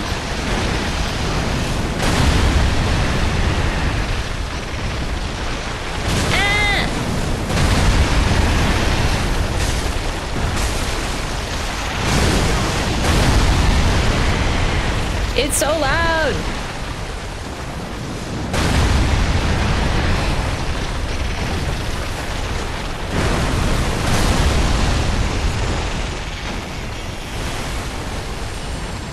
Lingering Dragon Crest Ring. Interesting. We got that from the crab, I guess. A special ring given to those who are deemed fit to undertake the journey of discovery in Vinheim, home of sorcery. Apropos to the Dragon School, the seal depicts an everlasting dragon. A lingering dragon symbolizes the true nature of the consummate sorcerer.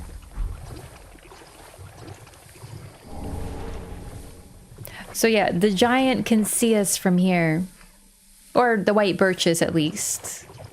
And he'll help you out.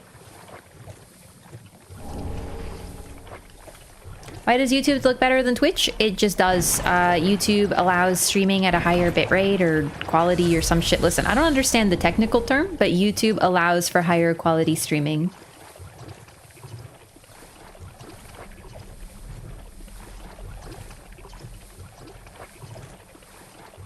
Wait, did I get the crown? I did! Crown of Dusk. Feathered crown bestowed upon the Princess of Ulasil, land of ancient golden sorceries. Through the Guardian Elizabeth's blessing, this raises the power and effect of the wearer's magic, but damage suffered by magic attacks rises in tandem. So, I'm hoping I can find it, because I remember it being so close to the start, but for some reason I cannot find this Estus soup or the mushroom people. Like, I am so lost in the sauce right now. But basically, there is an area with a bunch of the mushroom enemies from Dark Souls 1. The ones that own... Oh my god, it's right here.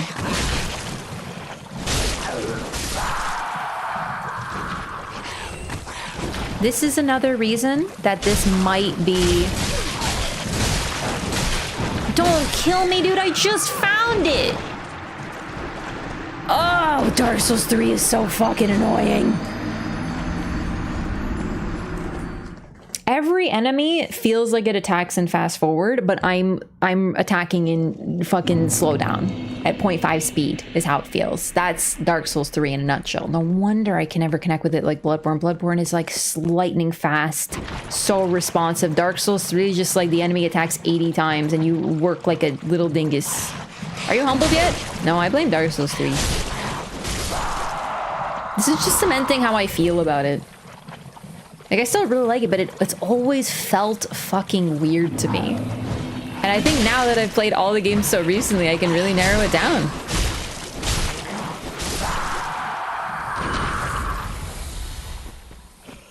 Show me the mushrooms.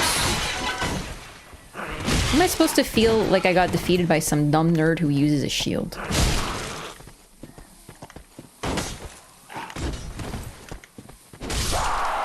I should use the poke more. That's really good. All right. So the reason we think that this is likely Ulasil and the Darkroot Garden is because of these mushrooms. The fact that these guys kind of look like the Ulasil residents is as if they've like restarted their society. And now this is what's left of them. They look eerily similar.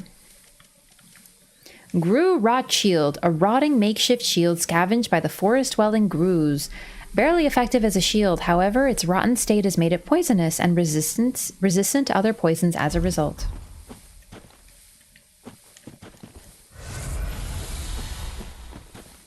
Blackbow of Ferris, one of the giant Grues, is another weapon associated with Darkroot Garden DS1. I see, that's really cool. It's a bit sad though, because like Ferris kind of had like a different path in Dark Souls 2. It was subtle, but I wish they'd stuck with that instead of bringing the weapon back here. But yeah, so these mushrooms, they're just kind of tossed to the side. This is all that's left of them. The trees are rotted. They likely died because of the Grues spreading this rot and turning this area into a swamp rather than a garden. Considering that they look very similar to the transformed Ulasil residents, I wonder if it isn't supposed to be something like a hint to that. All right, we're going for it. I don't care if I die.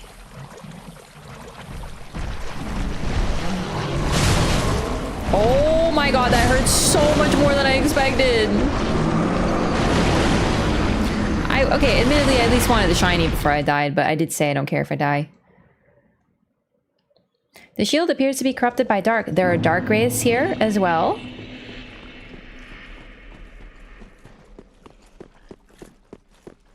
And the Abyss Watchers are here.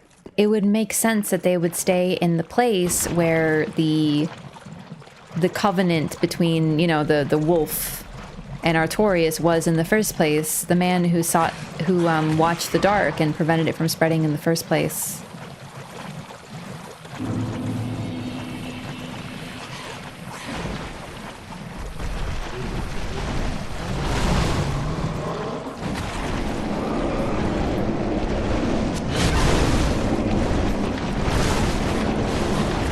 Worth it.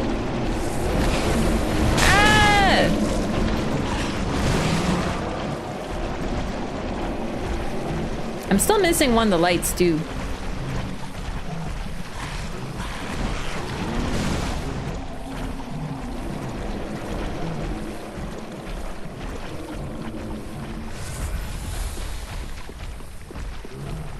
Could this be it? No.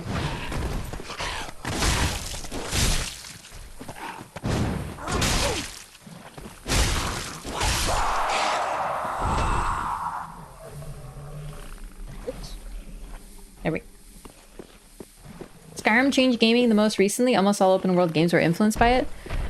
I don't think Skyrim was the most recent. Did Skyrim? I thought Fortnite came out after Skyrim. Skyrim was 2011. Fortnite's gotta be newer than that, right? Skyrim is another one though. Every game needed to be open world for a while. It was a big deal for a while.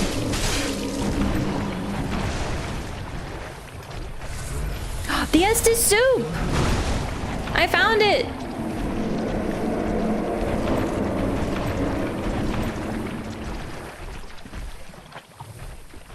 Oops. Wolf's Blood Swordgrass. That's actually the Covenant item. That is so nice of them to give it to us. Sunlight Talisman. And a nice little heal with this nice soup. So this would have probably been another place that Siegmeyer, or Siegward, stopped at. Here's the ladder. Nice. All right, where is that third torch? You know what? I just realized we can actually try to take a look. Far Cry games? Oh, yeah. Even the previous titles, like Oblivion, Morrowind, like there was a lot of open world games. It's just Skyrim is the absolute super hit.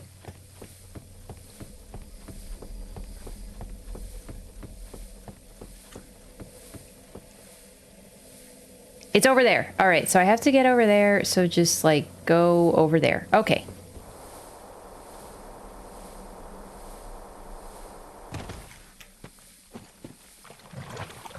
Just go that way.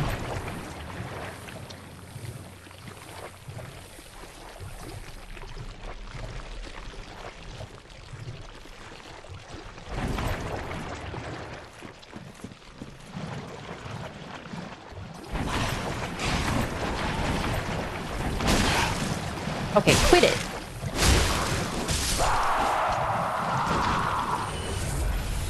Oh, God.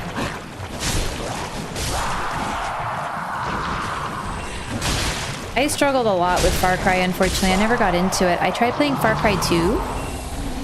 Bro, really? Oh, no. But I think I struggled because, well, it was really hard to balance everything, and you couldn't really... You were never safe in that game. Because enemies would keep on spawning. So you'd clear out something to try to store your stuff in it, and then you'd have to re-attack it. Like, I didn't know what to do. I just got, like, super stuck. It was weird. I couldn't find any safe places. It was so hostile. I couldn't store my stuff, so I couldn't make any money. I kept getting sick. Didn't they have, like a you have to take medicine, or you get, like, malaria or something in that game? Because I remember I always was sick. I always had, like, malaria or whatever. It was awful. Like, it was definitely a skill issue, don't get me wrong, but I was like, my God.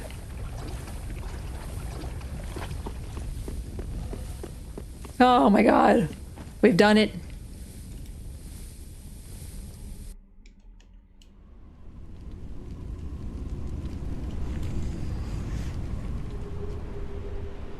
Textbooks and colleagues who have treated it. Goodness. Far Cry 1 was 20 years ago? That's crazy.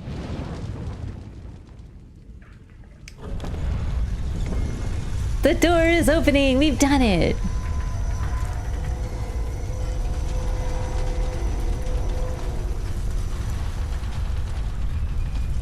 Three separate cutscenes for turning off some lights and opening a door. But isn't it really cool? Like, the use of light here is so, like, it's so mysterious. Oh, I do love this. It's a good reward because you get to get the hell out of Farron Swamp.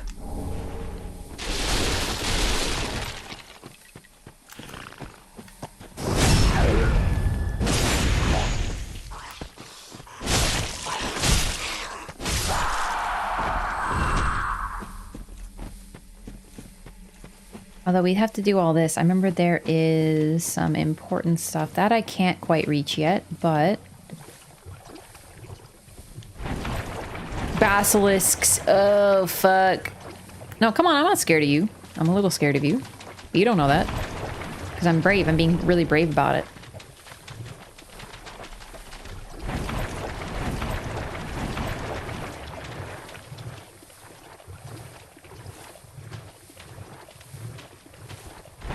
I think there is either a divine tome or like a spell book here somewhere. You.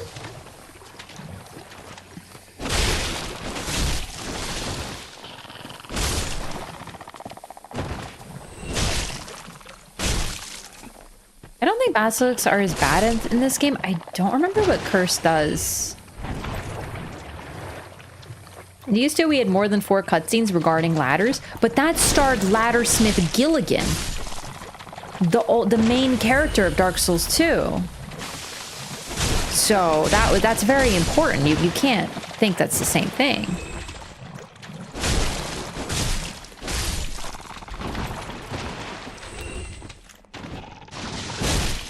In all seriousness, though, oh, never mind. Curse sucks. Okay.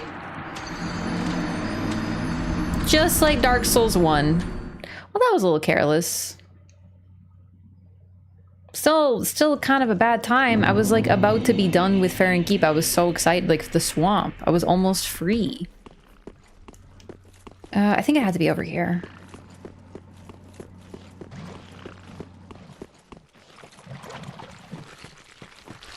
Yeah, it doesn't take half your HP. Absolutely correct. You're so right.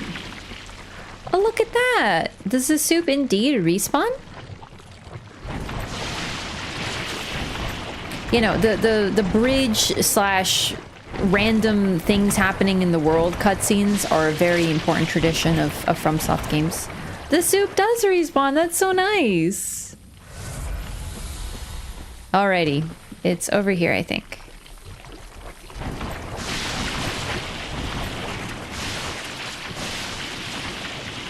Can I do the backstep trick?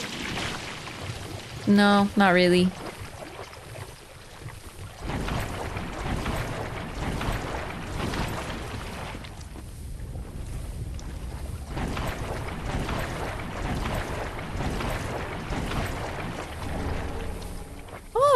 The Nameless Knight set.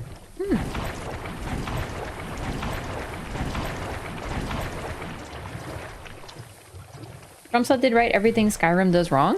What do you mean? I wouldn't really describe them as, or like compare them, I should say. They're just really different games. Like, I love Skyrim and I love Dark Souls. I would not like Skyrim if it was more like Dark Souls, if it was like intense combat and whatever, because then it wouldn't be Skyrim, it would be Dark Souls.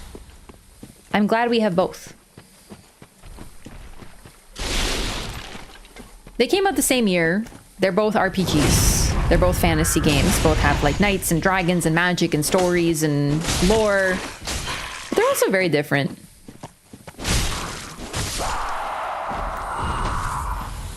People want Skyrim to have Dark Souls combat though. I know, and it's honestly, when people complain about the combat in Skyrim, I get why. It's not exactly like scintillating, but like, we have Dark Souls. Not every game needs to be Dark Souls. It's the same as when people are like, oh my god, I want Pokemon but Dark Souls. Oh my god, I want this but Dark Souls. No.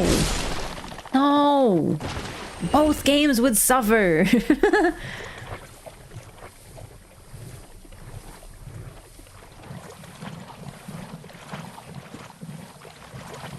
My souls.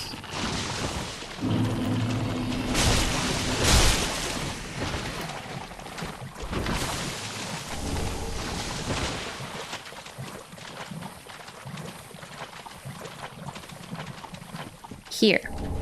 Golden Scroll. This is the Ulasil Sorceries, I believe. In other words, in Dark Souls, we basically go to Darker Garden 3 times. At 3 different points in time. I want Pinocchio but Dark Souls. See, like, that's actually kind of cool, though. Like, I'm into that. But, like, when people are like, existing game, we should make it just like Dark Souls. I'm not into it. I do like the exploration. Yeah, for me, the point of Skyrim is to R1 a couple enemies and then, like, explore the world and do some fun quests.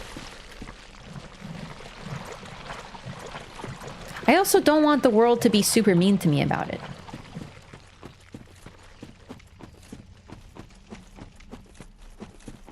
We're here. It doesn't look as eerily dark as it did in the cutscene, but oh well. I kind of wish it did. We do have to be careful though. We don't want to fight the boss yet because I don't want to go to Karthus yet. For Yol's sake. However, dying a lot has actually been very helpful for Yol leveling.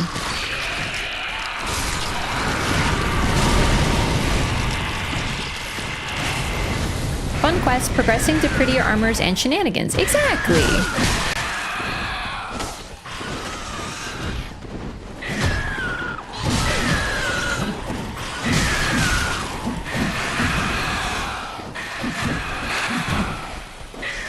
Playing Dark Souls is stressful because everyone's always yelling at you, you know?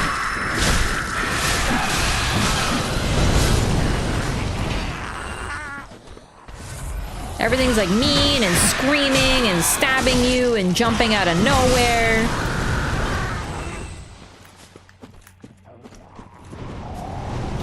Ow.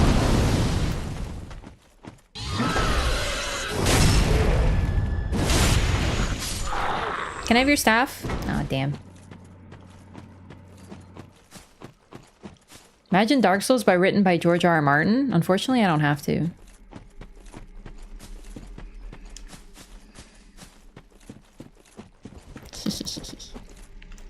This is fun. I love when they do this. They have sections where the enemies are fighting one another. You got Grooze fighting Darkreus, and Darkreus also attacks slugs. So they're coming here for some reason, probably to fight the Abyss Watchers because they want to spread the Abyss. But they're not welcome.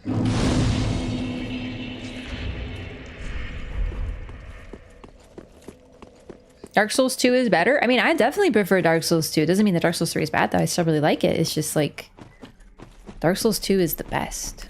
I love it.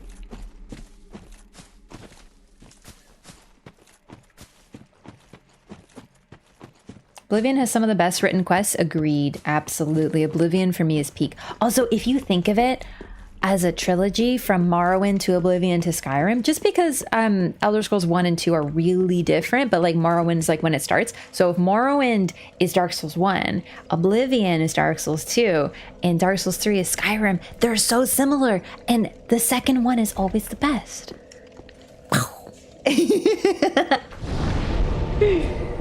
I love these two as well, for sure. No, a lot of people don't like Dark Souls 2, I mean, but there's a lot of people who like it as well. And generally, since I love it, you know, folks here are pretty Dark Souls 2 positive. Such a forced example? I don't think so. It's like the same thing, because Morrowind is often considered the first of a sort of like a new trilogy. Kind of like how Persona 3 is the first good Persona, which isn't true, by the way, but it's like the one that made it, kind of like Morrowind. Persona 1 and 2 are very much just pure dungeon crawlers. They still have the story and stuff, but they're not the same. So Persona 3 was a real turning point in the series. And then Persona 4, but by that analogy, Persona 4 is Dark Souls 2, so it doesn't work there. Hello again. I have since heard a great deal about you. For one, that you are most gentle of heart. See? I'm gentle of heart. I, too, am bound by duty, but can offer you my sign. I hear that cordial intrusion lays the path to embers. If I can be of help, by all means, do call upon me. Blessing of the moon upon your journey. It means Kingsfield and Demon Souls are Arena and Daggerfall? I think that's fair. 1 establish, 2 experiment, 3 incorporate. Yeah, I feel like that's a good way of doing it. Isn't Daggerfall the first Bethesda game? I don't remember what it's called. I guess it's called Daggerfall, and then the Elder Scrolls 2 is Arena, I think. If you should require assistance, use my sign. Blessing of the moon upon your journey. Just like with Fallout 3, New Vegas, and 4, New Vegas is the best, definitely. New Vegas is also really experimental, so it's comparable, but just, you know, also New Vegas was made by a different studio, so it's sort of like a kind of a spin-off, effectively. Admission to the Legion is a oh, dang it, Arena is first, Daggerfall second. That's my bad. Thank you. Snuffing out the flames of 3 or Alright, I know, I already did that.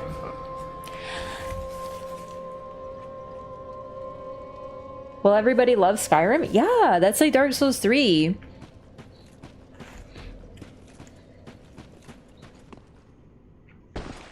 Or the Dark Race come from the old ruins, and DS1 New Londo was flooded to contain them, if I remember correctly.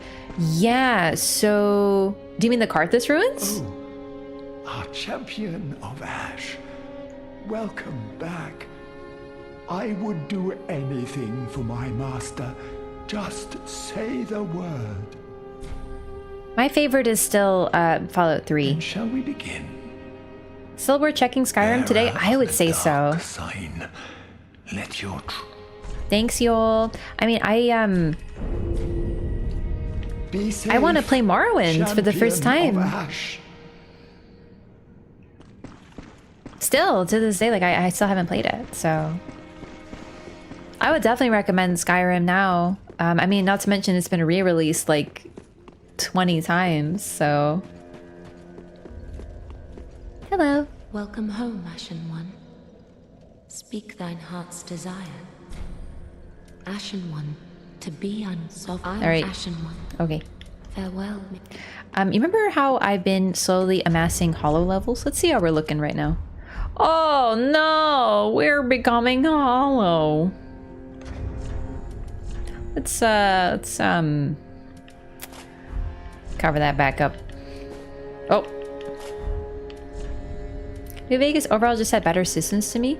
Yeah, no, Fallout New Vegas is so good. Very, very, very good. But 3 just felt bigger. It probably was because they had more time to make it. But I don't know, I just have such a fondness for Fallout 3.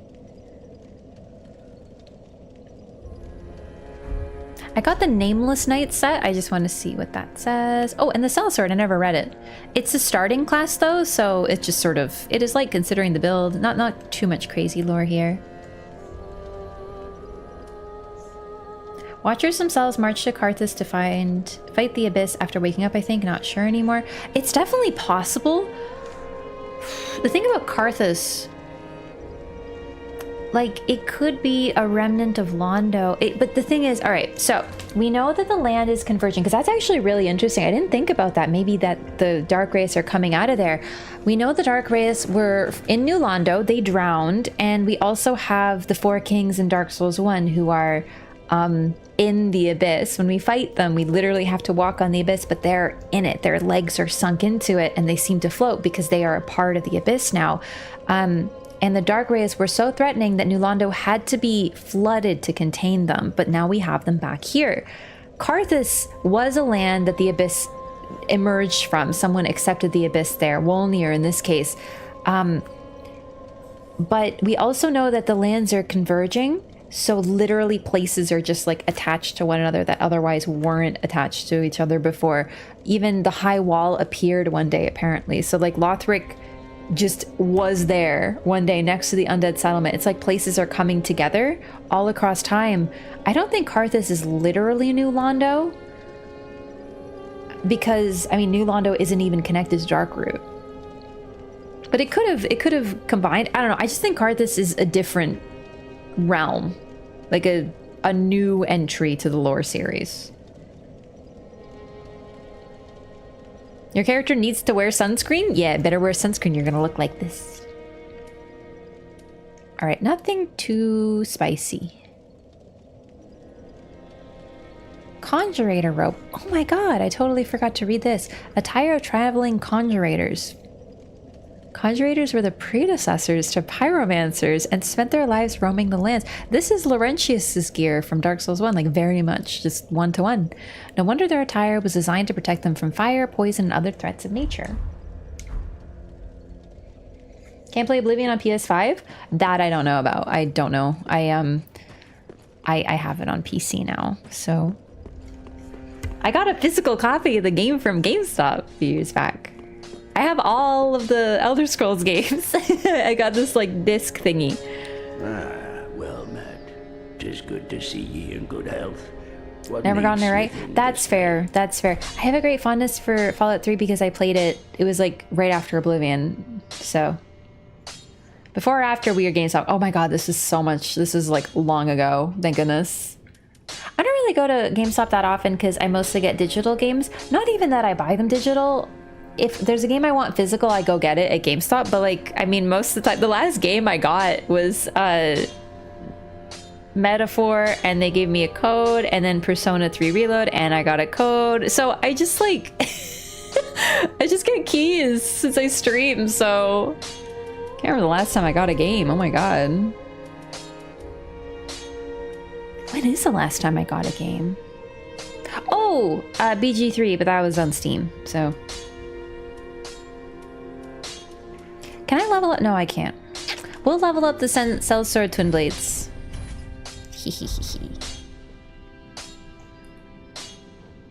But no, I totally understand. Pretty be careful. I don't know. I really like Fallout 3. I don't think I would like the, you know, the style of 1 and 2. Doesn't mean they're bad. They're just not for me. Oh, our champion. Imminent playthrough? I don't know if I can even do the playthrough now because of my tech problems. Be safe, our lord.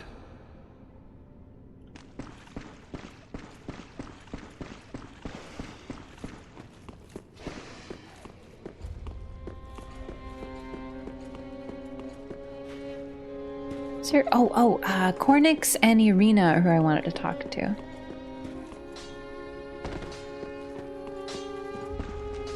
Ah, there you are. Oh my god. There's an NPC I forgot about. Pleased to have a pupil as dedicated as you. I always forget about him because he's like the weirdest, most forgettable MFR on the planet. Give Pyromancy, Tom. Yes, here we are. It's been long indeed. With this, I can teach you more sophisticated pyromancies. Splendid. I can boast I am your tutor a little longer.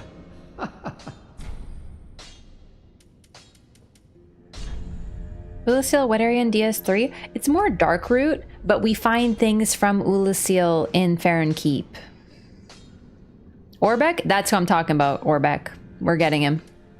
All right, we got Bursting Fireball, a rare technique that undergoes change after leaving the caster's hand, making this a spell renowned for its difficulty.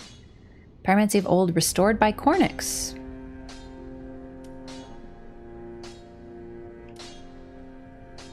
Poison Mist, oh my god.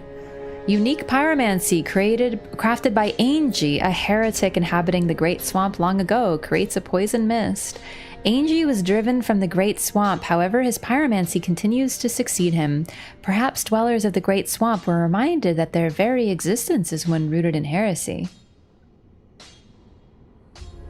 This one's Carmina. Profuse Sweat, advanced pyromancy that internalizes flame associated with Carmina. Profuse sweating temporarily boosts resistance to bleeding, poison, frost, and curses. The yellowish sweat cures all kinds of ailments. If you seek pyromancy tomes, take this sage advice. The lands of the lords converge upon Lothric. The home of pyromancy's drifts comparatively close as well. At least, that is what pyromancers of the Great Swamp believe. The place is called Isolith. Oh, how I wish to behold a primal pyromancy. Well, these are old tales. No one knows where the truth begins or ends. Kind of drives me a little crazy that we always hear the hammer sound perpetually. If you seek pyromancy tome, the land. All right. Actually, that's an interesting line. That the lands converge upon Lothric. So it's like Lothric is pulling them all in. I kind of thought they were sort of appearing at random, but no, Lothric is the center with some sort of weird gravitational pull, and it might be because the Twin Princes didn't link. It could be that. Pyromancy called Profuse Sweat. What else do you do with the heat but make yourself sweat?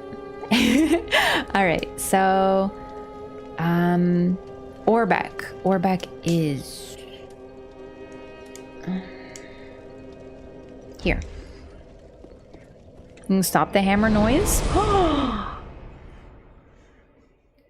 Different properties of fire are explored in Dark Souls versus Elden Ring. Absolutely. Souls has it as, you know, there's dark and there's light, fire and not fire. So fire is at once something that humans crave but cannot possess, versus Elden Ring, of course, largely it's a force of destruction. Because we're talking about a bunch of tree-worshipping pagans. Primal Bit, a reference to DS2 Primal Bonfires? No, it could be, but I just read it as, you know, Isolith is pretty primal now. Here we go. Oh my god, I have a lot of souls.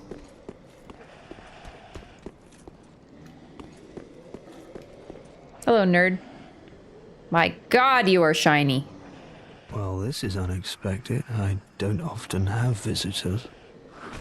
Hey, what if it rains? Oh, he kind of has a tarp. This is Never my mind. study that you've happened upon. If you haven't any business, I've reading to get back to. Me. Ask to learn sorceries. How intriguing. Very well. Indeed, I am a sorcerer, with plenty to share. However, what champion demands service without recompense? Clearly, you're not that sort of woman. So you will make me a promise that in exchange for my teaching, you will bring me knowledge. What a nerd. In the form of scrolls detailing sorcery's secrets. Well, can you assure me of this? Make no promise. I can respect an honest woman, but I've already put in more than my fair share of gratuitous service. Be on your way, then. Though you're welcome back if you change your mind. Honestly, he's nicer than I remembered. Am I smart enough? Is that why? Does he ignore me if I don't have enough int? Because I remember him ignoring me if I don't have enough int. Have you changed your mind? Well, if I am to teach you, you're to fetch me knowledge in the form of scrolls detailing the secrets of sorcery. Can you make this promise? Very well. You're no fool. I take it you understand the weight of a promise. I am Orbeck, of Vinheim, Unkindled One. I shall teach you sorceries. Oh, I'm totally learn gonna use together. those. It shall be like our very own school. Sick homeschooling.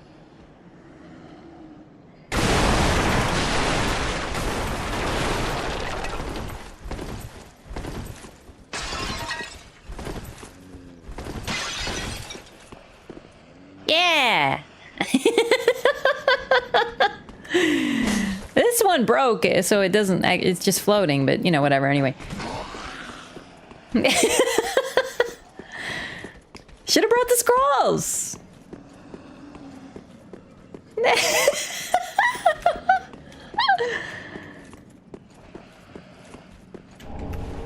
Should have brought them with you if you don't want some sort of troublemaking individual to headbutt them all.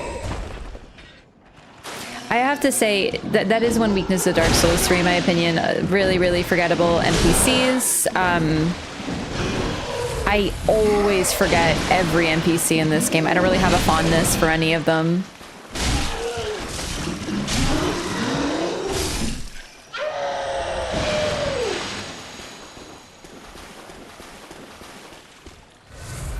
Like, they're still cool, but I'm like, oh my god, I can't wait to meet that guy. The one, you know, that guy.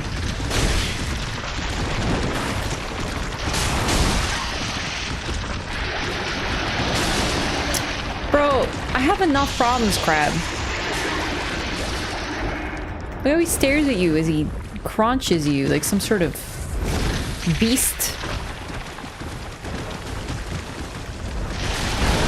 Grey Rat's probably the coolest, but I honestly forget about him too.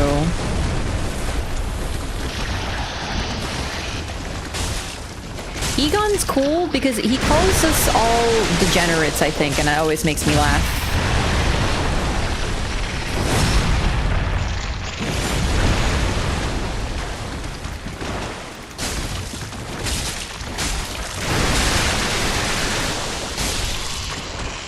All right, one down. Let's get the other. I actually also really like Cirrus, but unfortunately most of the time I join the Fingers of Rosaria on a first playthrough because I don't want to skip a covenant, and thus she gets really mad at me. So...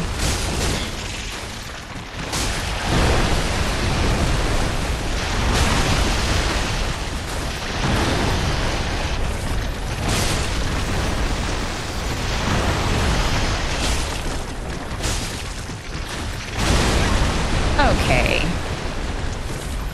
Like, I was so far away. I touched the fucking tip of your stupid claw, huh? Oh, again. Patches and Siegmeyer. So, I don't mind Patches. Patches always fulfills that role of, like, the guy who's in the game, always. So I don't mind Patches at all. But the fact is, I just personally think this is one of his weakest iterations. I love Dark Souls 1 Patches. And Bloodborne Patches. Oh my god.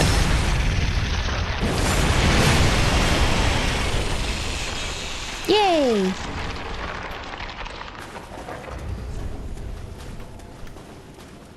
Great Swamp Ring boosts pyromancies. Ring said to be chiseled from the bone of a flame salamander by blighted pyromancers living in the Great Swamp. Boosts pyromancies. It is believed that salamanders are the descendants of demons, born of the chaos flame from which pyromancy is also said to have originated. Yeah, pretty much. It's much nicer when you skip the crabs. It's true, but you gotta pick them up. You gotta kill them for the ring. Siegmeyer or Siegward is, you know, very much similar to Siegmeyer. Like, I actually always forget which is which. It gets so bad. But I really like his quest and what it leads to. It's really touching in its way. It's just unfortunate that, you know, I can't separate the Siegs from each other. They're the same. I literally never remember which one's Siegward and Siegmeyer. They're both the kind of dinky, dumb onion with a good big heart who wants to be a hero and thinks a lot and goes, yeah, the Sieg guy. Which one am I talking about?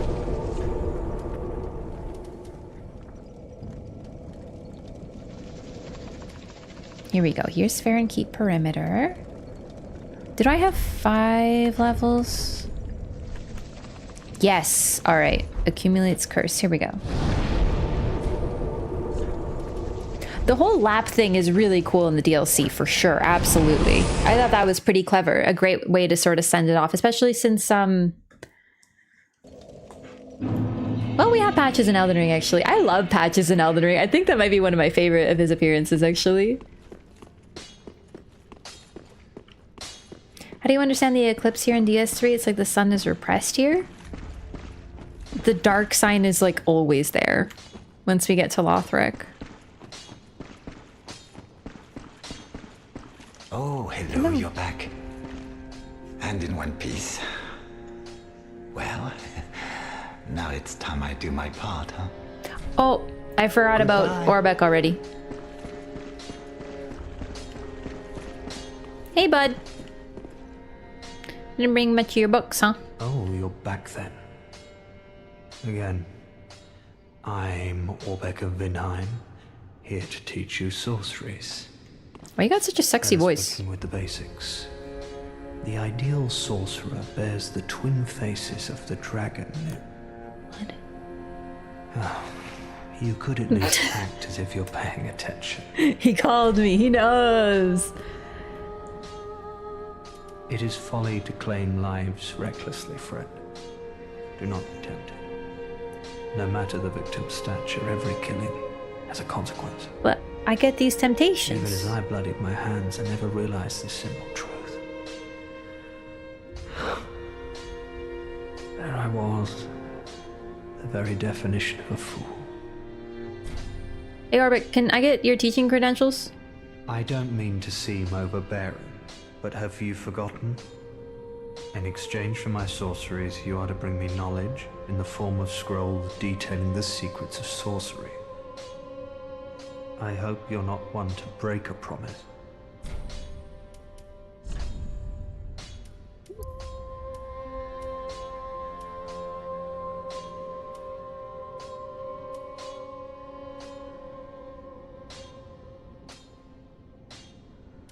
Okay, here we go. Sorcery developed primarily for sorcerer swordsmen. Attacks with a greatsword formed from souls. The ephemeral blade only exists as an extension of the caster, but its power is said to rival that of physical greatswords. Even the most obstinate mage purist or magic purist may resort to the spell in times of crisis. Farron Flash Sword. Alteration of soul greatsword developed by sorcerers of the Undead Legion of Farron. The Legion has a tendency to emphasize speed over power, and this practical alteration of an existing sorcery is no exception. Spook! Sorcery developed by a certain surreptitious sorcerer at Vinheim Dragon School. Masks noises of the caster and prevents fall damage. Their mastery of this sorcery alone allows Vinheim spooks to demand handsome payment for their services. Oral Decoy. Sorcery developed by a certain surreptitious sorcerer at Vinheim Dragon School distracts foes with a distant sound. The sound carries with it a strangely infectious resonance that may cause one to stray from their post and expose their back. Come again. So we actually already have a sorcery scroll for him. The Sage's Scroll and the Golden Scroll. We have 2. Scroll containing sorceries of the Crystal Sages give to a sorcerer to learn sorceries of the Sages. As any sorcerer knows, sorcery is a talent, and these sorceries were refined to nurture a very special talent. Golden Scroll. A golden scroll chronicling the vast research of the Xanthus scholars. Give to a sorcerer to learn the arts of Ulasil. In the lost land of Ulasil, the sorceries orchestrated light and were said to shine in golden hues. It's weird that they're linking Xanthus to Ulasil, but then again, we don't really get a lot of information about Xanthus. We just know that he was a pyromancer. In the actual current content, we only know he was a pyromancer and he was locked up in the painted world, effectively, where he invades you and then you can get his garb. But yeah, that's honestly all we know. So apparently now the Xanthus is linked to Sorceries and Ulasil. Either way, let's give it to them. Back again, I see. Give them to him. I suppose this means you're after sorceries. Have a scroll. Oh my. This is stupendous. And the Undead Legion of Farron possesses sorceries quite unknown. Yeah. Thank you for upholding your end of the bargain. Hey, Pinko! I doubt I ever would have made this discovery alone. Welcome. What's up, Pinko? What's up, Dashing? Welcome. Thanks so much for the raid. What are you up to today? New sorceries to use. There's lore going back to Demon Souls, actually. It's definitely sort of with the whole like fire sorcery, but I would argue it's just like sort of a retelling of Demon Souls, because like I personally think that Demon Souls and Dark Souls are quite distinct. Some of the lore is comparable, but I don't know about that. Seamless invasions? Oh, nice! Is this game any good? Yeah, I guess Dark Souls 3 is okay. Yo, Azrael, what's up? Good to see you. Welcome. We're just doing a lore run of Dark Souls 3. I'm still pretty early in. This is only my second stream of Dark Souls 3, and it's been a minute, so I don't remember too much of it. Sort of getting reminded of it, but it's been fun to sort of take our time through this game. Yeah, welcome in, everybody. Take it easy. I was just talking about the woods and how great PvP was back there, but it was on release, so things were better then. Raphael, thanks. Yeah, how are the invasions today? I've heard Seamless is really good. Is it now updated? Because I thought there was a patch that broke it for a while. It's got pretty gnarly in later years. Yeah. Rob, thanks for the gift of sub to Pinko. Welcome back. Enjoy your emotes. Thank you so much, Rob. It was good. I heard Seamless is the way to go for connectivity. Matchmaking seems a little broken. Oh, really? Still, I don't think I've ever done invasions on PC. So if I ever do, make a grand return to invasions. I was invading lower than I should have been. Oh, I see. Yeah, I'm not sure how Yui did it. I'm not sure how he calculated it. I don't mean to seem overbearing, but have you forgotten? I literally just gave this man a scroll and he's already like, excuse me, where's my scroll? How good do you read? How quick do you read? Return of the MV pizza someday? Yeah, retired. Well, this is very unusual. It's from Ulasil, an ancient land of golden sorceries. Not even the Dragon School possesses such a long-lost scroll. You're welcome. What would the Xanthus scholars say with their ridiculous headwear? Oro! Yo, double raid! Welcome in! Thank you so much! Welcome in! Oh my god. How's it going? Just got a raid from Pinko as well. What timing? And Oro, thank you so much for 37 months. Welcome back. Why can't I hold all these raids? This is a great question. How's it going? How was Bloodborne today? How was the Threaded Cane run? So based. Finally using the best weapon. This place is really popping off. Yeah, it's because I made lots of friends at Firelink Shrine now. Look, I have all these NPCs here. Hang on. He was just talking shit about the Xanthus headwear. Excuse me? What did you fucking say to me, you little bitch? I'll have you know that I have many confirmed kills at the Vinheim Dragon School.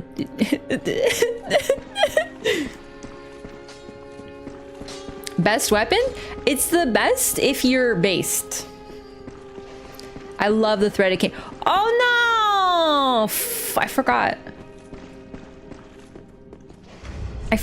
Dude. I'm wearing this ridiculous, stupid hat when my friend is dead.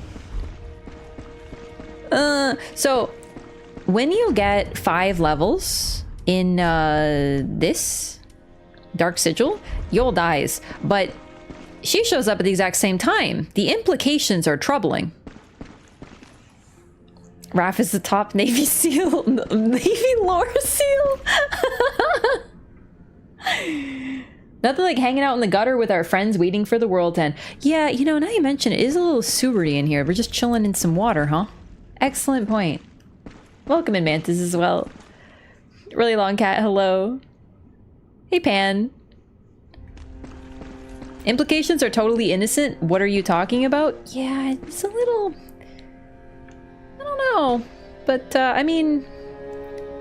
She's got a really nice outfit, though, so I don't think she can be evil. Can we also talk about how she is so similar to Annalise from Bloodborne?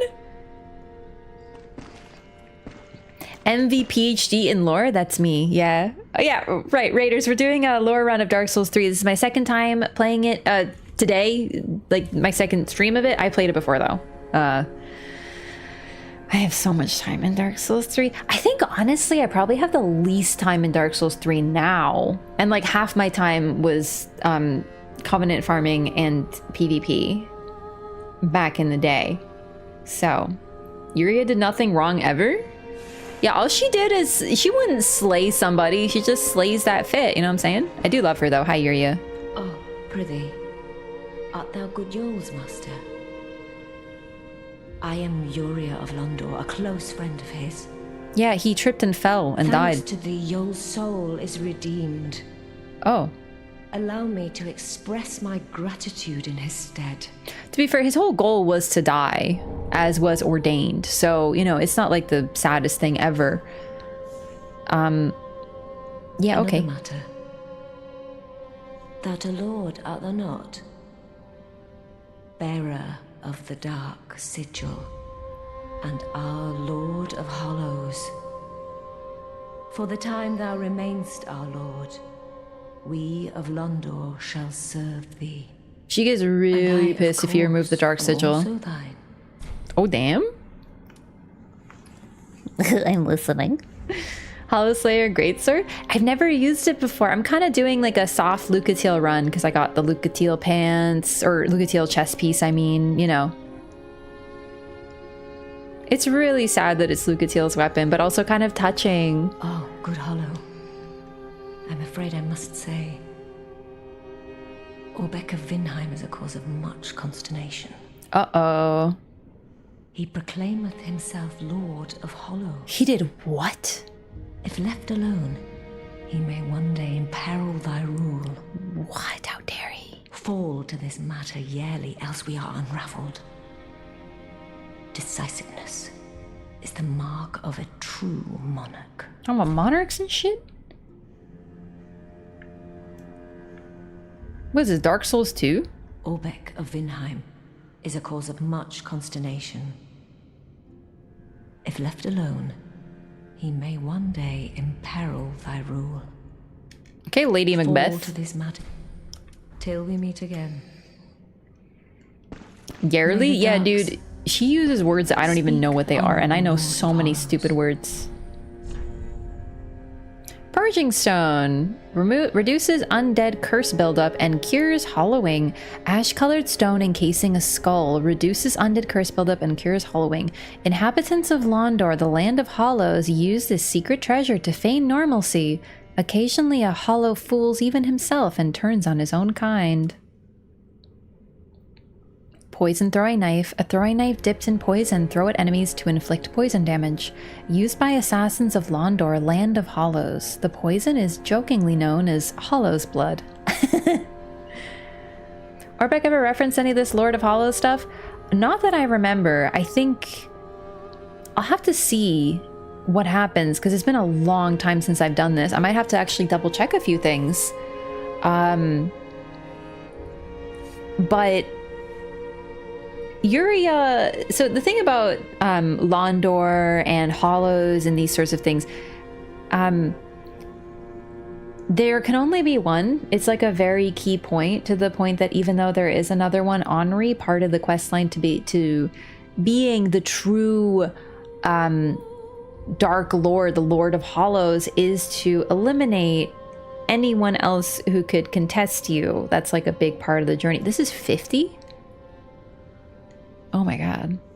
50 souls only? That's so cheap. But yeah, so it could just be her being like, well, he could do it, but I actually don't remember. I'll have to look into this. This will be fun. She's a fun figure to show up. A Braille Tome of Londor, first spoken by Liliane of the Sable Church. Give this to a storyteller to learn miracles of Londor. This is a forbidden tome, as it offers salvation to all hollows, and conversely, curses all things living. You do not want to give this to Irina, but we're going to buy it.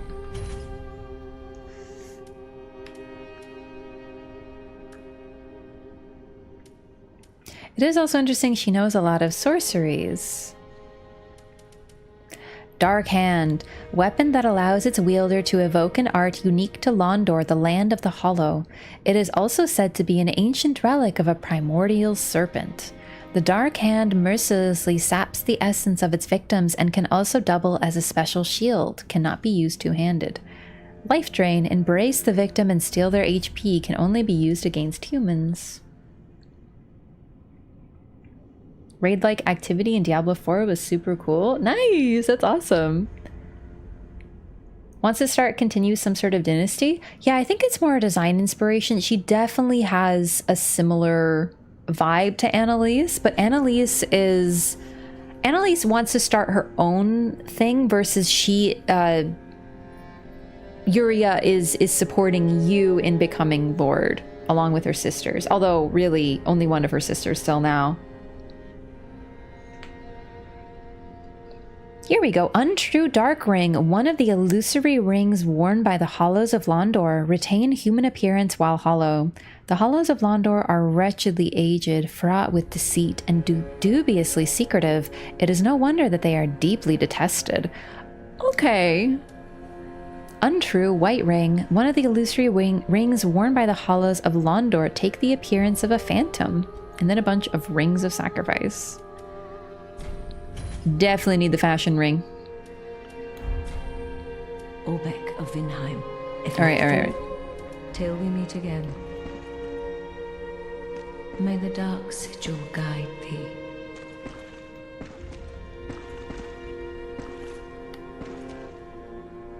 God, she's so cool.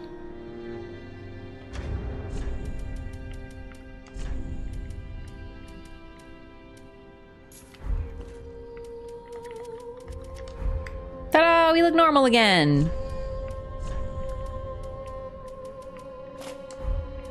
Let's switch up my outfit. We got the mirror outfit. Wonder if I can wear full mirror. I can. Nice, perfect. All right. Flynn's isn't doing much for us, but it's what we have for now. Darkhand is the Costco branded lifesteal fist. Costco is awesome, so I'm assuming it's better. Hey, maybe it is. It's been a while since we fought a boss. Let's check on Ludleth, though. Hey. Aha, thou'rt returned, and a fine day it is. So, happened upon any twisted souls? He's so little. Oh, right. I think there's a lore theory that he's a pygmy, which is why he's so small.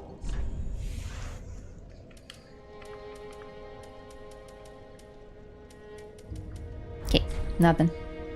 Knowest thou of our purpose? 5 thrones will take 5 lords as kindling for the linking of the fire. The fast-fading flame must be linked to preserve this world. A reenactment of the first linking of the fire.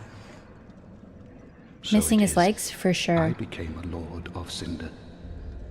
I may be but small, but I will die a colossus. Treat the firekeeper not. All right, we've heard this. Love that line. Even then, though, he's very diminutive, even with, you know, having lost his legs, probably as a result of him being Cinder.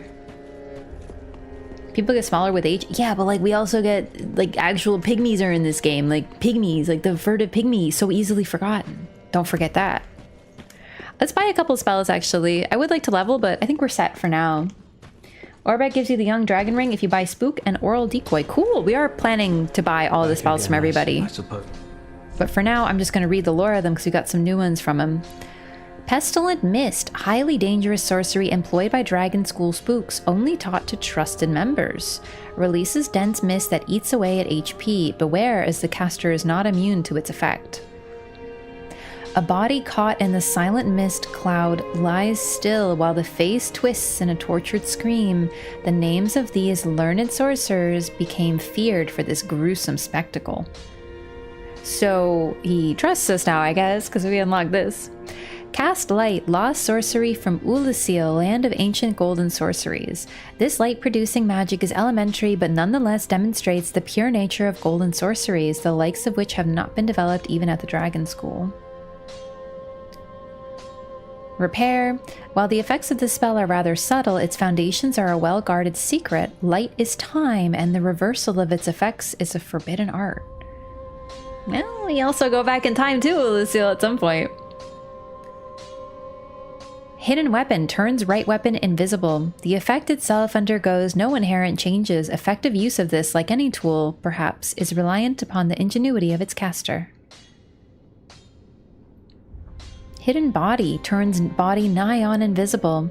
Although perfect invisibility is unachievable due to the risk of dissipation. Oh, that's creepy. Just dissipate.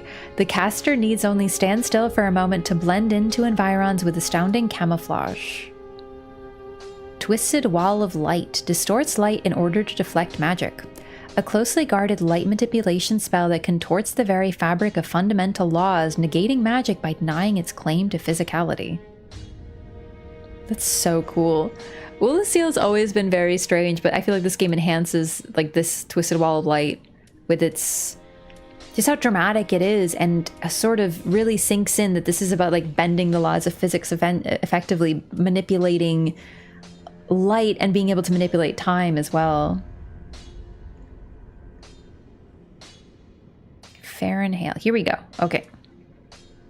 Great Farron Dart fires a more powerful soul dart entrusted to the leader of the Legion's acolytes, and apparently a sorcery of his daughter, Heysel, that was refined by a crystal sage.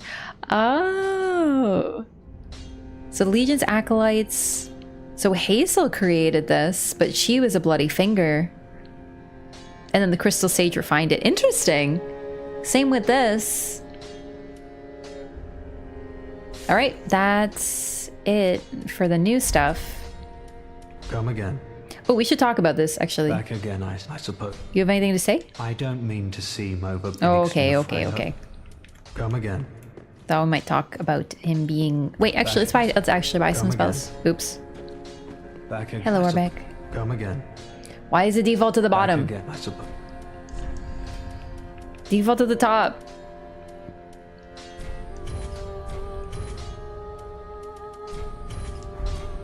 Come again. Oh. What is it? Forgot something? Give spell? Oh. Oh, here we go. The ring. I have something for you. You're a fine sorcerer now. No mistake. You should have something to prove it. Go on. If I'm giving something away, you'd better well take it. Huh. Young Dragon Ring. Come again. These people love their dragons. Ring given in Vinheim, home of sorcery, when newly ordained as a sorcerer. Boosts sorceries. Apropos to the Dragon School, the seal depicts an everlasting dragon. A young dragon presages the great length of the journey to mastery. Aw, it's kind of sweet actually. He's like, here you go, little baby dragon. I still have some souls though. Maybe we'll buy a few more spells from him. Oh.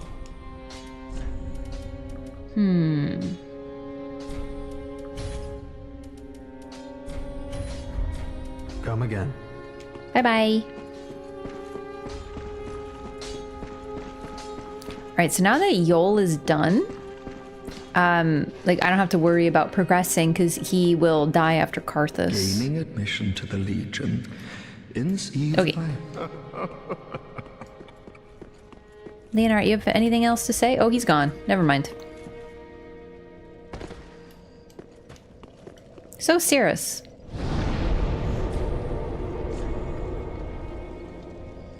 Young ring stacks with a bellowing dragon crest ring. Cool. I don't really use spells, so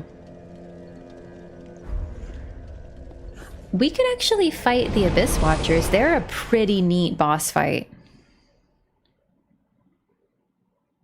Lilith also masters the Transposing Kil, which is a soul manipulation thing. Personally believe the soul's arrangement is a mixed use of dark and light like the Firekeepers. Could very well be. It's interesting that also Filianor appears to be holding a Transposing Kil, and there's something like it.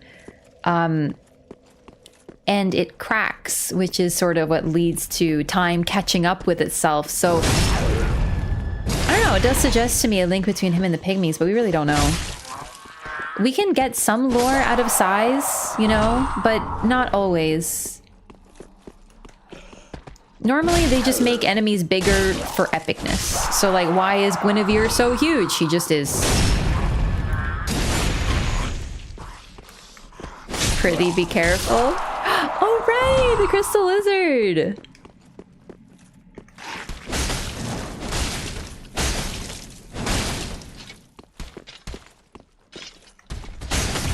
They're kind of cute.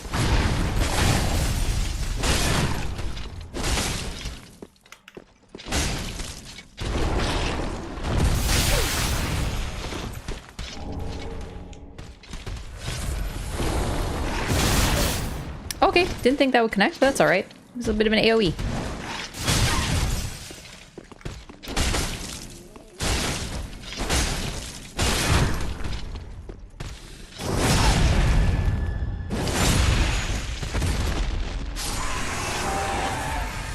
Oh, cool! I got 2 Titanite scales. I actually need those to level up this weapon.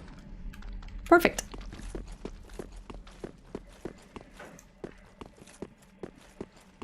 Or Gwendolyn just messed up? Sorry, what do you mean? Oh, why is she so big? No, I don't think so, because it matches the size of the statue. I think it's really just that moment where we walk in and we see this, like, gigantic figure, you know, the lighting. It's supposed to give this sense of we are meeting a god, truly.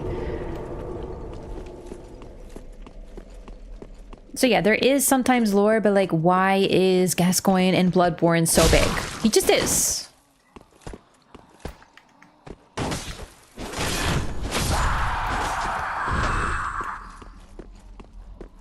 Gods from Greek and Roman times depicted as larger than humans to emphasize their godliness. Yeah. I thought there was a way down from here. Maybe I'm thinking of the wrong area.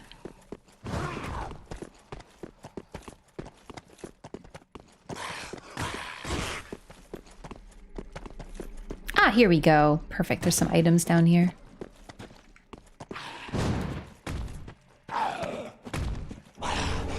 Atonement.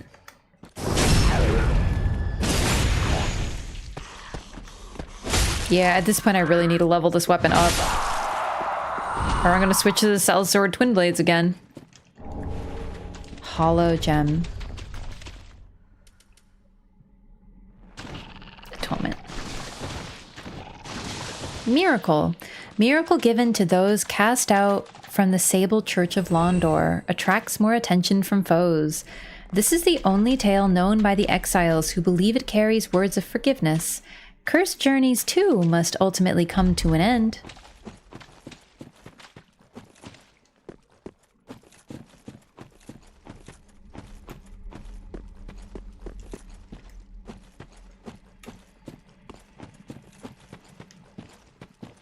Wait, what's it? Oh, I did fall down. I thought this was just a descent. My bad. Well, it's okay. We can just run to the bonfire. That's messed up? Yeah, it kind of is. Gascoigne gets bigger in beast form? Yeah, the idea of figures getting bigger is definitely a part of it. Like, you know, beasts, you know, werewolves are often depicted as bigger. But why is Gascoigne, who as far as we can tell is just a normal human who's starting to transform, so much bigger? Well, he just looks cool. It's cooler if he's a little bigger, that's all. Okay, this is like way more annoying actually than I thought. I'll use a Homer bone. Sir?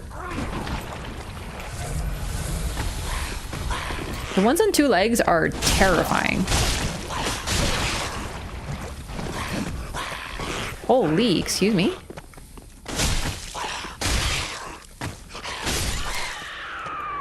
Really? You just hop like a freaking kangaroo over and over again? Fucking Dark Souls 3. I need to get my souls.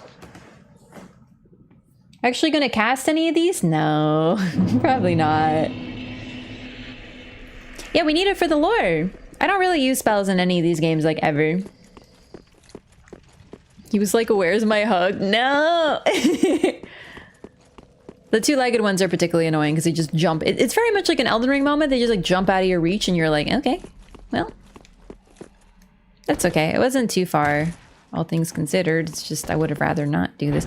I get confused. I thought this was the one that has the bonfire in it, but that's not this one.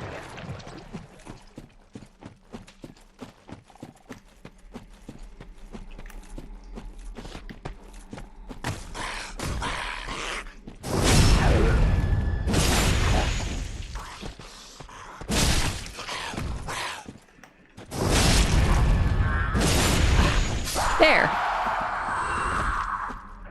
Goodbye.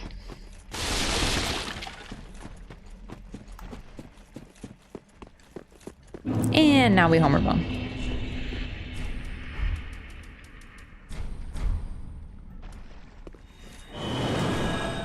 Ishin is very tall too. Exactly. Yeah. Ishin is just meant to be a person. It could also be a case of, you know, they want us to be able to see their moves. If they're like a little bigger, we can see them better. There's more to see there.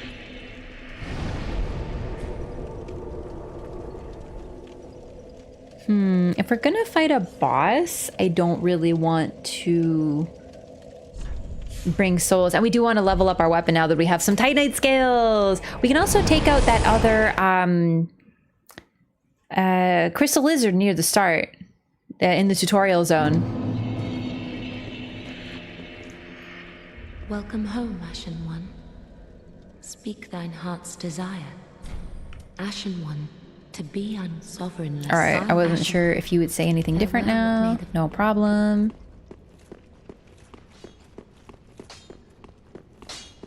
It wasn't neat. Hollow Slayer. Ugh, only +1. Pretty, be careful. Wave to the Firekeeper yet? Not today, but last time we did. Fine, I'll wave. Hi.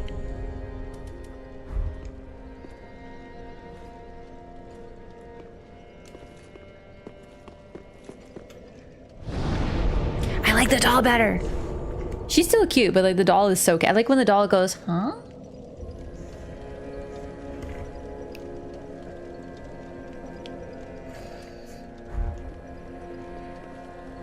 It's an old gaming tradition that bosses are bigger. Yeah, for sure. It's just like sometimes there is lore to their size. Sometimes it's just there's no lore. But I think there might be some lore with him. Bloodleth, I mean. Melina is best though. I really wish Melina, like I know she's like, you know, a spirit, but I wish she would just like appear in the world and we can like wander over to her. Like we would see her when we go to a bonfire and then we could just wander over and be like, hi, and like wave at her.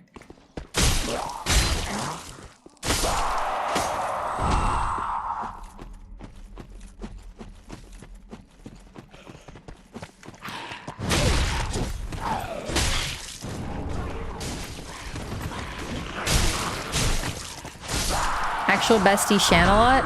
Yeah! Right, I always take this path so I don't have to deal with the dark rays. They're the worst.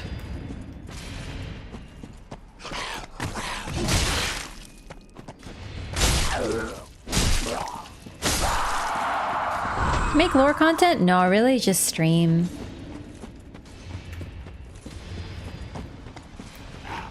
All live lore. It isn't even necessarily like the best like format for it, but it's my chosen one.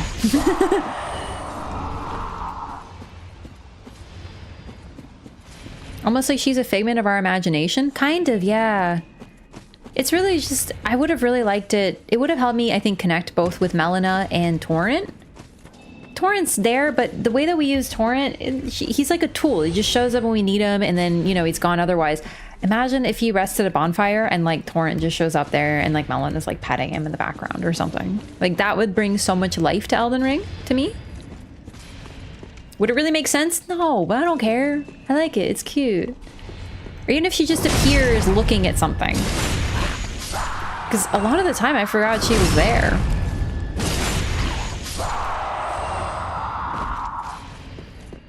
All right, you ready for a very... Oh, we have a lot of souls. I was supposed to spend them. So the Dark Rays are attacking.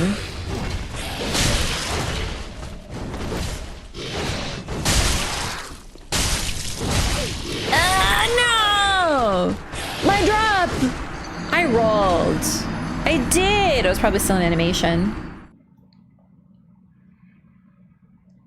I think Melina is like, I got most of her dialogue on my first playthrough. Not all of it, because I did choose the Frenzied Flame. I didn't know what would happen. I had no idea. So I made some mistakes, obviously. But I don't regret my first playthrough. It's just Melina really shines once you take her past the mountaintop, like when you take her to the mountaintop and beyond. And I did Frenzied Flame, so I didn't have her for that. And thus I didn't really get to see her at her best. I still got her lore and like her words of Marika, but the problem is most of the dialogue I got from her was her words of Marika. So it wasn't hers. So I was like, okay.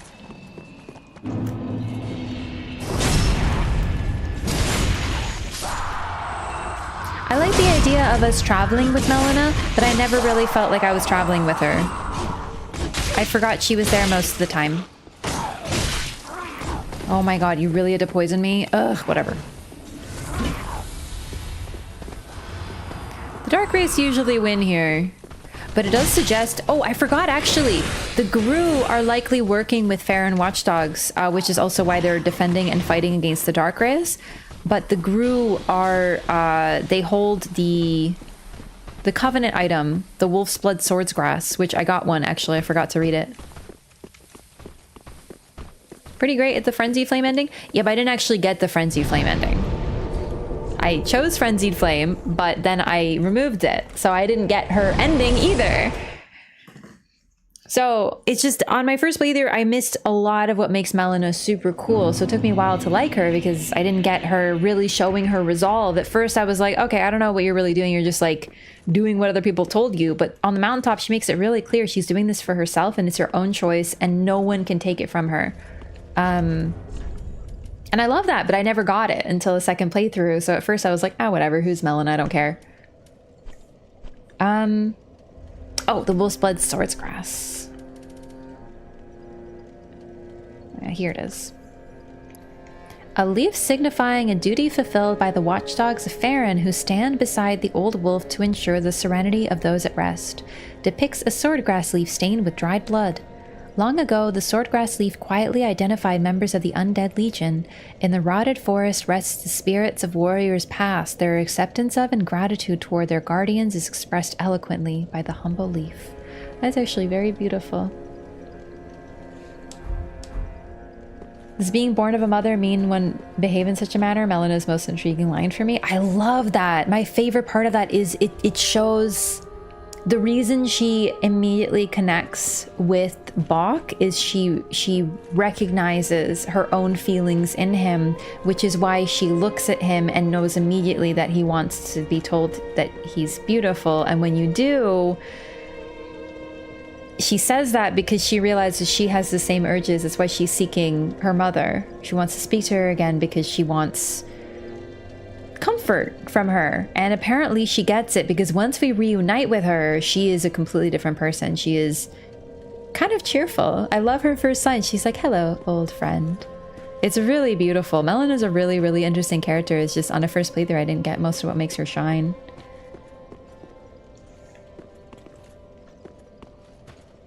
Okay, where is souls? Spend souls. Welcome, speak. Very well, then taken. I also didn't get the whole Bok thing because like that's so niche. I never got that dialogue. I accidentally, well, first playthrough, I just ended up in I ended up in the what's it called? The town in Elden Ring? The city, the big one? God, I'm bad at names. I went there before I went to Altus, pretty much. So Melina left immediately and I didn't have her for a long time because I did a weird route. Lanedale, there we go. Yeah, I went to Lanedale before I even really touched Altus because I went through... I had a really weird route in my first playthrough. I had like possibly the weirdest first playthrough I can even imagine.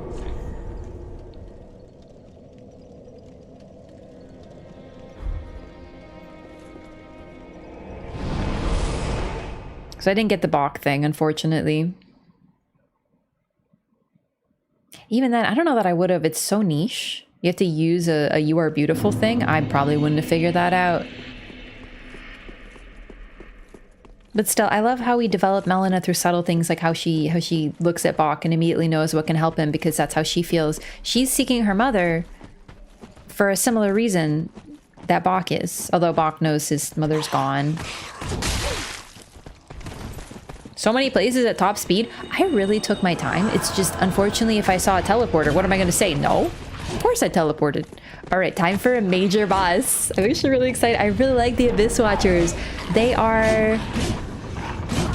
well, they're something. They're really weird, but like, oh man.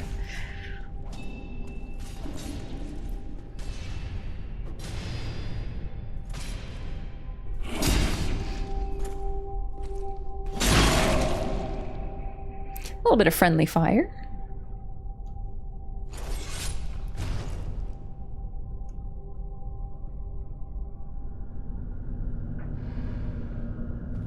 So Bloodborne.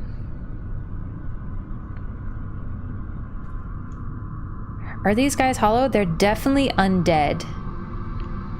But they've also been burned once as cinder, so it's kind of... oh man, I love that. Oh, God, they're so cool.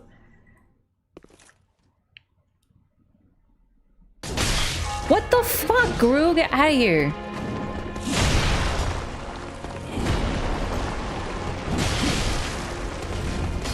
I can't see. It's too smoky. Artorias.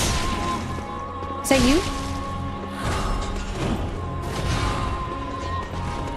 Uh-oh. There's another one. What the heck? Is this some sort of gank boss fight?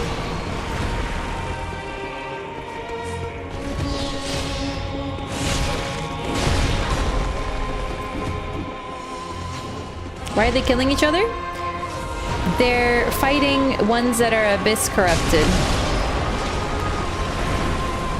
With the red eyes.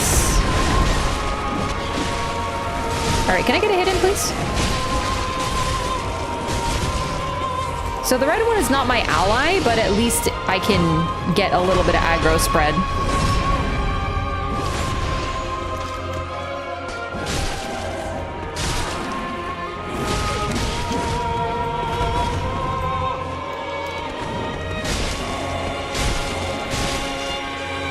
Oh, here they come. Come on. Okay, I was rolling back. But like, come on. Ugh, we're so close to the first phase. Testing to see if friendly fire is on. The best way to test if friendly fire exists in a game is indeed to stab your friend. It's true. But it's really interesting because, you know, the Abyss Watchers, they watch the Abyss, but they themselves have become corrupted by it. That's sort of what happens. After all, if you gaze into the Abyss gazes back, after all, right? Ow!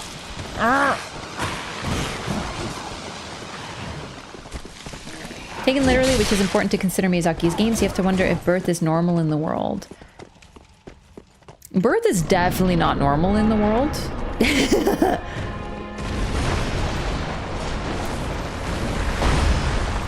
Yeah, I think when people hear that line, they think Melina isn't born of mother, but I think that that's a misunderstanding. I think what she's saying is she is born of mother. Everyone is.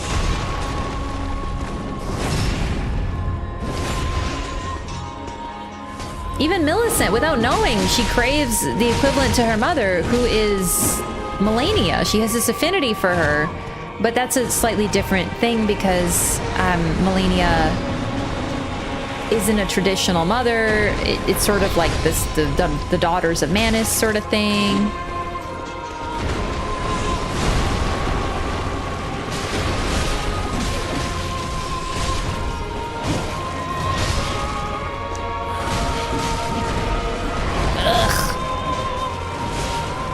Man, Dark Souls 3 just feels so weird. At least now I'm cemented in the fact that it just has this sort of like weird floaty feel. You know how like people describe Dark Souls 2? They're always like, oh, it feels like weird and like off. That's how I feel about Dark Souls 3. There's just always something like a little odd about it. Not to mention these guys in their non-stop Beyblade ass for momentum. Ugh. Which suggests the watchers aren't corrupted. Honestly, the red eyes to me equals Abyss. That's sort of been my like running theory, and the fact that they immediately attack any of their red-eyed individuals suggests that to me too. What are they watching? The Abyss, you big silly. No, I rolled that actually.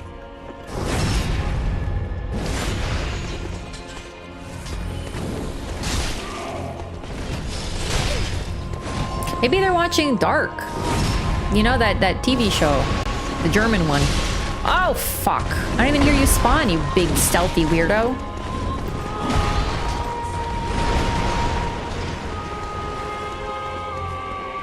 They watching that ass? Oh my god.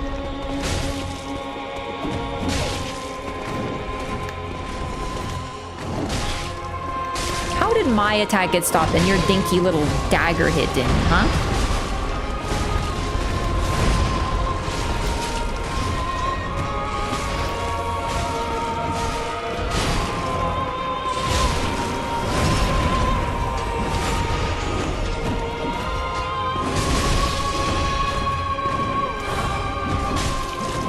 It could also represent the Abyss Watchers are not a hive mind. They're all made of individuals and they all swore an oath, yeah.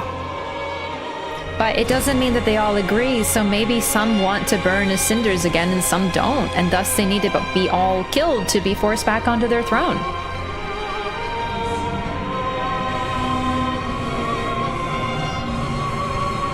All of their blood converges.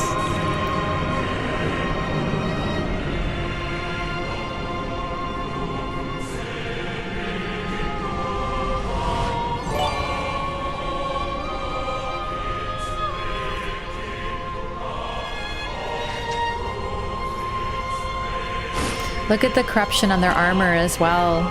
It's like corroded. Their cape. Aw, dude, he's going sicko mode! Hey, Rob, thanks for the gift of sub to Dad Ass Watcher. That's my alt account. How did you know? Hey, what up, baby? No, I rolled that, you dingus. Oh, fuck. I'm not scared of him.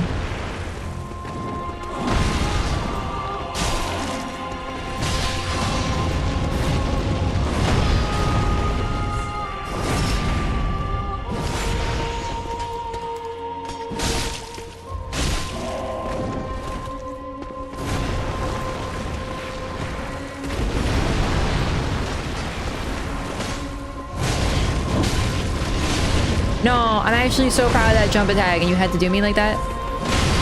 Fine. Oh, no, I dodged that first attack. I did, I swear.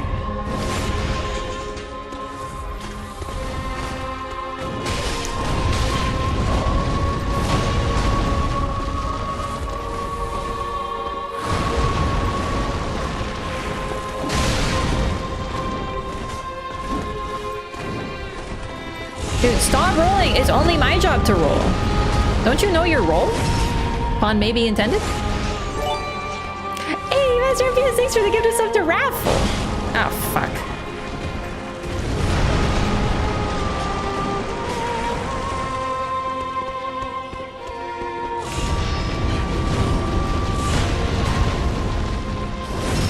It's actually kind of an easy backstab fish. I never noticed.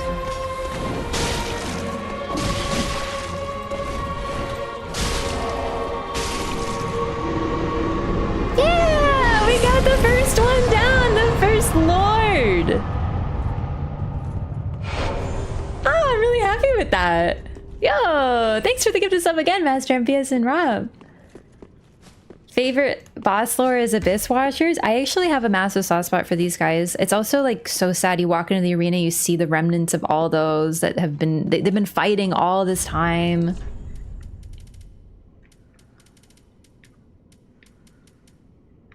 Soul of the blood of the wolf. One of the twisted souls seeped in strength. Look how it looks like a candle. I love how the souls look in this game. It's so interesting. The blood was spread amongst the Abyss Watchers, and their souls are one with the soul of the Wolf Blood Master. It's so Bloodborne coded, this entire fight and everything.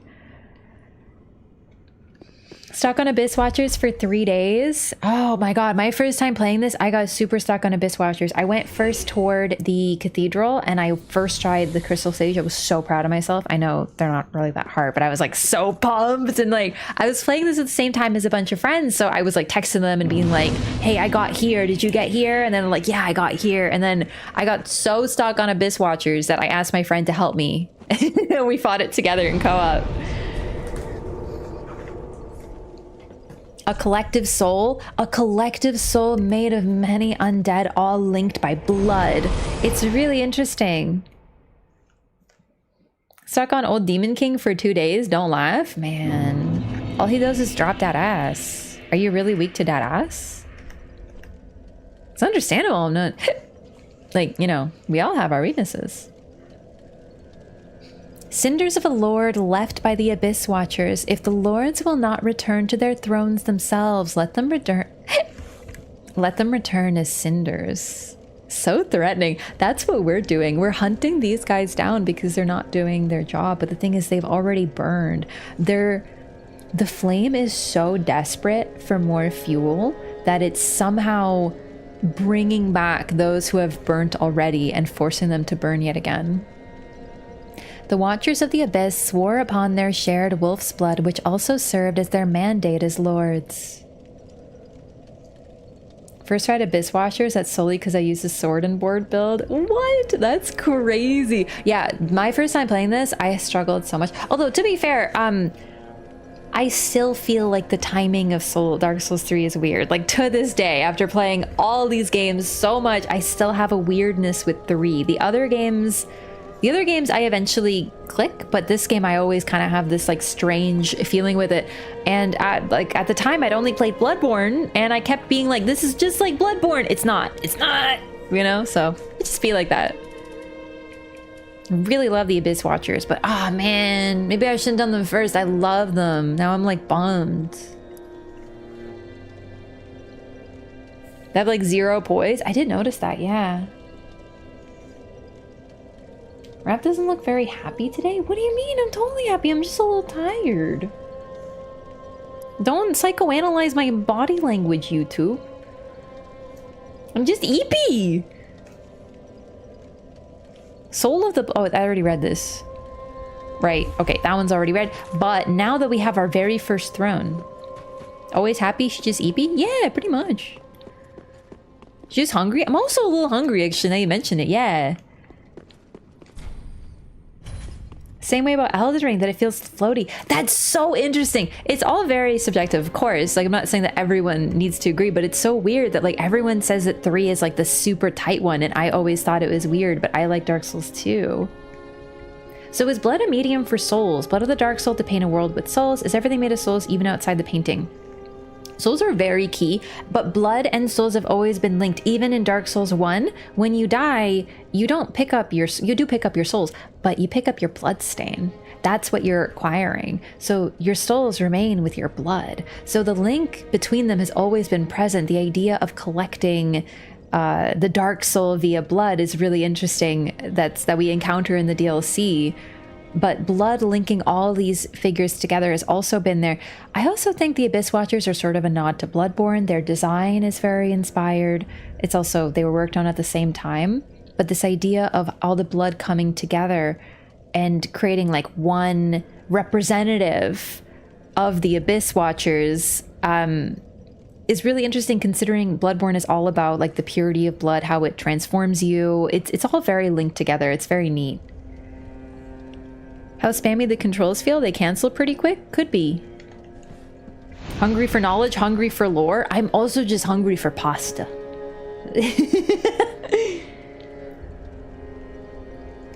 Alright, so we got our very first Lord of Cinder, and we have officially put them back on their throne. If you look at it, the crown is effectively made of 4 Abyss Watcher helmets sort of burnt together, and their skulls are there. It's so macabre. Very Halloween, isn't it? So Abyss equals communism? No, no, no, that's the Abyss Watchers. The Abyss is different.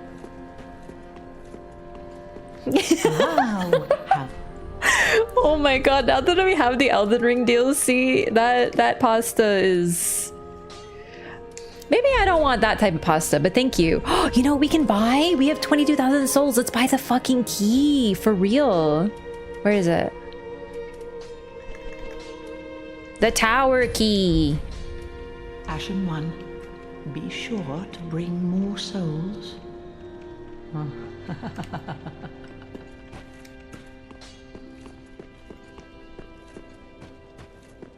I want to make an Abyss Watcher, like, remnant and then make it, like, you know, for Halloween, like a Halloween decoration. The Abyss is capitalism? I don't think the Abyss is capitalism. The Abyss is like... Well, no, because, like, what happened was Manus got something taken from him and he got really upset about it. Whatever that is. The Abyss is anarchy? Probably the closest to it, because the Abyss is humanity-driven wild. It's completely out of control. Out of dismay.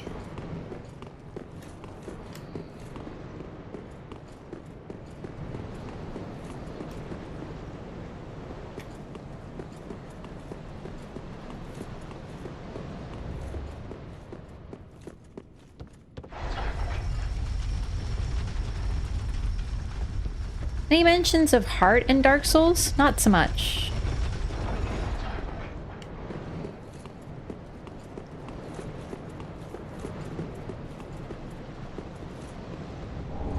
Firekeeper soul, just like Dark Souls 1. Soul of a firekeeper who returned from the abyss. This firekeeper preserves the bonfire and serves its champion. She is said to have soothed and accepted the dark sigil which has tainted her soul, and yet her soul will one day embed itself in the bosom of another firekeeper.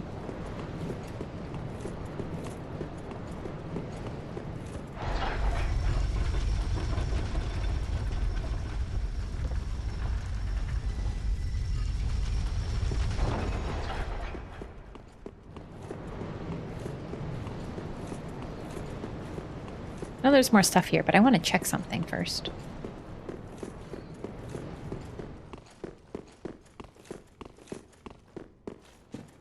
Oh, okay, okay. I remember Patches shows up here, but maybe I have to meet Patches first. I unfortunately haven't met him yet. I remember he'll close the door on you and be like, whoopsie! Hee hee! It's just a little prankerino. Yeah, we'll do this in a bit, the descent. I'd rather go to the birds.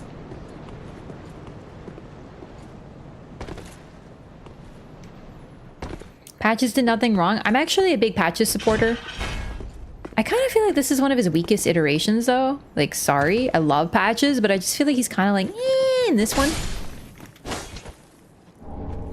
Twinkling Titanite, nice. Patches plushie win? No, I don't really collect people plushies. I have very few. I think we can still come here even if we've done this, and Patches will still show up though.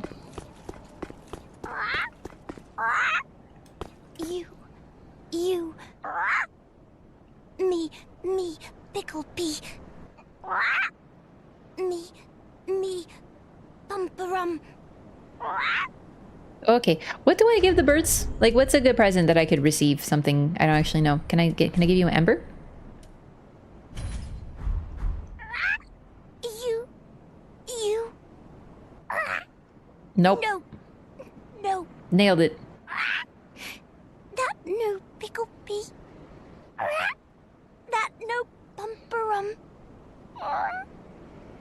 Sorry. Damn, okay. Homeward Bone, Black Firebomb, regular Firebomb.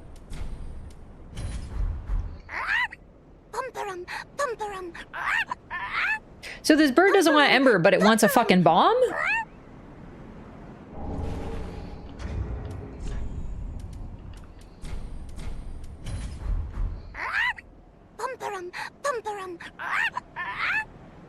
I would love to be a voice actress and squawk like a bird for a few minutes. What if you have to sound like a demonic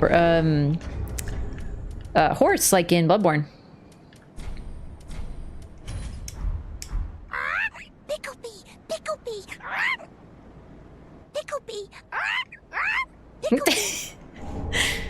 Oh my god, an emote! Iron bracelets. These are the trading crows as usual. Oh, the Knight of Sunlight's personal talisman for casting miracles of the gods. The talisman bears the knight's own holy illustration, an emblem of his unwavering faith. Oh, I forgot to read this. All right. Glad you don't have to reload the area? Yeah, for sure. Durable iron bracelets protecting the wearer's wrists. Said to be the bracelets of a Knight of Sunlight from a previous age. Has no particular powers, but are of fine quality and evidently well taken care of. Aw, it's so cute. Lady Maria figure? Oh, that's so cool. I have a plushie of the doll from Bloodborne. I love it. If you drop Loretta's bone, it gives you a ring of sacrifice. Aw. You,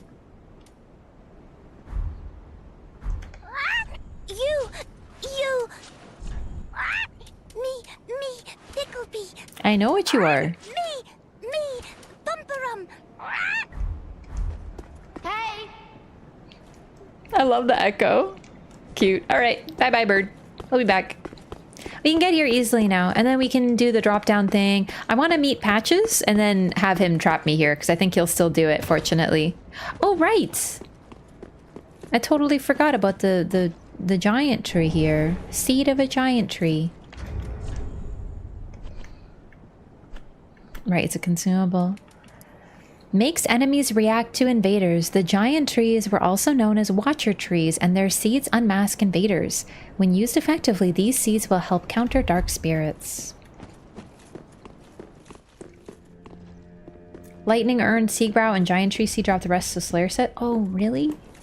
Oh, that I'll do real quick. The hey emote in DS3 sounds so sassy. It does! I love it. It's very like, hey! Hey, I'm over here, you big dummy. Can't you find me? Yeah. Pump-a-rum, whatever.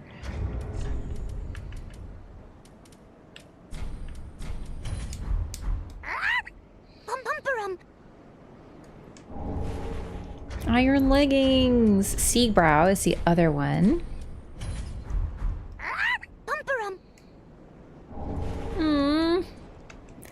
And lightning urn. I don't know if I have a lightning urn right now.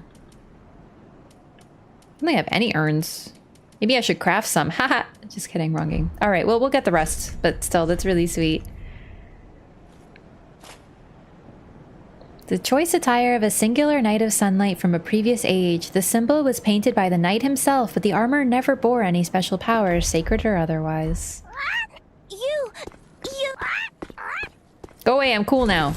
Yeah! I love how he painted it himself. Roll off the tree and onto the roof super early? Yeah, I actually did it, but I didn't get to the crows. I just did like part of it. They drop Lucatiel's masks for a shackle. Right! No, chat told me that. Okay, I'd like to do that too to read the lore, but I don't have a shackle right now. Alright, however, I'm gonna call it here for tonight, everybody, because as described, I am sleepy. But thanks so much for hanging out for Dark Souls 3. I'll be back on Tuesday. We'll probably be continuing Dark Souls 3, but I'm also playing Metaphor ReFantasio and really enjoying that game. And I'm also still working on Control, the first playthrough of Control, which has been really fun because it's got really cool lore. but I'm having some problems with my computer, so we'll see if we'll play a computer game. Right now I'm sticking to console for safety, but either way, one of those games is going to be played on Tuesday. If you want to know which one a little early, follow on Twitch, follow on YouTube, and join the Discord. That's where I post it. Thanks so much for hanging out, everybody. I'm really glad to see all the love for Dark Souls 3. It's also really nice because I haven't played it in such a long time. Also, of course, Oro and Pinko, thank you so much for the raids. If you guys stuck around from the raid, thank you so much for that. It's always great to meet new folks. Have a wonderful evening, and I'll see you next time, okay? Good night! Bye-bye! Oh, right, raid. Hang on, I was just talking about it. Let's see.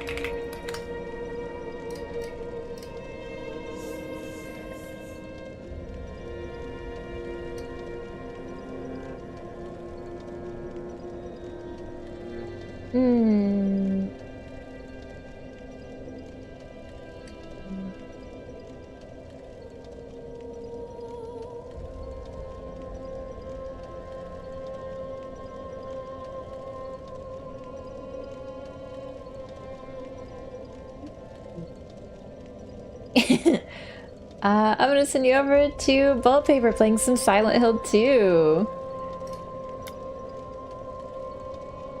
I won't stick around though because I don't want to see anything about that game because I might play it and I've never played Silent Hill 2 before, so. This looks good on Xbox? Oh, I'm sure it looks great on PlayStation too. But yeah, so I'm just gonna say hi and then go, but if you're interested in Silent Hill, then definitely stick around for this. Manda's really great, plays a lot of Souls games as well. Of course, you know, with Bullet Paper as the name.